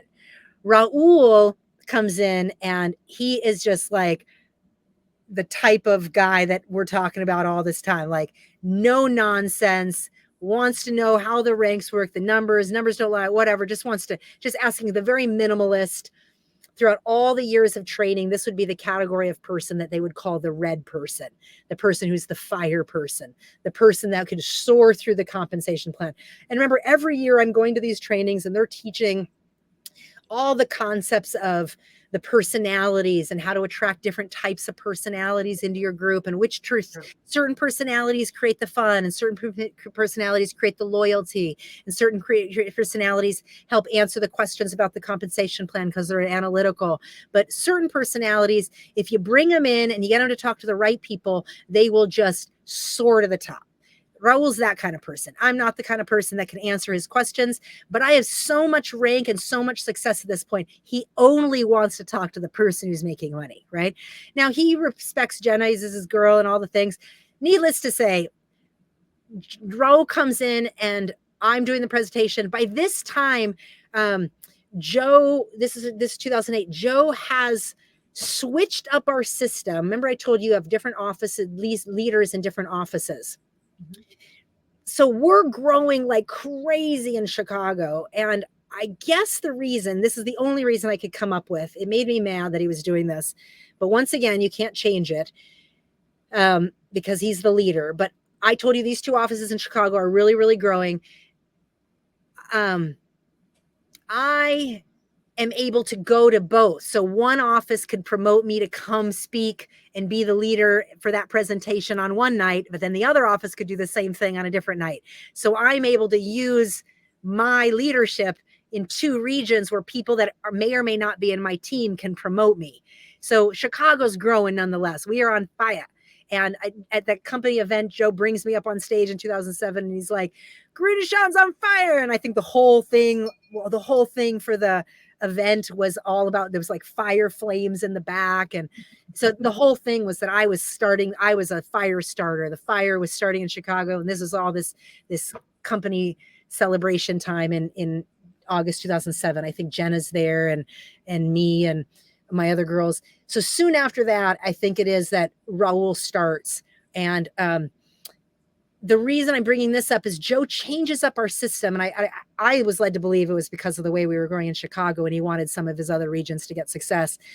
What he changes is he starts making us, instead of closing, remember, he's always changing our presentation. So he would have a meeting with all the leaseholders and head speakers and the regionals that are working in the different offices and say, okay, this is the way the presentation is going to go now. So we would have to learn the new whatever. So throughout the years, this would happen a lot. Like we would go from promoting the product to no longer promoting the product. We just promote this, and then we promote training. Then we moved into closing training only 2 weeks before the event, and having the first 2 weeks of the month, we would volume produce, or we would start getting people as customers or starting to close some sort of a product order, and then move into closing. So the lingo that would start to show up is called full court press. The closer we got to training, we would call it full court press, where we were moving into, so in basketball terminology, you're moving into a more charging approach to get something done. So throughout the years, this would always happen. He would always change what our goal is in that training. Are we closing the training? Are we closing a product? And then we're closing the training. What are the steps? What do we want the person to do when they come back? At one time, we would have people come back and go through this long checklist of personal development. So if somebody's coming back for a second time, they could sit in the office and watch training materials. So I could be on a desk booking appointment while I have 2 or 3 new people in, watching training materials. So this is the way I set up my office, just the way he taught us, with a TV and VCRs, and people could go there with headphones and be watching. So I could have 2, 3 people. I'm teaching one person how to make phone calls. I'm making phone calls so that other people are listening to me in production, because they're matching and modeling the leader. And then I have 2 or 3 people that might be coming back to get product knowledge or other things, and they're watching the training. And then I might encourage them to stay for the presentation, because we need as many plants in the presentation as possible for enthusiasm. And then, of course, the more you hear it, the more you're going to understand. And so all this stuff is baked into the everyday activity. I'm running these offices, and of course, other leaders can do presentations too. But in general, the closer to the training, the better the closer is going to go in front of the room, because we got to close the training, right? And so I had other leaders that can close training, but the better you get at closing training, the better you get at closing training. And if you're going to be in front of the room and you're closing $195 for people to spend with you right then on the spot to go to a training, we were closing training all the way up till the night before. So we're like, come with us to training tonight. We start tomorrow, and we're leading all the way up to that Thursday night before that event happens. So again, everything's revolving around these 30-day cycles. When you get people into the system, they get to training. If they're committed, they join in on this philosophy to join that 30-day cycle, get on desks, try to duplicate. I have a couple people doing that now. He changes it up, and now instead of closing in front of the training, we're supposed to edify a leader, and a leader is going to call in on a conference call and close training for us. And the reason he's doing this is now he sells us on why we should all be good team players, because not all offices have the same quality of closers in their office. And so if we do the conference calls, then all the offices get to participate in all of the regional field vice presidents that now have to use our free emotional labor to close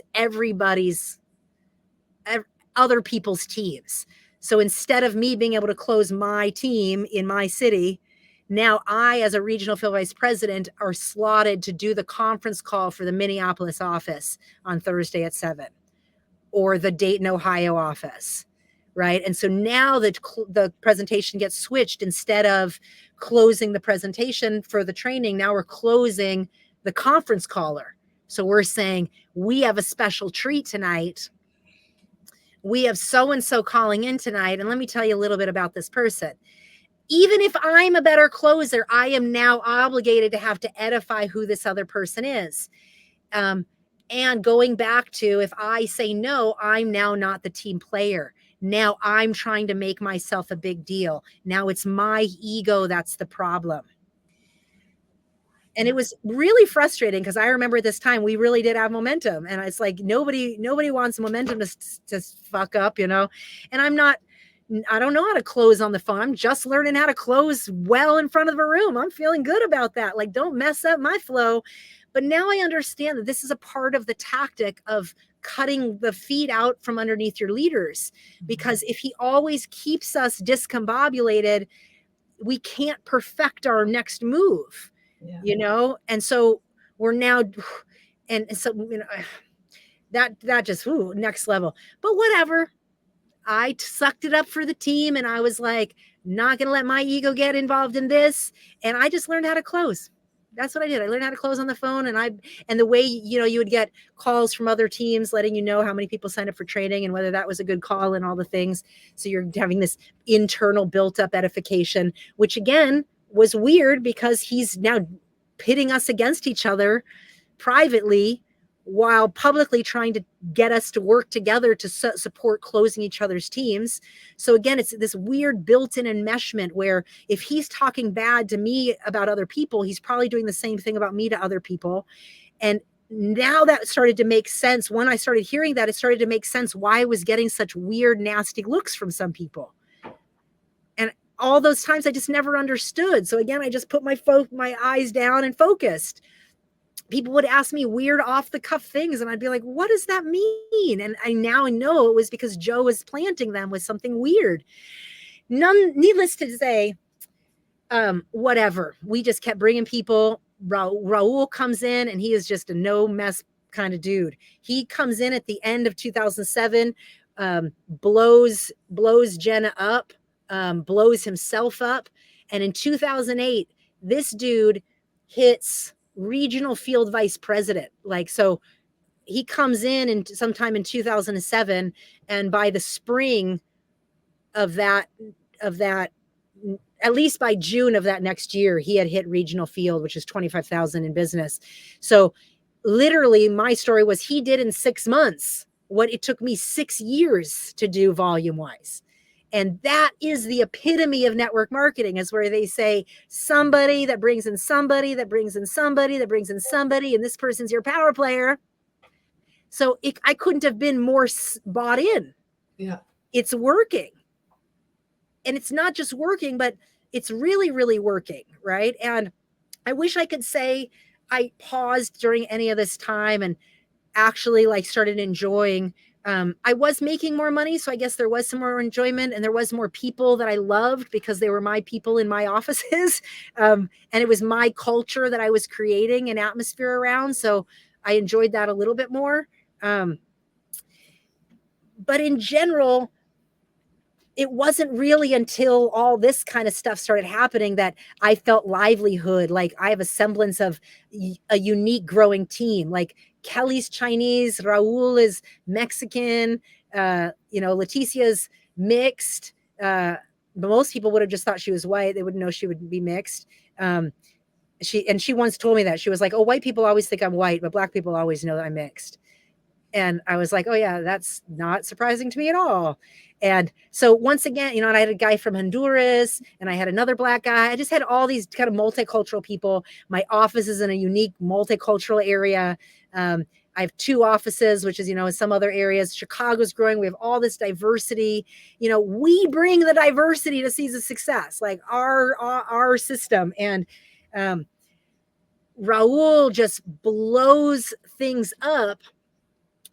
And his team are Mexican. He's got a bunch of dudes and a bunch of people of culture, let's just call it. And Raul thinks very much like Joe. So he's moving through the ranks, and he's asking questions that who do I default to? Joe DeLisle, because I had already learned this thing of deflect me and move it to where they need to go. And he was where he needed to go. And so I got him in front of Joe as much as I could. He earned whatever needed to happen, where him Raul, me, Steph, and the boyfriend I had at the time were supposed to take this trip to Florida. But the boyfriend dropped out too soon. And I took this trip. And like, this was the beginning of Raul starting to see through Joe's system. So Raul blows up, and then we are in this private, because again, all I know how to do with Raul's questions is say seeds of success, Joe to Isle, you know, and Raul's not stupid, you know, I mean, he's a numbers guy. So anyways, he's going to the trainings. He's bringing people to training. They're earning the things. I remember at one point in 2007, or maybe it was the beginning of 2008, he says to me, this is definitely later. We go to that Florida trip, and that had to have been February-ish of 2008. I had a boyfriend at the time, Mitch, which, you know, by the way, you know, it took me that long to date, and I still didn't disclose that I was dating anybody. In 2007, when I did start dating this guy, I told him, listen, I work my business 24/7. If we don't live together, you're never going to see me. And this is why we moved in together so quick. Like, I basically told him without telling him, I'm not emotionally available, because what comes number one is my business, and you're going to become two. And if you don't like that, then you got to know that now. And I said that basically to him, which is why we moved in together. And so then it was lovely, because I had a place, a home to go into, and a man who cared about me. But he started to see the indoctrination and saw that I was more committed to my business than I was anything else. And I had said that, but he just didn't believe it. And so when we were starting to be on the rocks, I had said that to him, and he was like, yeah, I just didn't believe you. I thought it would change. And so he did come to a couple trainings, and I did introduce him to Joe, but not in any way that was special. It was kind of like secret, because I didn't know how to not keep my private life secret in amongst these folks. Even telling Joe was, I remember it was just far into my business before he even knew that I was dating that person. And that didn't last very long, probably because I was so dedicated for this business. So then we go on this trip that Mitch was supposed to come on, but he didn't. And this is the first time Raul like starts asking me kind of like hole poking questions that I didn't fully understand, because I didn't understand hole poking questions. But he commented on certain things, like that Joe, because we go to Joe's Florida house I get the name in Florida, but whatever. It'll come back to me. And, you know, again, I just am talking about it as personal time, and me and Jen are talking about fun in the sun and yada, yada. And Raul is talking numbers. He wants to sit down with Joe, and he realizes he has the art of war and 48 rules of power. So Raul's just sizing him up is what he's doing. And, Joe realizes real quickly that Raul is not a joke, you know, that he can't pretend. And anyway, so Raul moves through those ranks we go to the Vegas trip. And I think that's when Raul and their whole team just have so many people. They've already like hit different levels of area field VP and moving through the ranks, not yet that regional yet. But soon after that trip, like I remember that Vegas trip was the most amount of people. This Vegas trip is the company conference, right? So every year we're going to Vegas. It's the main career conference. It's a staple of a company-wide event. It happens in Vegas. Usually there's events to be able to like go see a show and other types of things that you get to do. But again, all these events are hooplas, so much training. There's no downtime. There's no play. It's all built into the event. And at that event, so many people. Raul and Jenna's team is huge. And again, all this is under Leticia. So Leticia's team has grown, but she has to get more legs if she wants to keep qualifying and ranking up. She's got to get more people. Where I have so many legs, I just have to get more volume, right? But then you have to get more legs that you're developing into different. The higher up you go, the more qualifications are of what you have to help people do. It's not just the 8. You have to have, 2 fields or 2 areas or whatever levels. So anyway, by the end of this Vegas, we go home, and now it's the company trip, right? So now all those people in my team got to hear about the launching of the company trip with Symmetry. So that is just a recipe for growth, because the more people you have at these events, when they launch these types of contests, you have your people with a goal in mind. They're no longer thinking about you and what you can do. They are thinking their vision for the future. They want to pass you. And that's all you ever want. You want your people to get a goal bigger than you and ride 'em pony. That's what they say, right? So anyway, all my team is there. It's a massive thing. It's a fun thing. It's overwhelming too. I mean, I'm busy like doing events and doing what Joe has always done, where he has his people that are his minions that are helping him coordinate events. I have those people in my team now that are low producers, not making any money, barely paying their bills. And I know they need help. So the only way that I can keep them around is they become my helpers. Now I don't treat them crappy, but I do, because I'm stressed out. I'm the boss babe or whatever. Of course, I'm not calling myself that, but that's the truth. And they want to be in service to me too, right? So there's this kind of mutual thing. And this is one of the times that I realized during this time is, 2007-8. I remember yelling at these guys so bad. Why didn't you do this? What? And it was definitely a wake-up call to my own anger issues at the time. Because I would just ream these guys a new one for not doing things that are pretty basic that should have been done. And there's a bazillion reasons why they weren't done, but it's never okay to be that horrible and abusive to somebody verbally and to cuss them out and to just do all these things. And I've since apologized to both these people. These are the types of things I was very aware of right away, because they were never actively my personality. Even when I was doing them, I didn't like that I was doing them. But I was also stressed out of my bonkers, and I wasn't rested. And I was all this growth. I'm still bringing 3 people to training every month. I'm still getting 8 every month. So this is rare to have high level ranking people that are still in that level of personal productivity. And I am. So my team explodes. They're all winning this company trip, right? So this is May, June, July, August.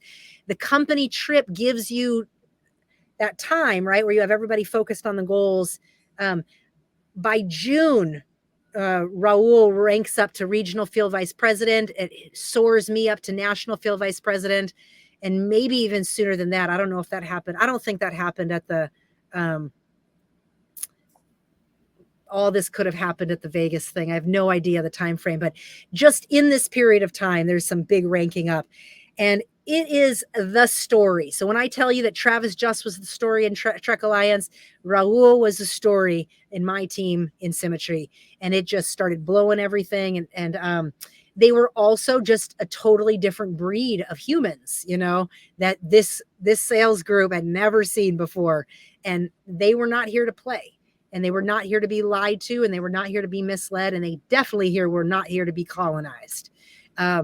So it didn't take long. Maybe it was when we came back from Vegas, Raul has a much bigger picture on the whole thing. He is asking everything he can about that compensation plan. I'm doing the best I can to answer him, deflecting him to Joe, obviously getting him to bring people to training. At one point, he asks me, this has to have been a little later. This has to have been in the summertime, because it had to have been closer to the end. But whatever it was, he asks me at some point, how much do you make when you're a trainer? Because he's now starting to break down the compensation plan, and he's looking at numbers. He wants to know how to get where he needs to go. And I had long learned the lesson that let people go where they're going to go. Like, don't limit their growth based on your growth, right? So if he thinks he can get to regional field vice president in X amount of time, bless your heart, do it, but I really don't know how to answer some of his questions. So one of them is, how much do you get paid to be a trainer? And then I say, well, I don't get anything to be a trainer. So now I'm not really a trainer, right? I just at different trainings, Joe might put up a top producer. So because I had been such top producing, I had probably been being put up for training quite a lot over the last number of months and years, whether it was for product, different times it was for business.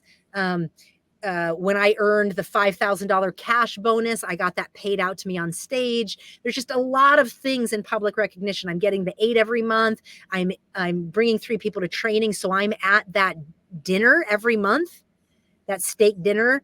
So when Raul's asking this, he's asking from a new person. He's like, how much do you get paid to train? Because I'm obviously on the stage training at any training he'd ever been to.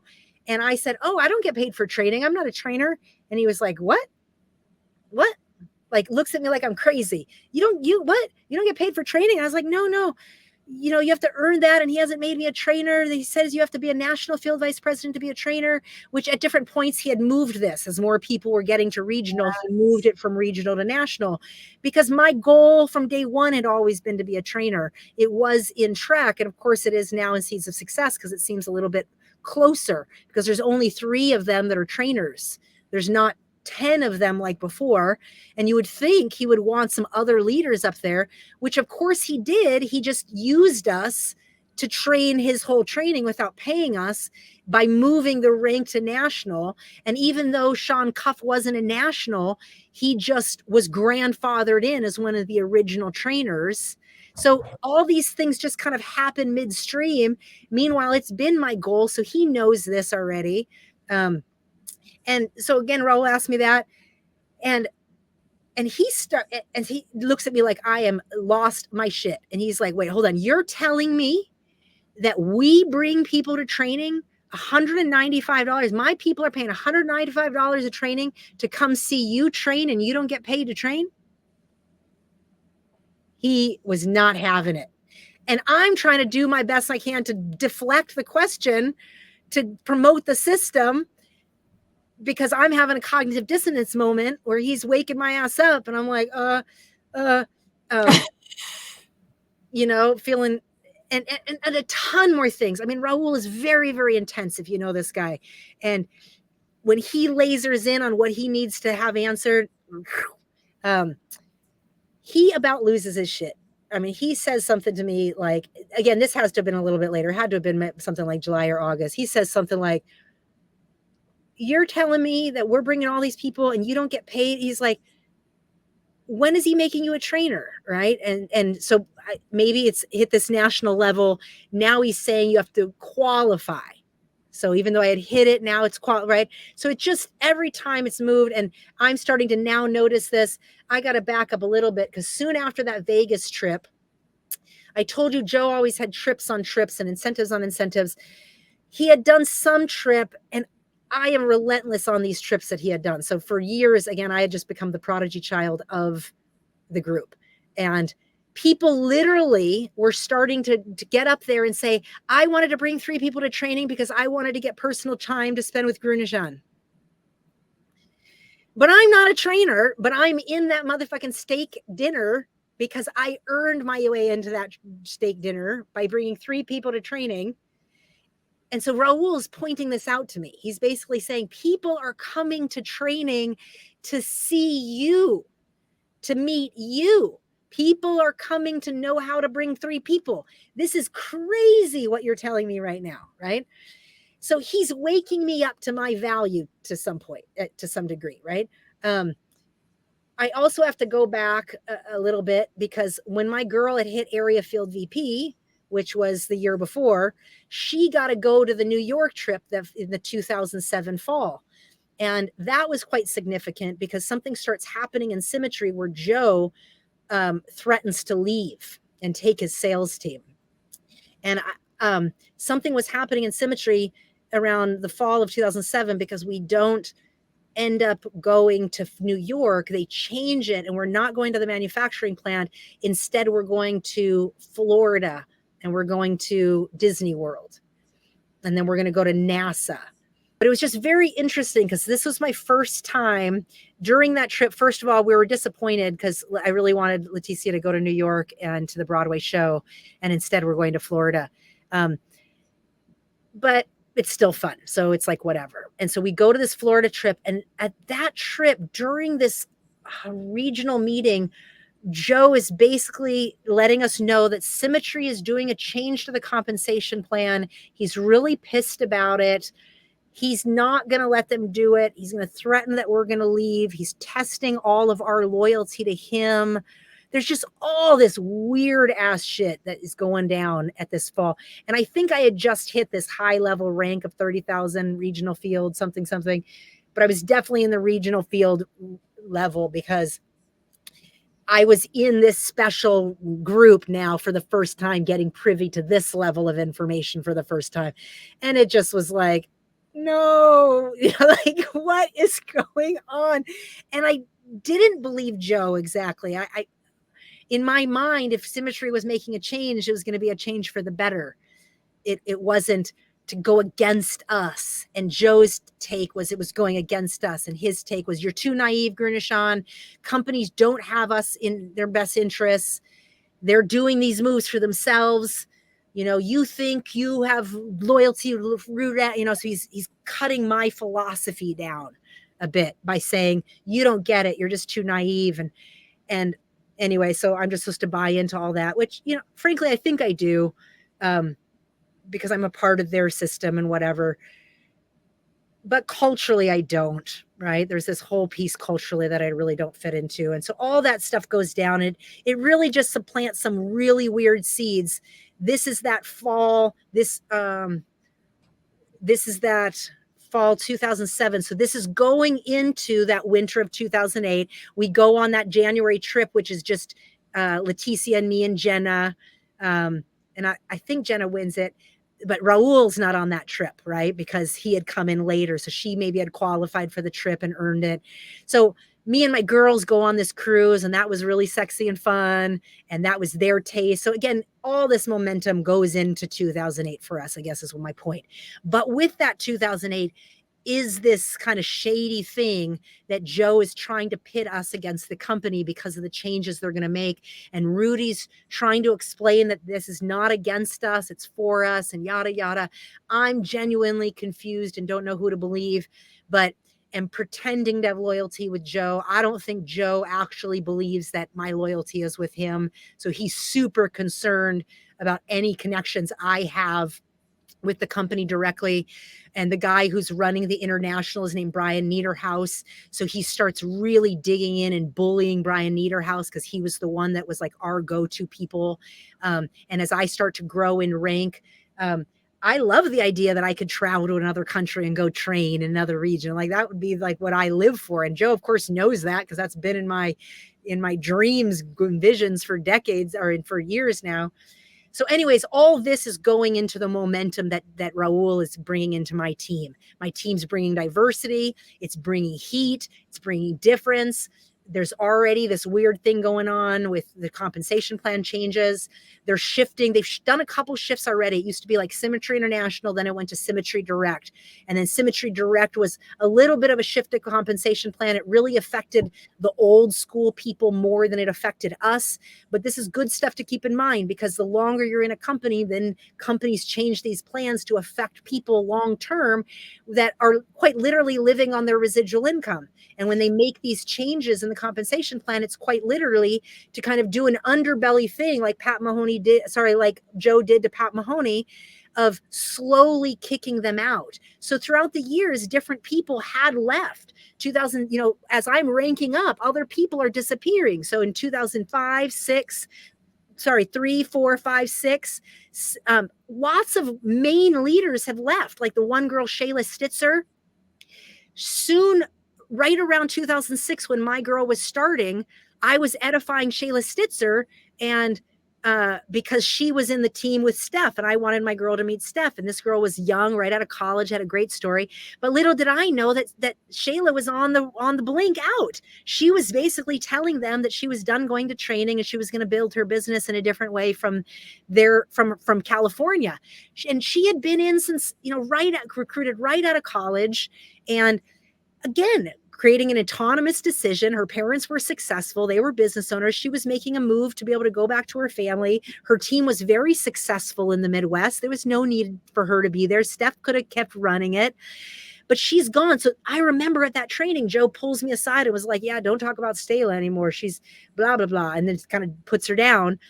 And, in those moments where these other people who had been these leaders are getting de-edified, you don't stop to say, I wonder what actually happened. You just believe the negative thing that leader says about that person. And then they don't want you to talk to that person because they don't want your mind to be infected by their negativity.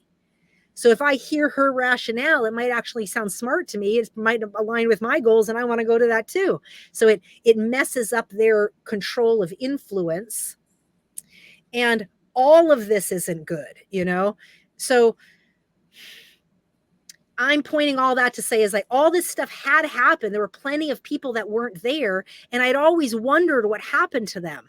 But they were major legs in Steph's team, or a major leg in Travis's team, or a major leg in somebody else's team, Joe's team. And you know they're not there anymore, but they build into the system, into the training system, why you don't talk about it, why you would never bring it up, why nobody here should talk amongst each other with it, which only goes back to the rationale of why nobody looked at me when I was bawling my brains out in that hotel, because it's built into that this is the sacrifice needed, right? It's also confusing because all this stuff was starting to happen.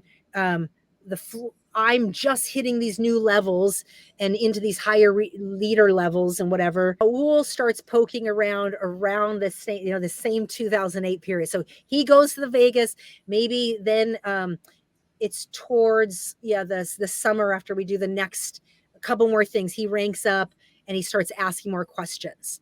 One of the biggest things that he asks is during this big promotion, there is something called a growth bonus. And growth bonuses are only available to people who are regional field vice presidents. So in the compensation plan, there is lots of different bonuses. So like even now, if you go look at Secret's compensation plan, they'll have like 12 different compensation ways to get paid. And companies do this to make it all the different ways of getting incentives. And it's all quite confusing, but half of them you don't really even pay attention to until you get to some higher ranks because it doesn't affect you, right? So somehow in the way I would teach, I would often just teach what's needed for people to know. Now, Raul's the kind of guy that needs to know the whole damn thing, because once he understands, he can. Now, I don't think like that. I don't know this. So I would hope Joe teaches that, right? Because if I'm edifying my upline leader and he can identify this and whatever.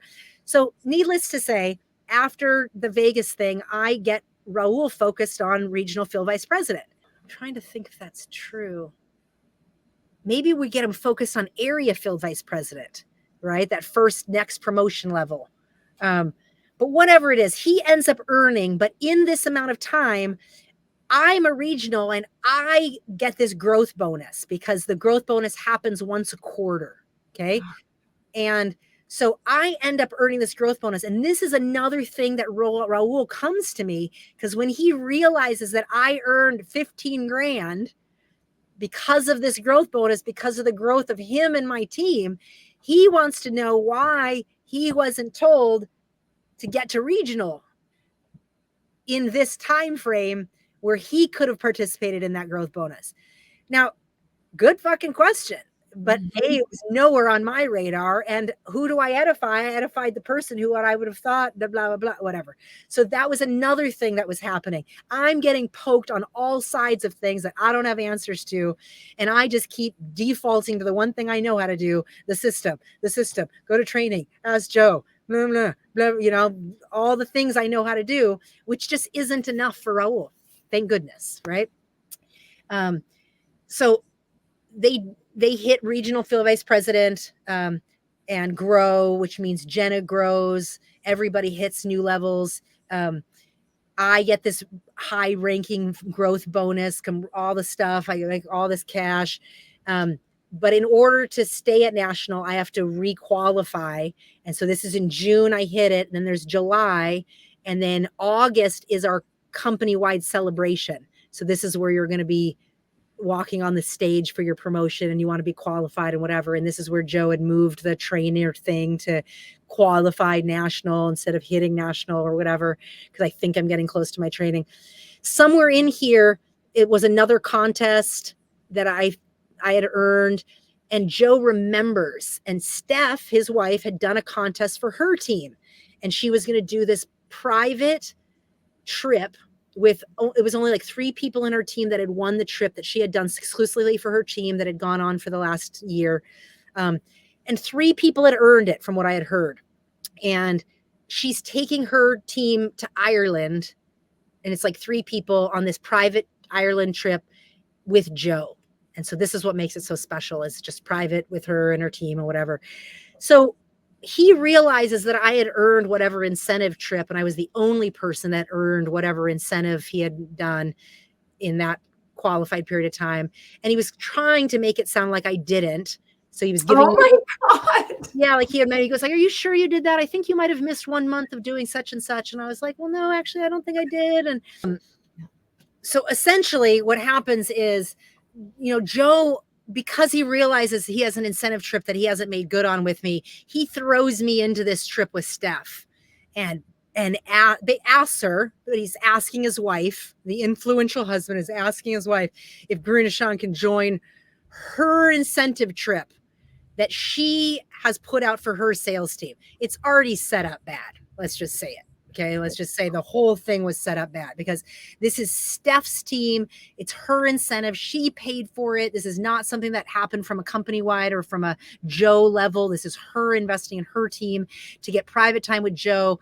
And he throws me in on it. It's a totally different wrench, right? But he's got to fulfill his incentive for me. So anyways, I get thrown in on this Ireland trip. Of course, I'm going to say yes. Like, what the hell? So we're going to stay in some sort of castle. And it's just like a short 5-day trip. I don't go on international trips for 5 days. I've earned all these cruises every year for the last 6 years. I've earned the company trips. I think there was one company trip since 2003 that I didn't earn, which was the Dominican Republic trip of 2006. But I earned every other incentive trip, all of Joe's incentive trips, every training trip, just everything, every contest I could possibly be in, I had been earning it. So whatever, I'm on this 5-day trip with Joe, but this is a totally different one, right? This isn't a huge thing. It's much more, they're just personal in themselves. It's not such a hoopla. And these are all top leaders. So they're all areas, people that I also know, the other 3 people that are there.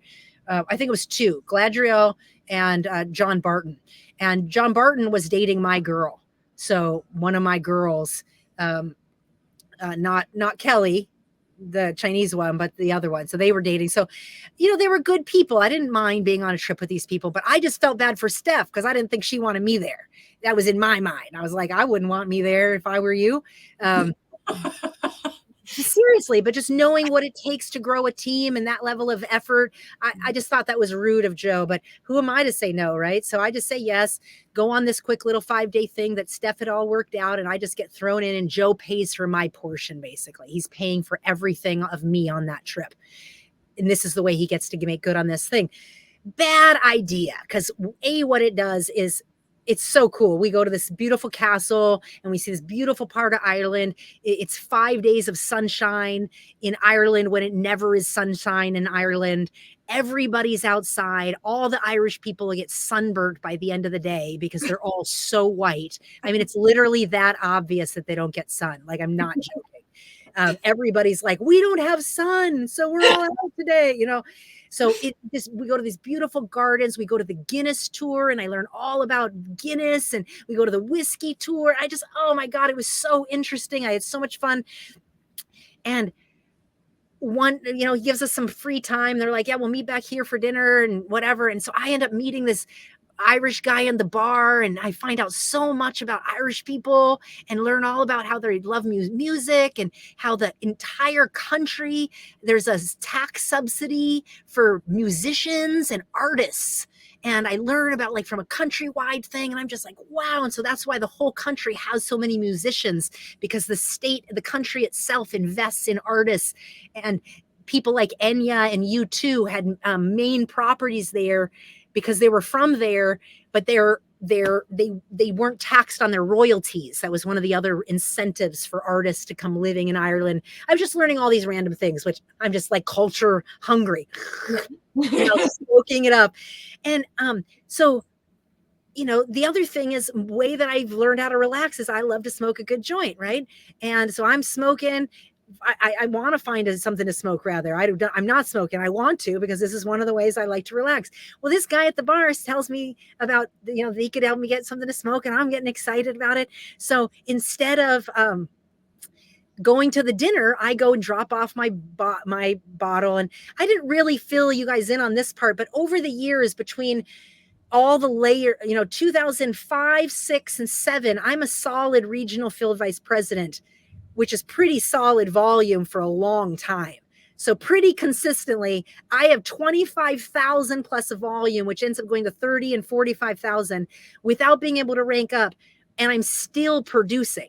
So I'm at that volume and I'm doing. So my point here is I got to a level where I had some camaraderie with Joe. He just fucking respected my work ethic. He couldn't help it, And so after the trainings, I started getting invited to come and hang out and watch TV with him and Sean Cuff and Steph and Ange. So I became friends with these people during these years, as much friends as I could. I would go and watch the game, but I remember being thoroughly confused by these kind of chill sessions with Joe. I could go before the event and I could go after. Sometimes he would comp me a hotel room in which I had to feel very thankful for, Meanwhile, he's getting a bunch of comped hotel rooms because he negotiated that with the hotels. Because when you spend that much money to have a conference and you have that many free hotel rooms booked, you can negotiate. So he's giving us comp rooms as if he's doing us a favor, but he's already built all that into his costs, right? And so I'm saying this because this is some of the ways that he built friendship with me. He would invite me to come hang out on Friday before the training and just chill in his suite. And after the training was definitely the chill time when everybody left. All the trainers got to decompress and they would hang out in Joe's room. And he would invite me to come in there. And sometimes he would invite other leaders, but it was just a moment of feeling special and normal with him. And so over these years of having done that so much, there was a little normalcy that showed up. I mean, I still never felt like they genuinely wanted to know anything about my life or my background or my history. They asked interesting questions to want to know sometimes, but they didn't really know what to receive with any of it. They just kind of were like, oh, that's interesting, which is not uncommon for a lot of mainstream Americans to not know what to do with cultural difference. So it just was what it was. I just hung out with a bunch of people that was like, cool. One of the things that was weird though, is that they would watch TV. And I was like, why are they training us to not watch TV? And these were the types of things that started to like make me realize like, oh, I can soar ahead of these people. Oh, I'm just going to soar ahead of you all because you aren't living what you say. So once again, here I am getting a piece into it. Instead of chilling and relaxing, I use that as fuel to be like, okay. Anyway, all this just goes back to say, I had gotten to know Steph and Joe and them a little bit more, but I was still always kind of GuruNischan. Hey, GuruNischan, I was never competition, let's say. So it's only when Raul joins my team that I start entering to the ranks of real competition. For who? Angie Ryder, Steph. Now, I'm not really competition for Steph because Steph is doing twice as much as me, at least 100,000, maybe even 150,000 by now. And she's way up there volume wise. But it feels like competition. It feels like competition when somebody just goes regional in another person's group and I'm on stage and and now I get invited onto her Ireland trip. Okay. I had just hit national, by the way. So I had just hit this higher rank. I have no doubt that he was probably doing that to fucking get at her. That he was using me as an incentive to her. Like, I don't doubt, because that Florida trip, I go off to try to find my smoke, and I had already smoked with Joe. So this is not a secret. This is why I'm telling this part of the story, because I go to the dinner real quick and I whisper to Joe, I'm going to blah, blah, blah, blah, blah, thinking I can just tell him whatever, because this is kind of like our inside. We had, hung out and done that thing before. Leave for dinner. I leave them at the dinner thinking I'm going to come back in 20 minutes. My Ireland dude takes me to the fucking countryside. I mean, he takes me far away. Like, I'm not coming back to the dinner anytime soon. But I didn't know that. I'm just GuruNischan the adventurer. And yes, and I haven't had this kind of free adventure since I went to Germany in 2005, right? Where I was on my way of travel and just felt free and not in this incentive trip and all the things. So I'm not scared. I'm loving. He brings me to this interesting area of Ireland, and I'm learning all about it. He brings me to his home. He shows me his musical instruments, and we smoke, and I have so much fun. And totally realize I can't go to dinner and no cell phones, you know. And so I have no way to communicate them. I can't send them a text. I can't do anything. So I just let it go. I just said, you know, Joe's got to know I'm resourceful enough to get back to the hotel. And so that's what I do. I just kind of enjoy my night and I end up back at the hotel. When I tell you I got stone walled the next day, we're at the castle and we come down and Gladriel Jung, John Barton, Steph, they won't talk to me, look at me. Joe won't look at me. Nobody talks to me. They all ignore me. And, you know, I go and I had whatever, I think when I had arrived, I had obviously said I made it safe. I called them when I got to the hotel or stuff. But anyways, I just get reamed a new one that, you know, Steph, you know, basically Joe was worried sick and how could I possibly do that to him and all the things, blah, blah, blah, and how disrespectful and just, I just get killed a new one. They don't talk to me for the rest of this. That's basically the last day, basically. So we're wrapping up. We do whatever we're doing that day and we're flying home the next day. So I obviously caused them a heart attack and all of my free adventuring. I had apologized. And again, so this is that June, right after I had ranked it to national. I have to rank again to in July. And then that next thing in August happens. So anyways, that was that trip in Ireland. There wasn't much more to it. It was really a fantastic trip. I didn't belong. I don't think I should have been there in the first place. And I ran away and had some fun. And that totally was the worst thing ever to do to Joe DeLisle. So I come back and our relationship is on the rocks. Steph hates me like a gem.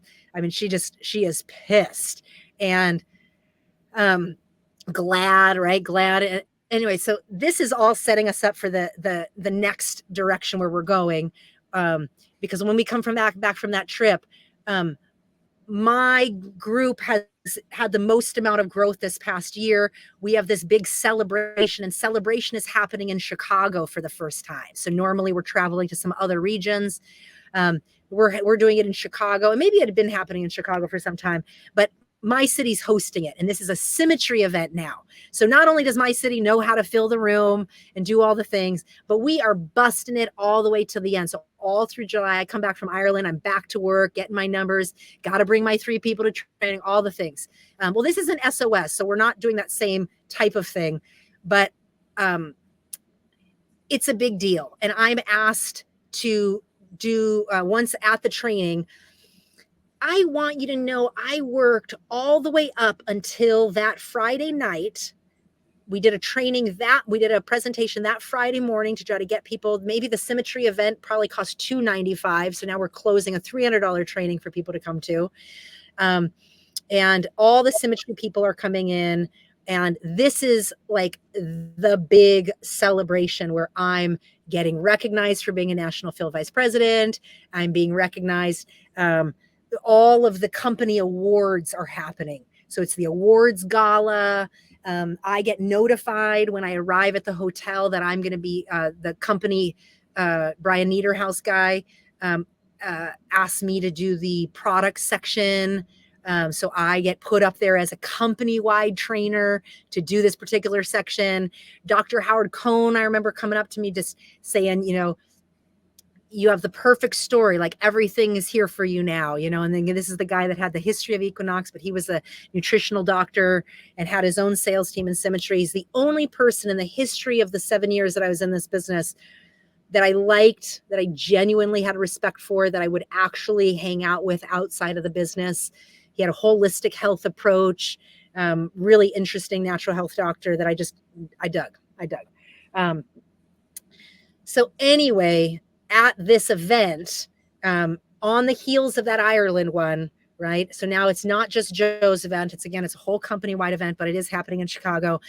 I work all the way up to that Friday, get all my stuff. I have my own company things that I'm doing within my own group, right? I got to get all the food and the drinks because I'm hosting my own events for my team now in my luxury suite, because this is how it goes. Once you have a big enough team, then you got to do events that your team is earning for private time with you so that your team can promote private time with you for their team to earn. So I'm hosting those types of things, champagne toast or a pre-appetizer, whatever. I don't have a gala dress. Good thing the hotel is right by this mall. And so on my way from the city, because we're downtown, out to the hotel, I stop at this mall and I find myself this gorgeous gala dress and I get myself these gorgeous shoes. I found it on sale. I was so proud of myself. And my point is, I'm just doing all this last minute.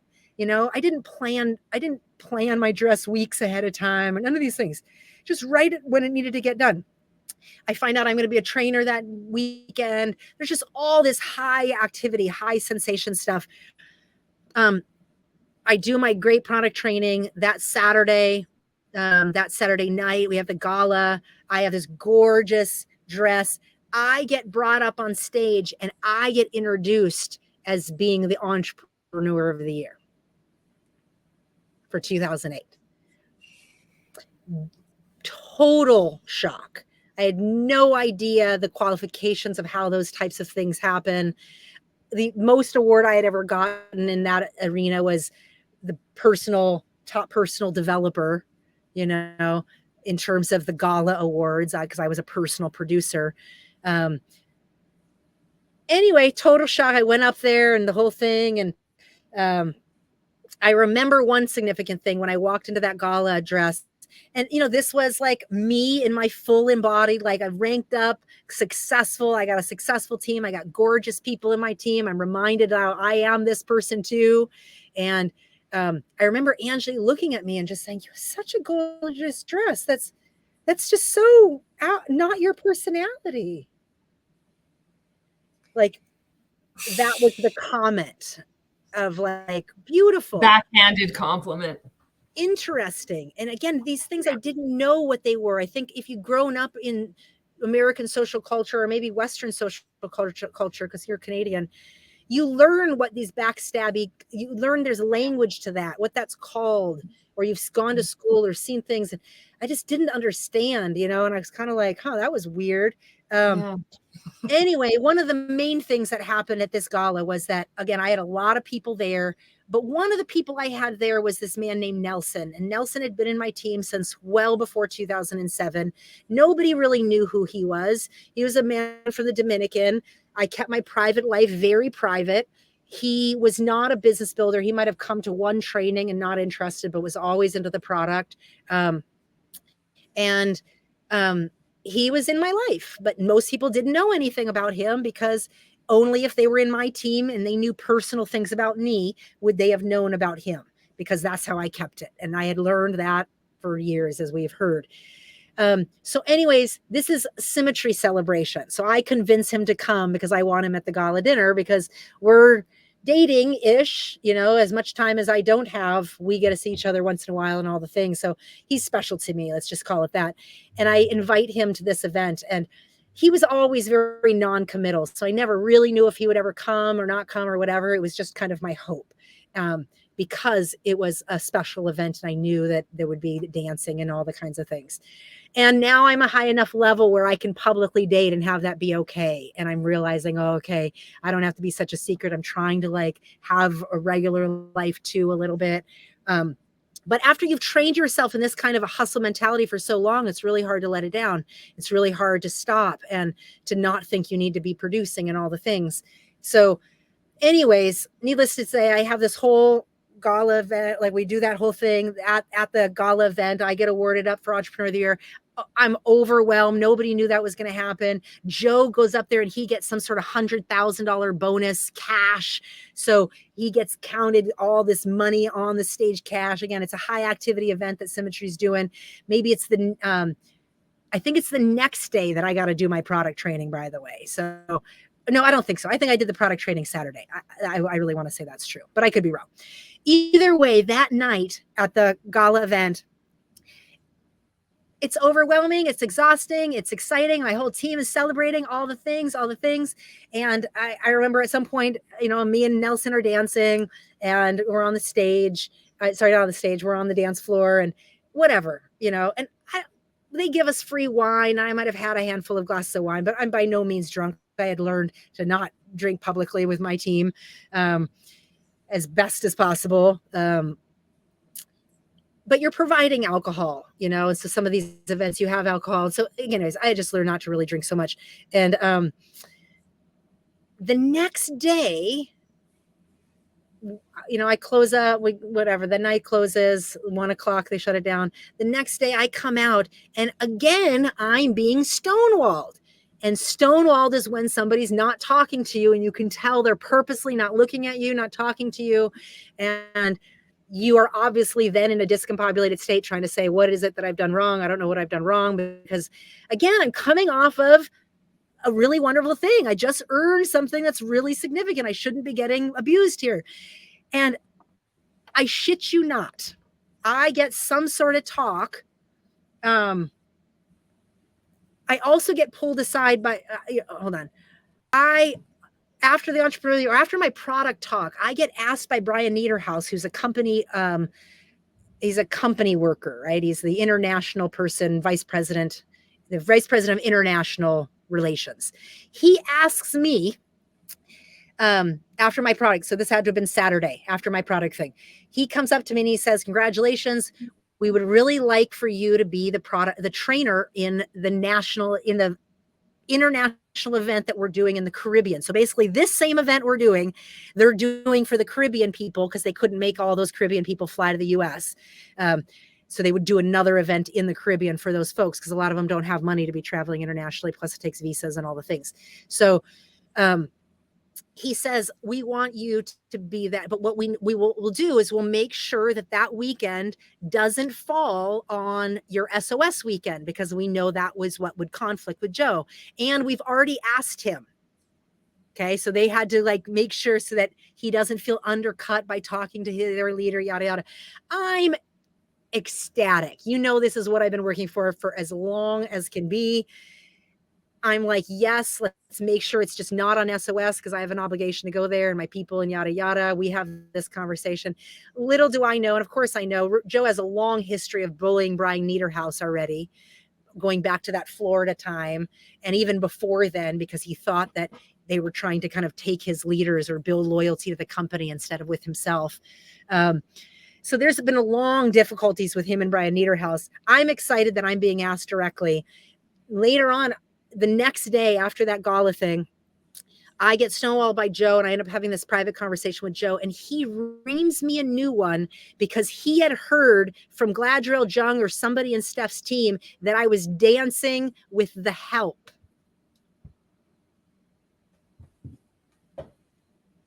Holy shit.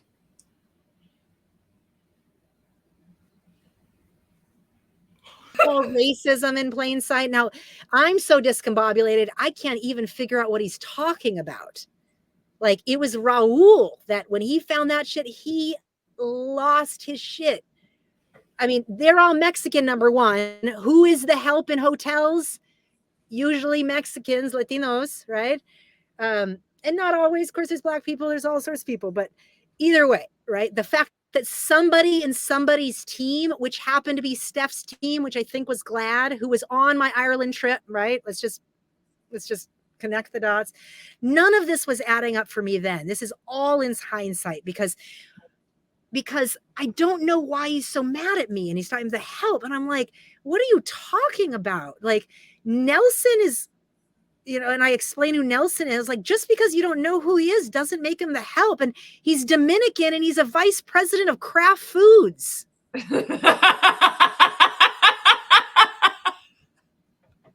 You know, and so I think he apologized or whatever. Oh, I'd heard whatever. And again, it goes back to these people who tell on people. So he has these people that are working to tell people, here, I'm not being a good leader. And somebody thinks it's their responsibility to say, oh, I drank too much, which I hadn't drank too much, but they're not doing. I'm fucking an emotional state and I'm hugging on my guy, dancing, probably crying, emotionally out of my mind because I just won entrepreneur. I've worked. This last couple of years have been intense. There's nothing wrong with this celebration. There's nothing wrong with this public display of attention and affection and love. And yet I hadn't ever done that in front of people, right? I had never shown myself. So here I'm getting stonewalled after exactly. I mean, the first time doing it on the coming right after this amazing announcement where you feel so good, where you already never have done this before, and then it's getting like pummeled as if you're like you've done something wrong and you haven't done something wrong. Oh my gosh. And it just steadily continues. Like his berating doesn't stop. Like the next couple of months, something shifts in Joe and I am under attack, and it is weird. And I don't fully understand it. It's kind of how you feel when you're being gaslit because you think it's you. And so you keep looking for things that you could have done to correct the thing. But he's getting on my case for just things that just don't make any sense. And now I'm trying to justify things that he would have never gotten on my case about. So, the help thing happened, and I corrected him. He apologized. But what happened was the next month, this is where I mean about the weird thing. The next month, instead of when I'm supposed to go for the international trip, at the last minute, Seeds of Success changes the date of their weekend training. And so, quote, I can't go for the Symmetry event. And so I have to call Symmetry and say that I can't be their trainer for their company thing because at the last minute, Joe decided to change the thing. And then I said, did you change it because Brian Niederhaus asked you if I could be the trainer? And he was like, oh, you would think you're so special that we would train the entire training for you. So now he's getting. That's exactly what he did. Because he fucking did. That's exactly, oh my God. He's gaslighting me in this moment that I said, are you doing that because you don't want me to go because you know that Brian Niederhaus asked me? Because Brian had informed me that he had talked to Joe first out of respect. Right. And so now Joe does this little blackball move. So why? So I don't get the recognition I know I crave and need, that I've always wanted, because he knows I can easily become a company-wide trainer and not be loyal to his team. These are things I don't know. I don't know that that's what's going on in Joe's mind. I don't understand what's going on. He gaslights me like that because you think you think it's all about you, huh? You think it's all about you now, do you? So now he's using these very things that you've had to, annihilate in yourself to get to these ranks. But once you're at these ranks, it's perfectly okay to know that you're the leader that people want to talk to. It's perfectly okay to know that you can enjoy life, and that's a part of the lifestyle that we're selling. But you're now being told you can't do the very thing you do that got you to the thing. So lots more things like that happen in this next month, this September month after that August event. There's just some really horrible things like this. And I'm still in productivity. I'm still bringing my 3, still getting my 8. But this is leading us up to this finale, and I'm going to wrap up this section with this because the finale is just too much detailed and too horrific to not let it be its own whole section. The demise is sick, and it really is starting with this. This is the beginning of Joe's and again, all I can track it back to is that Ireland trip, because that was kind of the start of me being different with them. And then here I am bringing, someone who cares about me in this space. And Raul is already starting to poke holes in all the things and ask questions. And so it's this September time that I think he's really digging in. Raul's really wanting to know about, when are they making you a trainer? He is relentless now. So Raul's coming in like, they need to make you a trainer. He needs to make you a trainer. I'm not going to keep bringing my people to his training if he doesn't make you a trainer. Like, this is crazy. What's going on? And he's starting to see that there's manipulation in the incentives. And he had already gotten pissed that we hadn't told him to get to regional field in that growth bonus period of time. And so he thought that was a maneuver to hold him down. So he's just seeing all these things that I didn't see, but he's seeing it from a much larger point of view. And thing I'll say in wrapping these things up is that when you've been going to a training system like this, again, I had been going since 99, but not as religiously. Of course, I was going to training every month. I was just doing it in my more of sense of freedom ways. This system is different. That what started in 2003 in Chicago for me, working Joe's system, was a cognitive intentional decision to go further into the system, thinking I'm learning a real tangible skill set that I can produce and grow. And so this finale we've gotten to is that I've grown through this guy's system, doing what he said to the T. Follow the system, get 8, bring 3, the training will build your business. I am the living prodigy of this training system. Joe can't deny it, but what he can do is he can start to fuck with my head and fuck with my leadership capacity. And this is exactly those types of conversations, the maneuver to not let me be able to be a trainer. And again, I wasn't being asked to be a trainer in Symmetry. I was just asked to be doing that one event. So it could have easily been supported and wasn't, and so now I'm starting to really, I might remember some of those more details, but he's just starting to ride my ass about things that are not my fault. They're discombobulating, and they're intentionally gaslighting, manipulative to dysregulate my brain and make me start seeking Joe's attention again. Something like this. Not like I had ever lost it, because I'm still very much committed to his system, but in his mind, that's not what's happening. And again, this goes back to whatever was happening with Florida and whatever he thinks the company's trying to do against them. So he has this whole other world that he's playing in that I don't yet fully see. I know he's not very trustworthy in the world because I've watched him through all these years and the way that he thinks. And it's reminding me that the things he says on stage and the way that he actually is in everyday life are not the same person. And there's nothing that I dislike more in leadership than somebody who acts one way publicly and somewhere else privately. So I'm learning that that's all these people. Slowly. And in my mind, I am just using that as my internal motivation to prove all these motherfuckers wrong and to one day walk away with my residual income, because I just don't need to be doing this anymore. And this is truly what kept me going, because I believed it, and my growth patterns proved it to me. My sales team proved it to me. What the company and the way the company was giving me notoriety and connection and attention in what I felt was genuine, healthy ways, not incentive ways, not carrot chasing ways, but follow through, good quality prizes, good quality things that actually enhanced our lives. Things that mattered, like, it's silly, but we would get things like, you would earn certain things, and you would earn like a wooden box with the Symmetry Corporation built in, nice wood. And it's like a wooden pen, Oh yeah. So Wow. silly.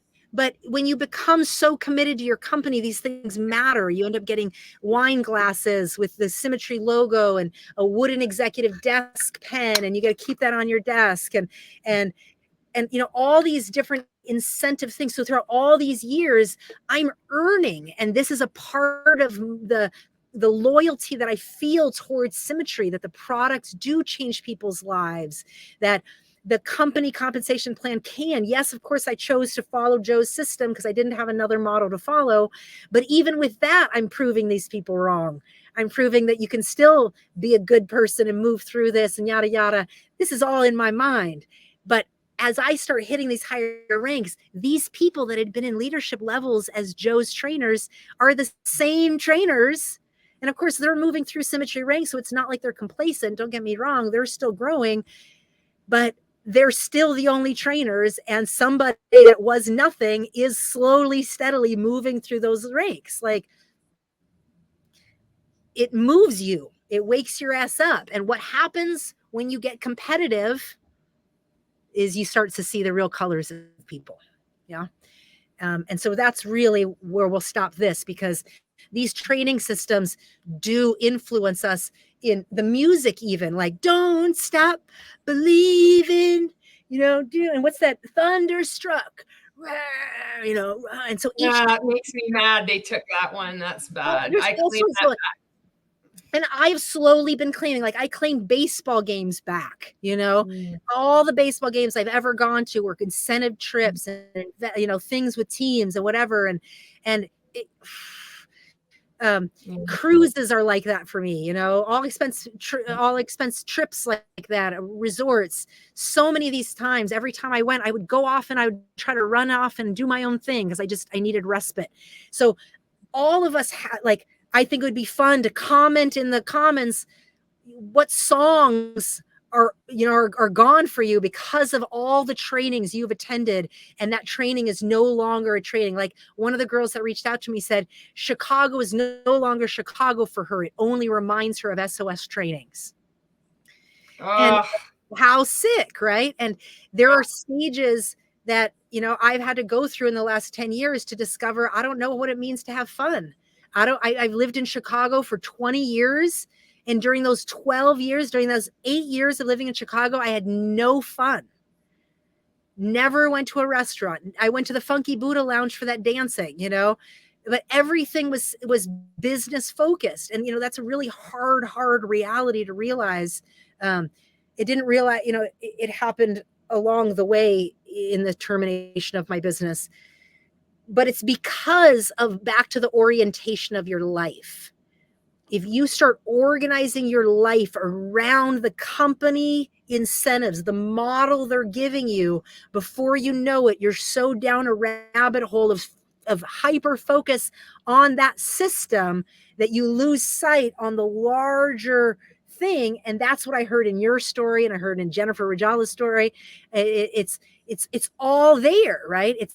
You don't know what you end up in because you ended up in this 2x2 system. All you need is 5x5. Just bring 5 people to 5 people to blah, blah, blah. And you start focusing on the lingo and you just end up deeper in the rabbit hole. That's how I became the prodigy child of these trainings. People were coming to the trainings to spend time with me to find out how to grow, but I wasn't getting paid for the trainings. I was earning every one of those. And it's a part of what made my story so significant is I never stopped personally enrolling 8 people. And so you can't cut a leader that's growing. And Joe didn't have many options to figure out how to get to me. And the only real incentive he had for me was making me a trainer or not.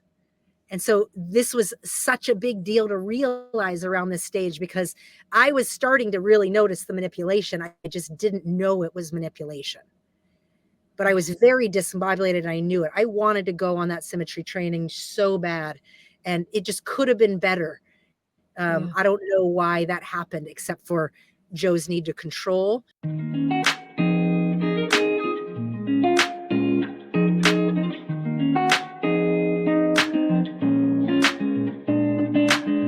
So I'm realizing after telling all that story today that this part really activates me. Like I can actually feel those days from 2003, 4, 5, 6, 7, those days of working the office system, learning to cold recruit, learning to organize my time around these 30-day cycles of promoting the training system. And throughout these years, one thing I really want to point out that I'm feeling so active in my body is that the training system changed. Like as the trainers, those top leaders, Travis, Steph, Sean, and Joe, when things changed in the company, when they got better scope of things, they always changed the model. And so when you're coming up in the ranks of these things, you're just paying attention to the thing that your leadership team is telling you to focus on. And so that's why they would be layering their personal seeds of success workshop contests overlaid with whatever company things, because they really wanted their teams to be focused on what they called the habits of success. And so there were just a ton of different changes throughout these years until the system solidified, let's say. And, you know, when you're the low ranks and you're at field VP, which is only 5,000, and you're talking about your upline leader is doing 100,000 plus, right? You've bought into that idea that, okay, they know that money system, you're going to learn it. And you're just following what they call the model, the 1, 2, 3 model. And so when it changes, it's like move left, you say okay, and you've been trained that that is the model of success. Is when someone more successful than you says turn left, you turn left. You don't say how come, you don't say why. And so what I'm feeling as the activation is that all of these patterns and habits of success were compounded over time, because not only did you learn them, but then they got changed, and then you learned it, and then they got changed. And this is just within his training model. And that's purposeful, one, because they're trying to figure it out, right? And as they figure things out, they're like, oh, let's do it this way. Just like it started off as Seeds of Success, and it grows to this brand called Rhino Success University. And they had the apparel of the rhino, and a part of the training, and the different people that did the training would do their story of having thick skin and being resilient, and being willing to sacrifice like this. And so again, the concept of being able to duplicate as you grow through the ranks, what I noticed was, again, a lot of the things that people would preach from the stage as these trainers, I just got to know them because I'm at this level of RFVP for quite a while, and not necessarily growing beyond that, because I don't have a lot of quote duplication. And as I'm noticing the like the TV thing, and as I'm noticing the incongruency, I come from incongruency. And so I wasn't interested in saying this and doing something else. And so that was just kind of one of my inner moves to be like, that's not what I'm going to do as a leader. And the one thing I had control over was what I personally produced. And so I took that message to heart and just became that top personal producer. And then the top personal developer is when you get success, you help somebody get started and you help them get 8. And then you get somebody started and you help them get 8. And maybe down that line, I'm helping somebody else get 8. I'm just digging for leaders. And that was one of the main concepts they're teaching through this training system at Seeds of Success. Is it's not the person you recruit, but it's the people, the gems you can find. And that's one of the stories they talk about, where you're digging for gold, right? And just before reaching gold, and there's this story in Think and Grow Rich about when somebody stops, and stops digging for gold. And, there was this whole success mentality built into the training system. And so over the years, between 2005, 3, 4, 5, 6, 7, Joe is literally giving us self-development CDs, like for Christmas at different levels, you'd get different bonuses, but he'd give everybody these bonus, these Christmas presents, which were basically self-development CDs that he's ripping. So he's splicing different audiobooks and having his minions do this free labor of making all of these CD sets. And he bought these like 10 CD towers, and has his minion making all these things and making these gifts, and he would give those away at the trainings. The noble leader.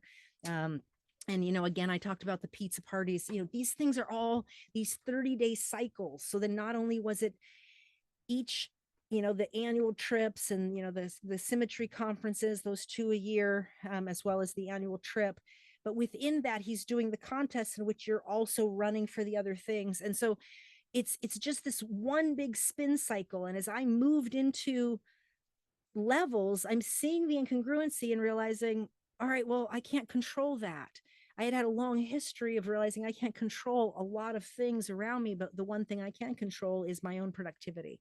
And so I became known for just being that personal producer, the person that's just going to do it, right? Go to work and do it, and then teach other people how to do that. I mean, they called me the beast. I was just always focusing on my personal production. I was the lead by example. And that was one of the biggest things they talked about: lead by example, lead by example. So that's the one thing I could control, was my productivity. People are going to follow what I do. And that's what started to happen in my group. I'm feeling so activated by it because the amount of control that he was having on our lives from even the self-development CDs that he's giving us, they're not the full CD. They're parts that he wants us to hear. And he's taking out the parts he doesn't want us to hear. Like if any of us would have gotten and bought the book directly, we would hear the whole thing. And there were plenty of people, independent thinking people in this organization that were doing that. So they would kind of wake up and be privy, and maybe they would skedaddle or just do it their own way. But somebody like me who's all, focused in, I'm just duplicating that process. So by the time I get to kind of this leadership where I have offices, I now have a CD tower, and I'm taking the CDs that he's giving to me and having my masters. And now I'm having my people who are my minions, who are, again, people that I've helped to get maybe 8. So they have their 8. The minimum is going to be that minimum marketing manager. You're enrolled, you have a $100 order, and you have your 8. I have lots of those people, but those people are probably not actively enrolling 8. And so now these people are working to help me do these productivity tasks to help support our team. So it's quite literally a duplicated process, because the only thing I have to match and model as I become a leader in this regional field vice president level is, which I hit around 2006. And I'm steady there. I don't have all this wild growth, and I don't have all this great solid legs, but I have lots of width. And the width is that I have a lot of people that have their 8. That's a minimum marketing manager. And then you can develop people to senior marketing manager and then field vice president, which is, levels 8. And then you're growing to 2,000 points a month, and then to 5,000. So it takes time to grow some of these people because they might not be real producers. So when I'm talking about my team, where I talked about when Leticia started, or in 2004, or Kelly that starts in 2006, this is quite literally how long it takes me before I have, quote, producers on my team that are on desks and actively bringing people in on their own without so much of my guidance. And so that duplication process is essentially what they said would happen if I focused on my own personal productivity. And so here I am just watching this system come to fruition, but built within it, I've experienced a lot of really key moments of abuse that I can't even recognize as abuse. I just kind of try to brush it off and keep focused on what I'm doing. But I really want you to hear that it's the training model that we're getting all of our information, our training and self-development, how we should spend our time, organize our time, how we should balance our books or look at our budget. So the budget is this very simple model of making sure we're paying our bills. But as I'm moving into leadership, I'm not getting more advice about what to actually do with money or how to organize myself or any of these things. And it's also important to note that I have no idea. I've never been mentored in this capacity. So especially when I start getting loads of cash from my offices and desk rent, that's a whole level of blank for me. Like I really kind of don't have any idea. I mean, it's a little wild to think about that, and why I didn't know how to save or put money somewhere or what to do with it. I'm certain I just had it in an envelope stuffed under my mattress, because people are giving me cash rent every month. Even just the whole liability of having 2 corporate leases in the city of Chicago and having no idea what any of that means from a city and state tax point of view. I was smart enough to be getting my taxes done by then, which is good. And I was, having a real basic tax organizational system that Joe Delisle had given us and disseminated through Freddie. And so again, I'm thinking I'm getting professional, healthy mentorship when it comes to business and growth, and my numbers are steadily growing as we see in my productivity and growth and in my checks. But there's so much activity for the next thing that's happening, which is a 30-day cycle for our training. And then whatever contest you're going for and all the things. So with these contests, you have to have that minimum X amount of people coming to training. And so because he builds in the training, we're buying our self-development from him. He's giving us self-development CDs that we're then duplicating through our teams. He's then forcing team networks where people are in other teams are working in my office and people in my team are working in other offices. And that's built into the system because it's supposed to support healthy growth. So people don't become dependent on you and you don't focus and center yourself. You realize that people grow because of the system, not because of you. So that's the real mantra. It's the system. It's not me. And going back to that testimonial where he was correcting me on my testimonial after I won that San Francisco trip, that was the first time I realized like, oh, there's a whole way you're supposed to do this. And he wanted me to follow the system, which is thank my upline, right? So that it's the system that helped me do this. It wasn't my work ethic. It wasn't that I have a dream to be able to go back to Africa and live and have my residual income, that this is the beginning of that. You know, I didn't get to say what I really want. I had to minimize what I was saying and wanting so that I was duplicatable. So essentially, I was learning to dumb myself down to tell a simpler story so that it was more relatable to more people, so that people could then have a me too or an aha moment with themselves that says, oh my gosh, I can so relate to that. So instead of saying who I really am, I would say, you know, I used to work in education and, you know, I learned that, you know, I couldn't really pay my bills. And so you're just, you know, simplifying a story that makes it a little bit more generalized. It's not as personalized and it's not as unique, but it allows for more, quote, proper duplication. And what happens as we were moving through the training system with Seeds of Success is when you're hitting again these AFEP levels and regional field, I'm now in these circles where I'm hanging out with Joe and Steph and Ange and Cuff more often and just regularly because I'm just in Chicago and that's where the training is. So I got to just chill out with them. And again, I'm just kind of seeing them on the backside. And, you know, that's motivating me to realize, you know, I can still do this. And so I just kept staying in productivity and kept staying in productivity and kept staying in productivity. And we just got sharper and sharper and better and better. And we're following the system to the T, right? We're ordering the flyers. All of our production tools we were buying from Joe. So our flyers, we were buying apparel and we were promoting to our teams to buy apparel. We're getting the self-development from him. He's telling us what books to read and not to read. You know, every time someone left, there was always kind of like public crucifixion of that person, or it was just never talked about. And so there was just a lot of people that kind of slowly disappeared and you noticed it, but you just kept it moving because you were so trained to just stay in your lane. You don't make money on your sidelines and you don't make money on your upline. You only focus on your downline, right? And if you don't have a downline, then you focus on your productivity.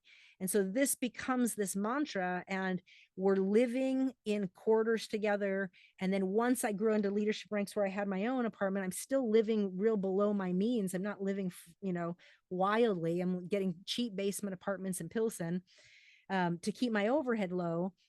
And, you know, everybody else is now living in my people. I'm helping them follow this system where they're doing their budgets and I'm helping them get a part-time job and I'm helping them transition to full-time and get a desk and helping them get the basic productivity in the business to be considered warriors in this business.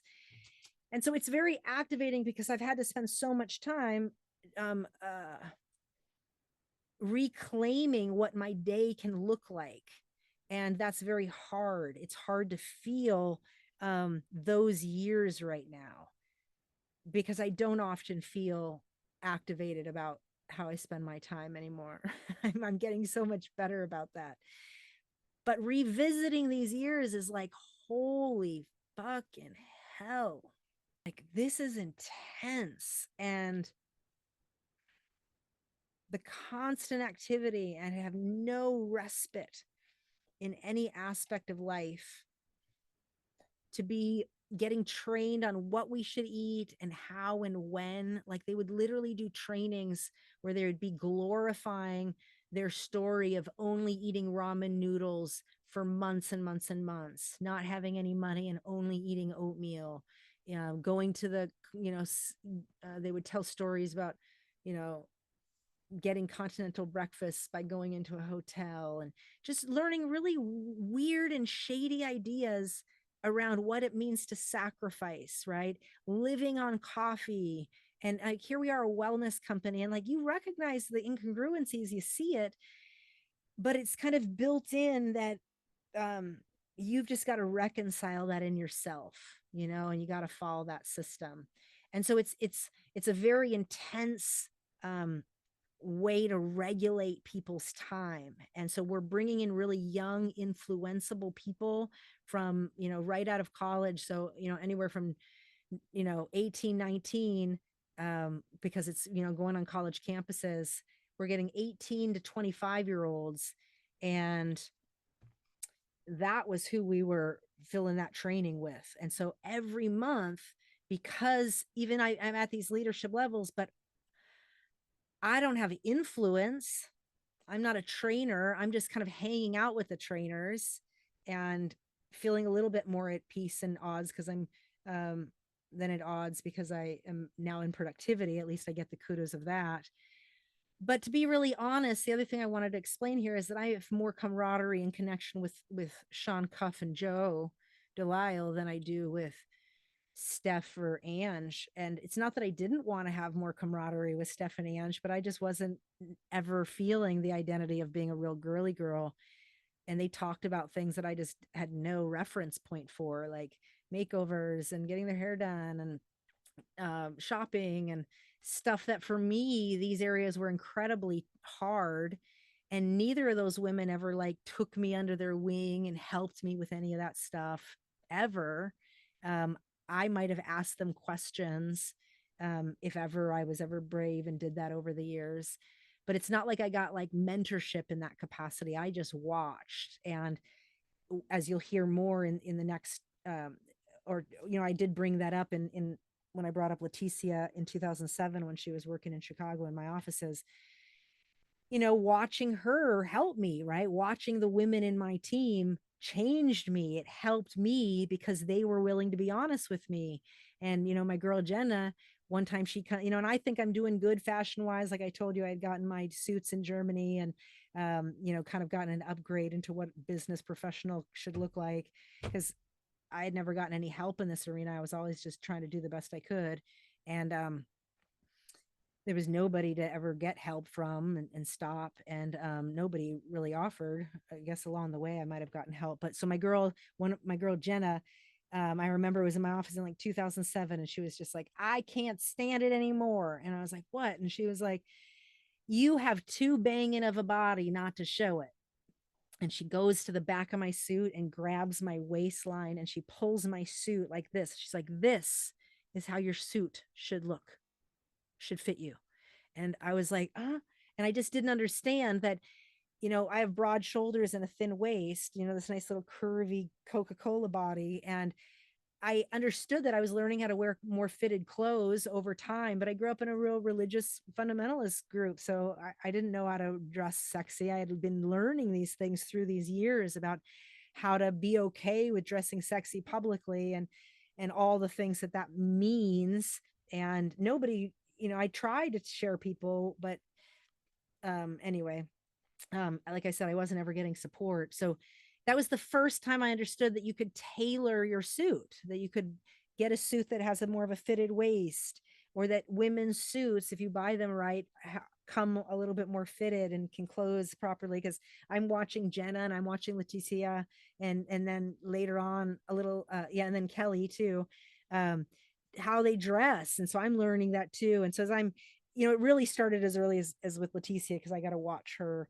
And this is really quite significant because this is quite late. We're talking about 2007, 2000, 6, 7. Yeah. I remember going on a trip with Kelly and Leticia, and we were on the cruise and we're all wearing bikinis. And my girl Kelly is like, people work really, really hard for that. And she points to my stomach. And I was like, what? And she was like, that. And she points to like my cut lines on my body. And she's like, that. It's called abs, and people work hard for that shit. And I know you don't, because I watch you working in the office every day, and you don't even work out. So I don't even know. And so it was like some conversation like that. But hopefully that gives you a glimpse into just how a fish out of water I've always been. And only now that I'm growing into leadership rank am I starting to get some support, because my team, who are these badass, beautiful women, of course, I have other people on my team that aren't as badass and aren't as beautiful, but they're still good human beings, and they got their aid and they're doing the best they can. And I still help everyone, you know, who's working in my team and otherwise.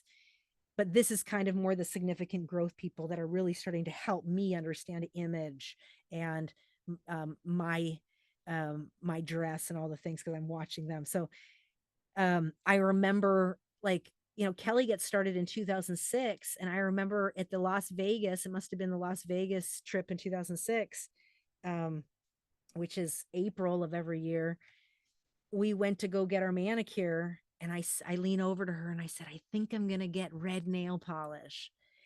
And I tell you, I said it like I think it was like the biggest thing. And she says to me, no, because neither of us were really like that. Like, we were just kind of like a little bit more tomboyish and kind of like rugged and like super just like get stuff done. Like, tell me what needs to get done. Once I understand it, I may not believe you, but if I ask enough questions and once I understand it for myself, then I'll just do it. And so once she understood, we were similar in that way. And so anyway, my point is that nail polish, getting red nail polish in 2006, you know, these were cultural assimilation processes that, even though I had started them so many years earlier, were only really starting to solidify in my own sense of identity, like to have a choice of saying, I'm going to get red nail polish.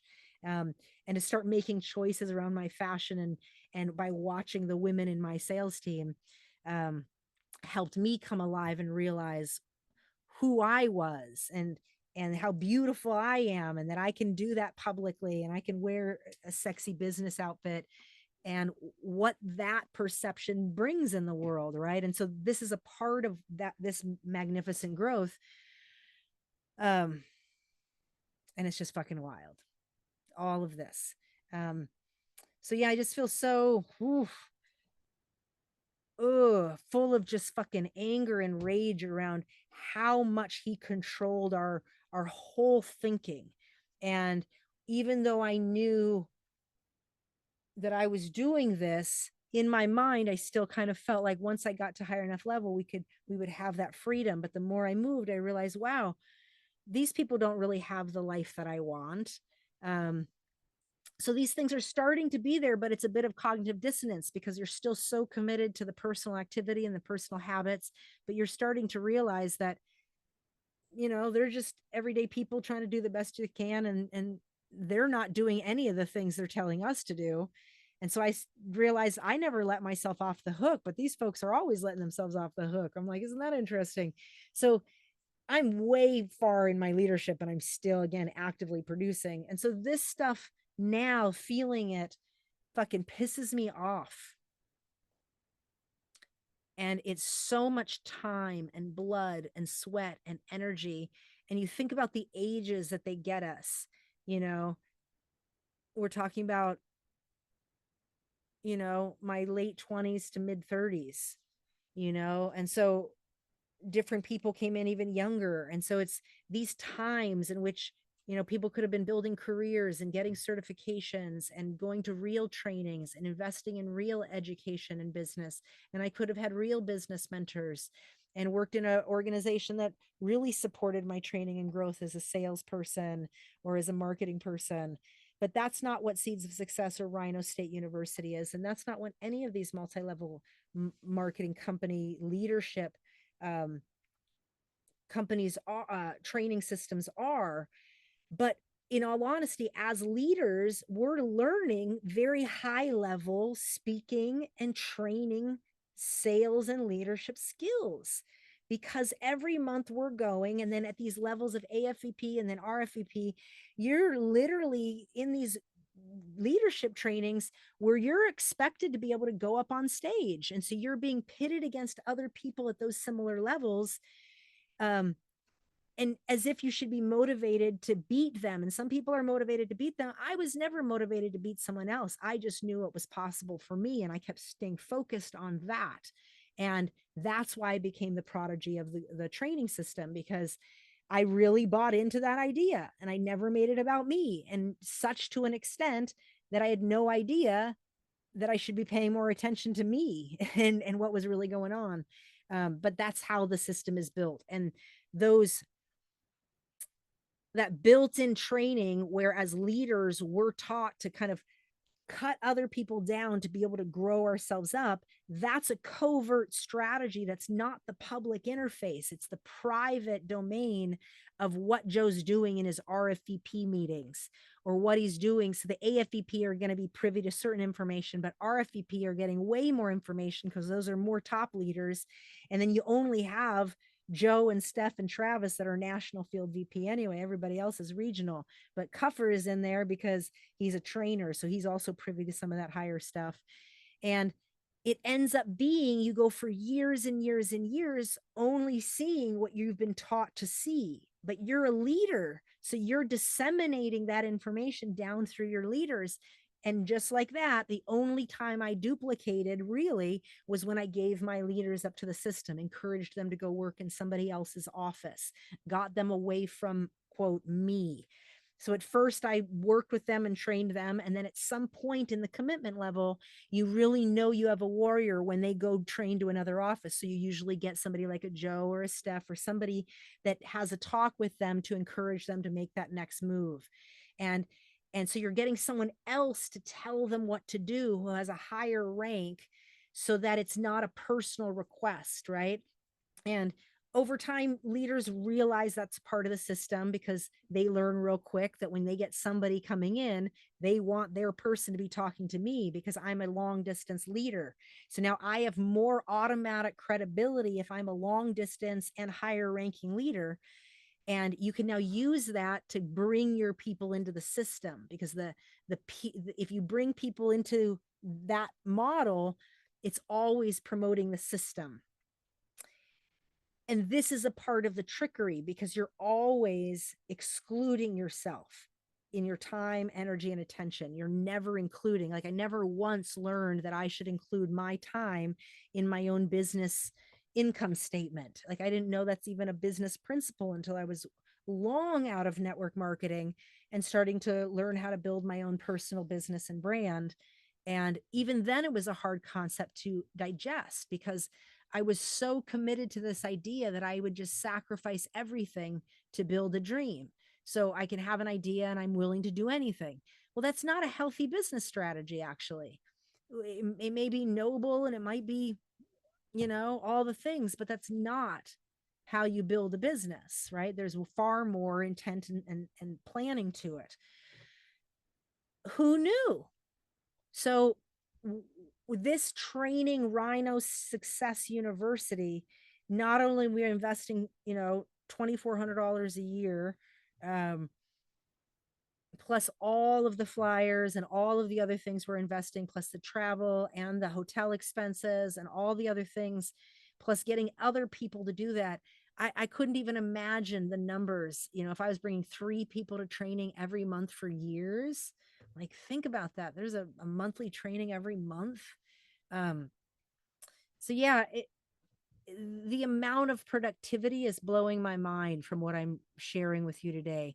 The amount of trips earned, the amount of side trips that he gave to, that he had us earning along with everything else, the daily controlling of our time and our thinking habits to control the relationships that you were having or not having.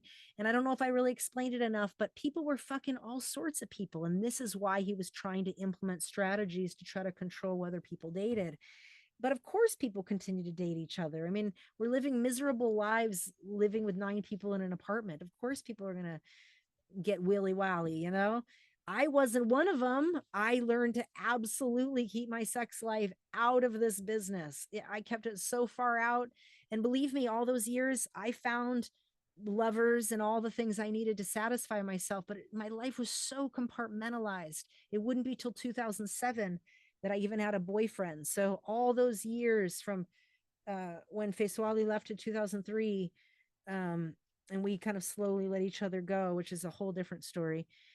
I didn't date. Like, fuck, think about that. I'm like beautiful prime 24, 25, 26, 27, 28, 29, 30, 31. Oh. And, to control people like that. And, people are a lot younger than me at that point in time. So plenty of people were messing around. And, when I found out about Kelly and Aster and she said they loved each other, I'm like, love that. Like, I'm not even going to touch that. That's all I know. I just left that there. And, due respect. I don't even know what to do. And, there's more to that story as we tell it, but the other significant thing is that by the time my other girl, Leticia, was growing around, she was like area field. And I found out she was dating somebody who's named John Barton. And he was, also growing, and he was growing to area field. He's underneath Steph's leg, and, so people are cross dating from different teams. So now Steph and me kind of have a commingle leadership line of two people dating, and these things can kind of turn political and interesting.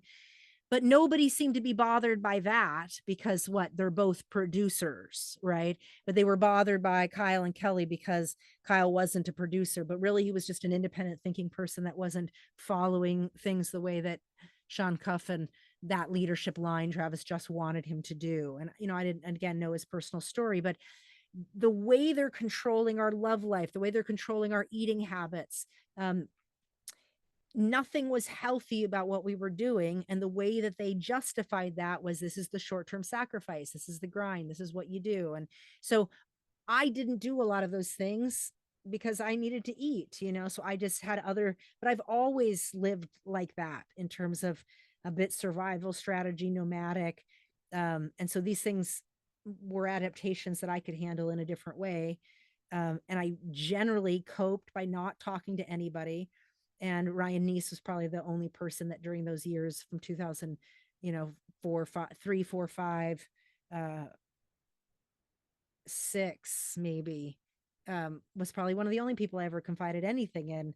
But not even that much more, because then he started dating one of my people, and just different things started to happen, and people get pregnant and quit the business. And so it's like all the things, right? And so there's no way you can have all these people committed to living this kind of lifestyle and not expect people to start marrying, right?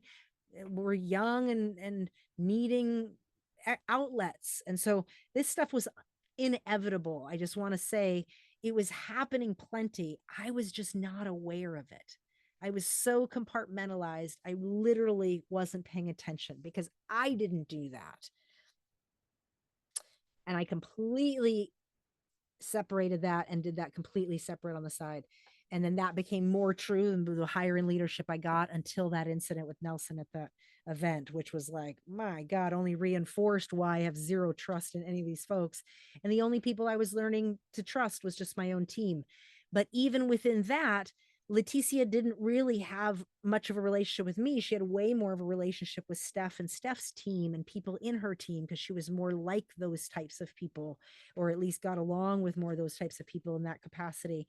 So it's not like I had a big relationship with her. The idea was that when you're duplicating, if she has people, I get to work with her people. So I was working with Jenna in the office, helping her grow, and she's working in Chicago with me.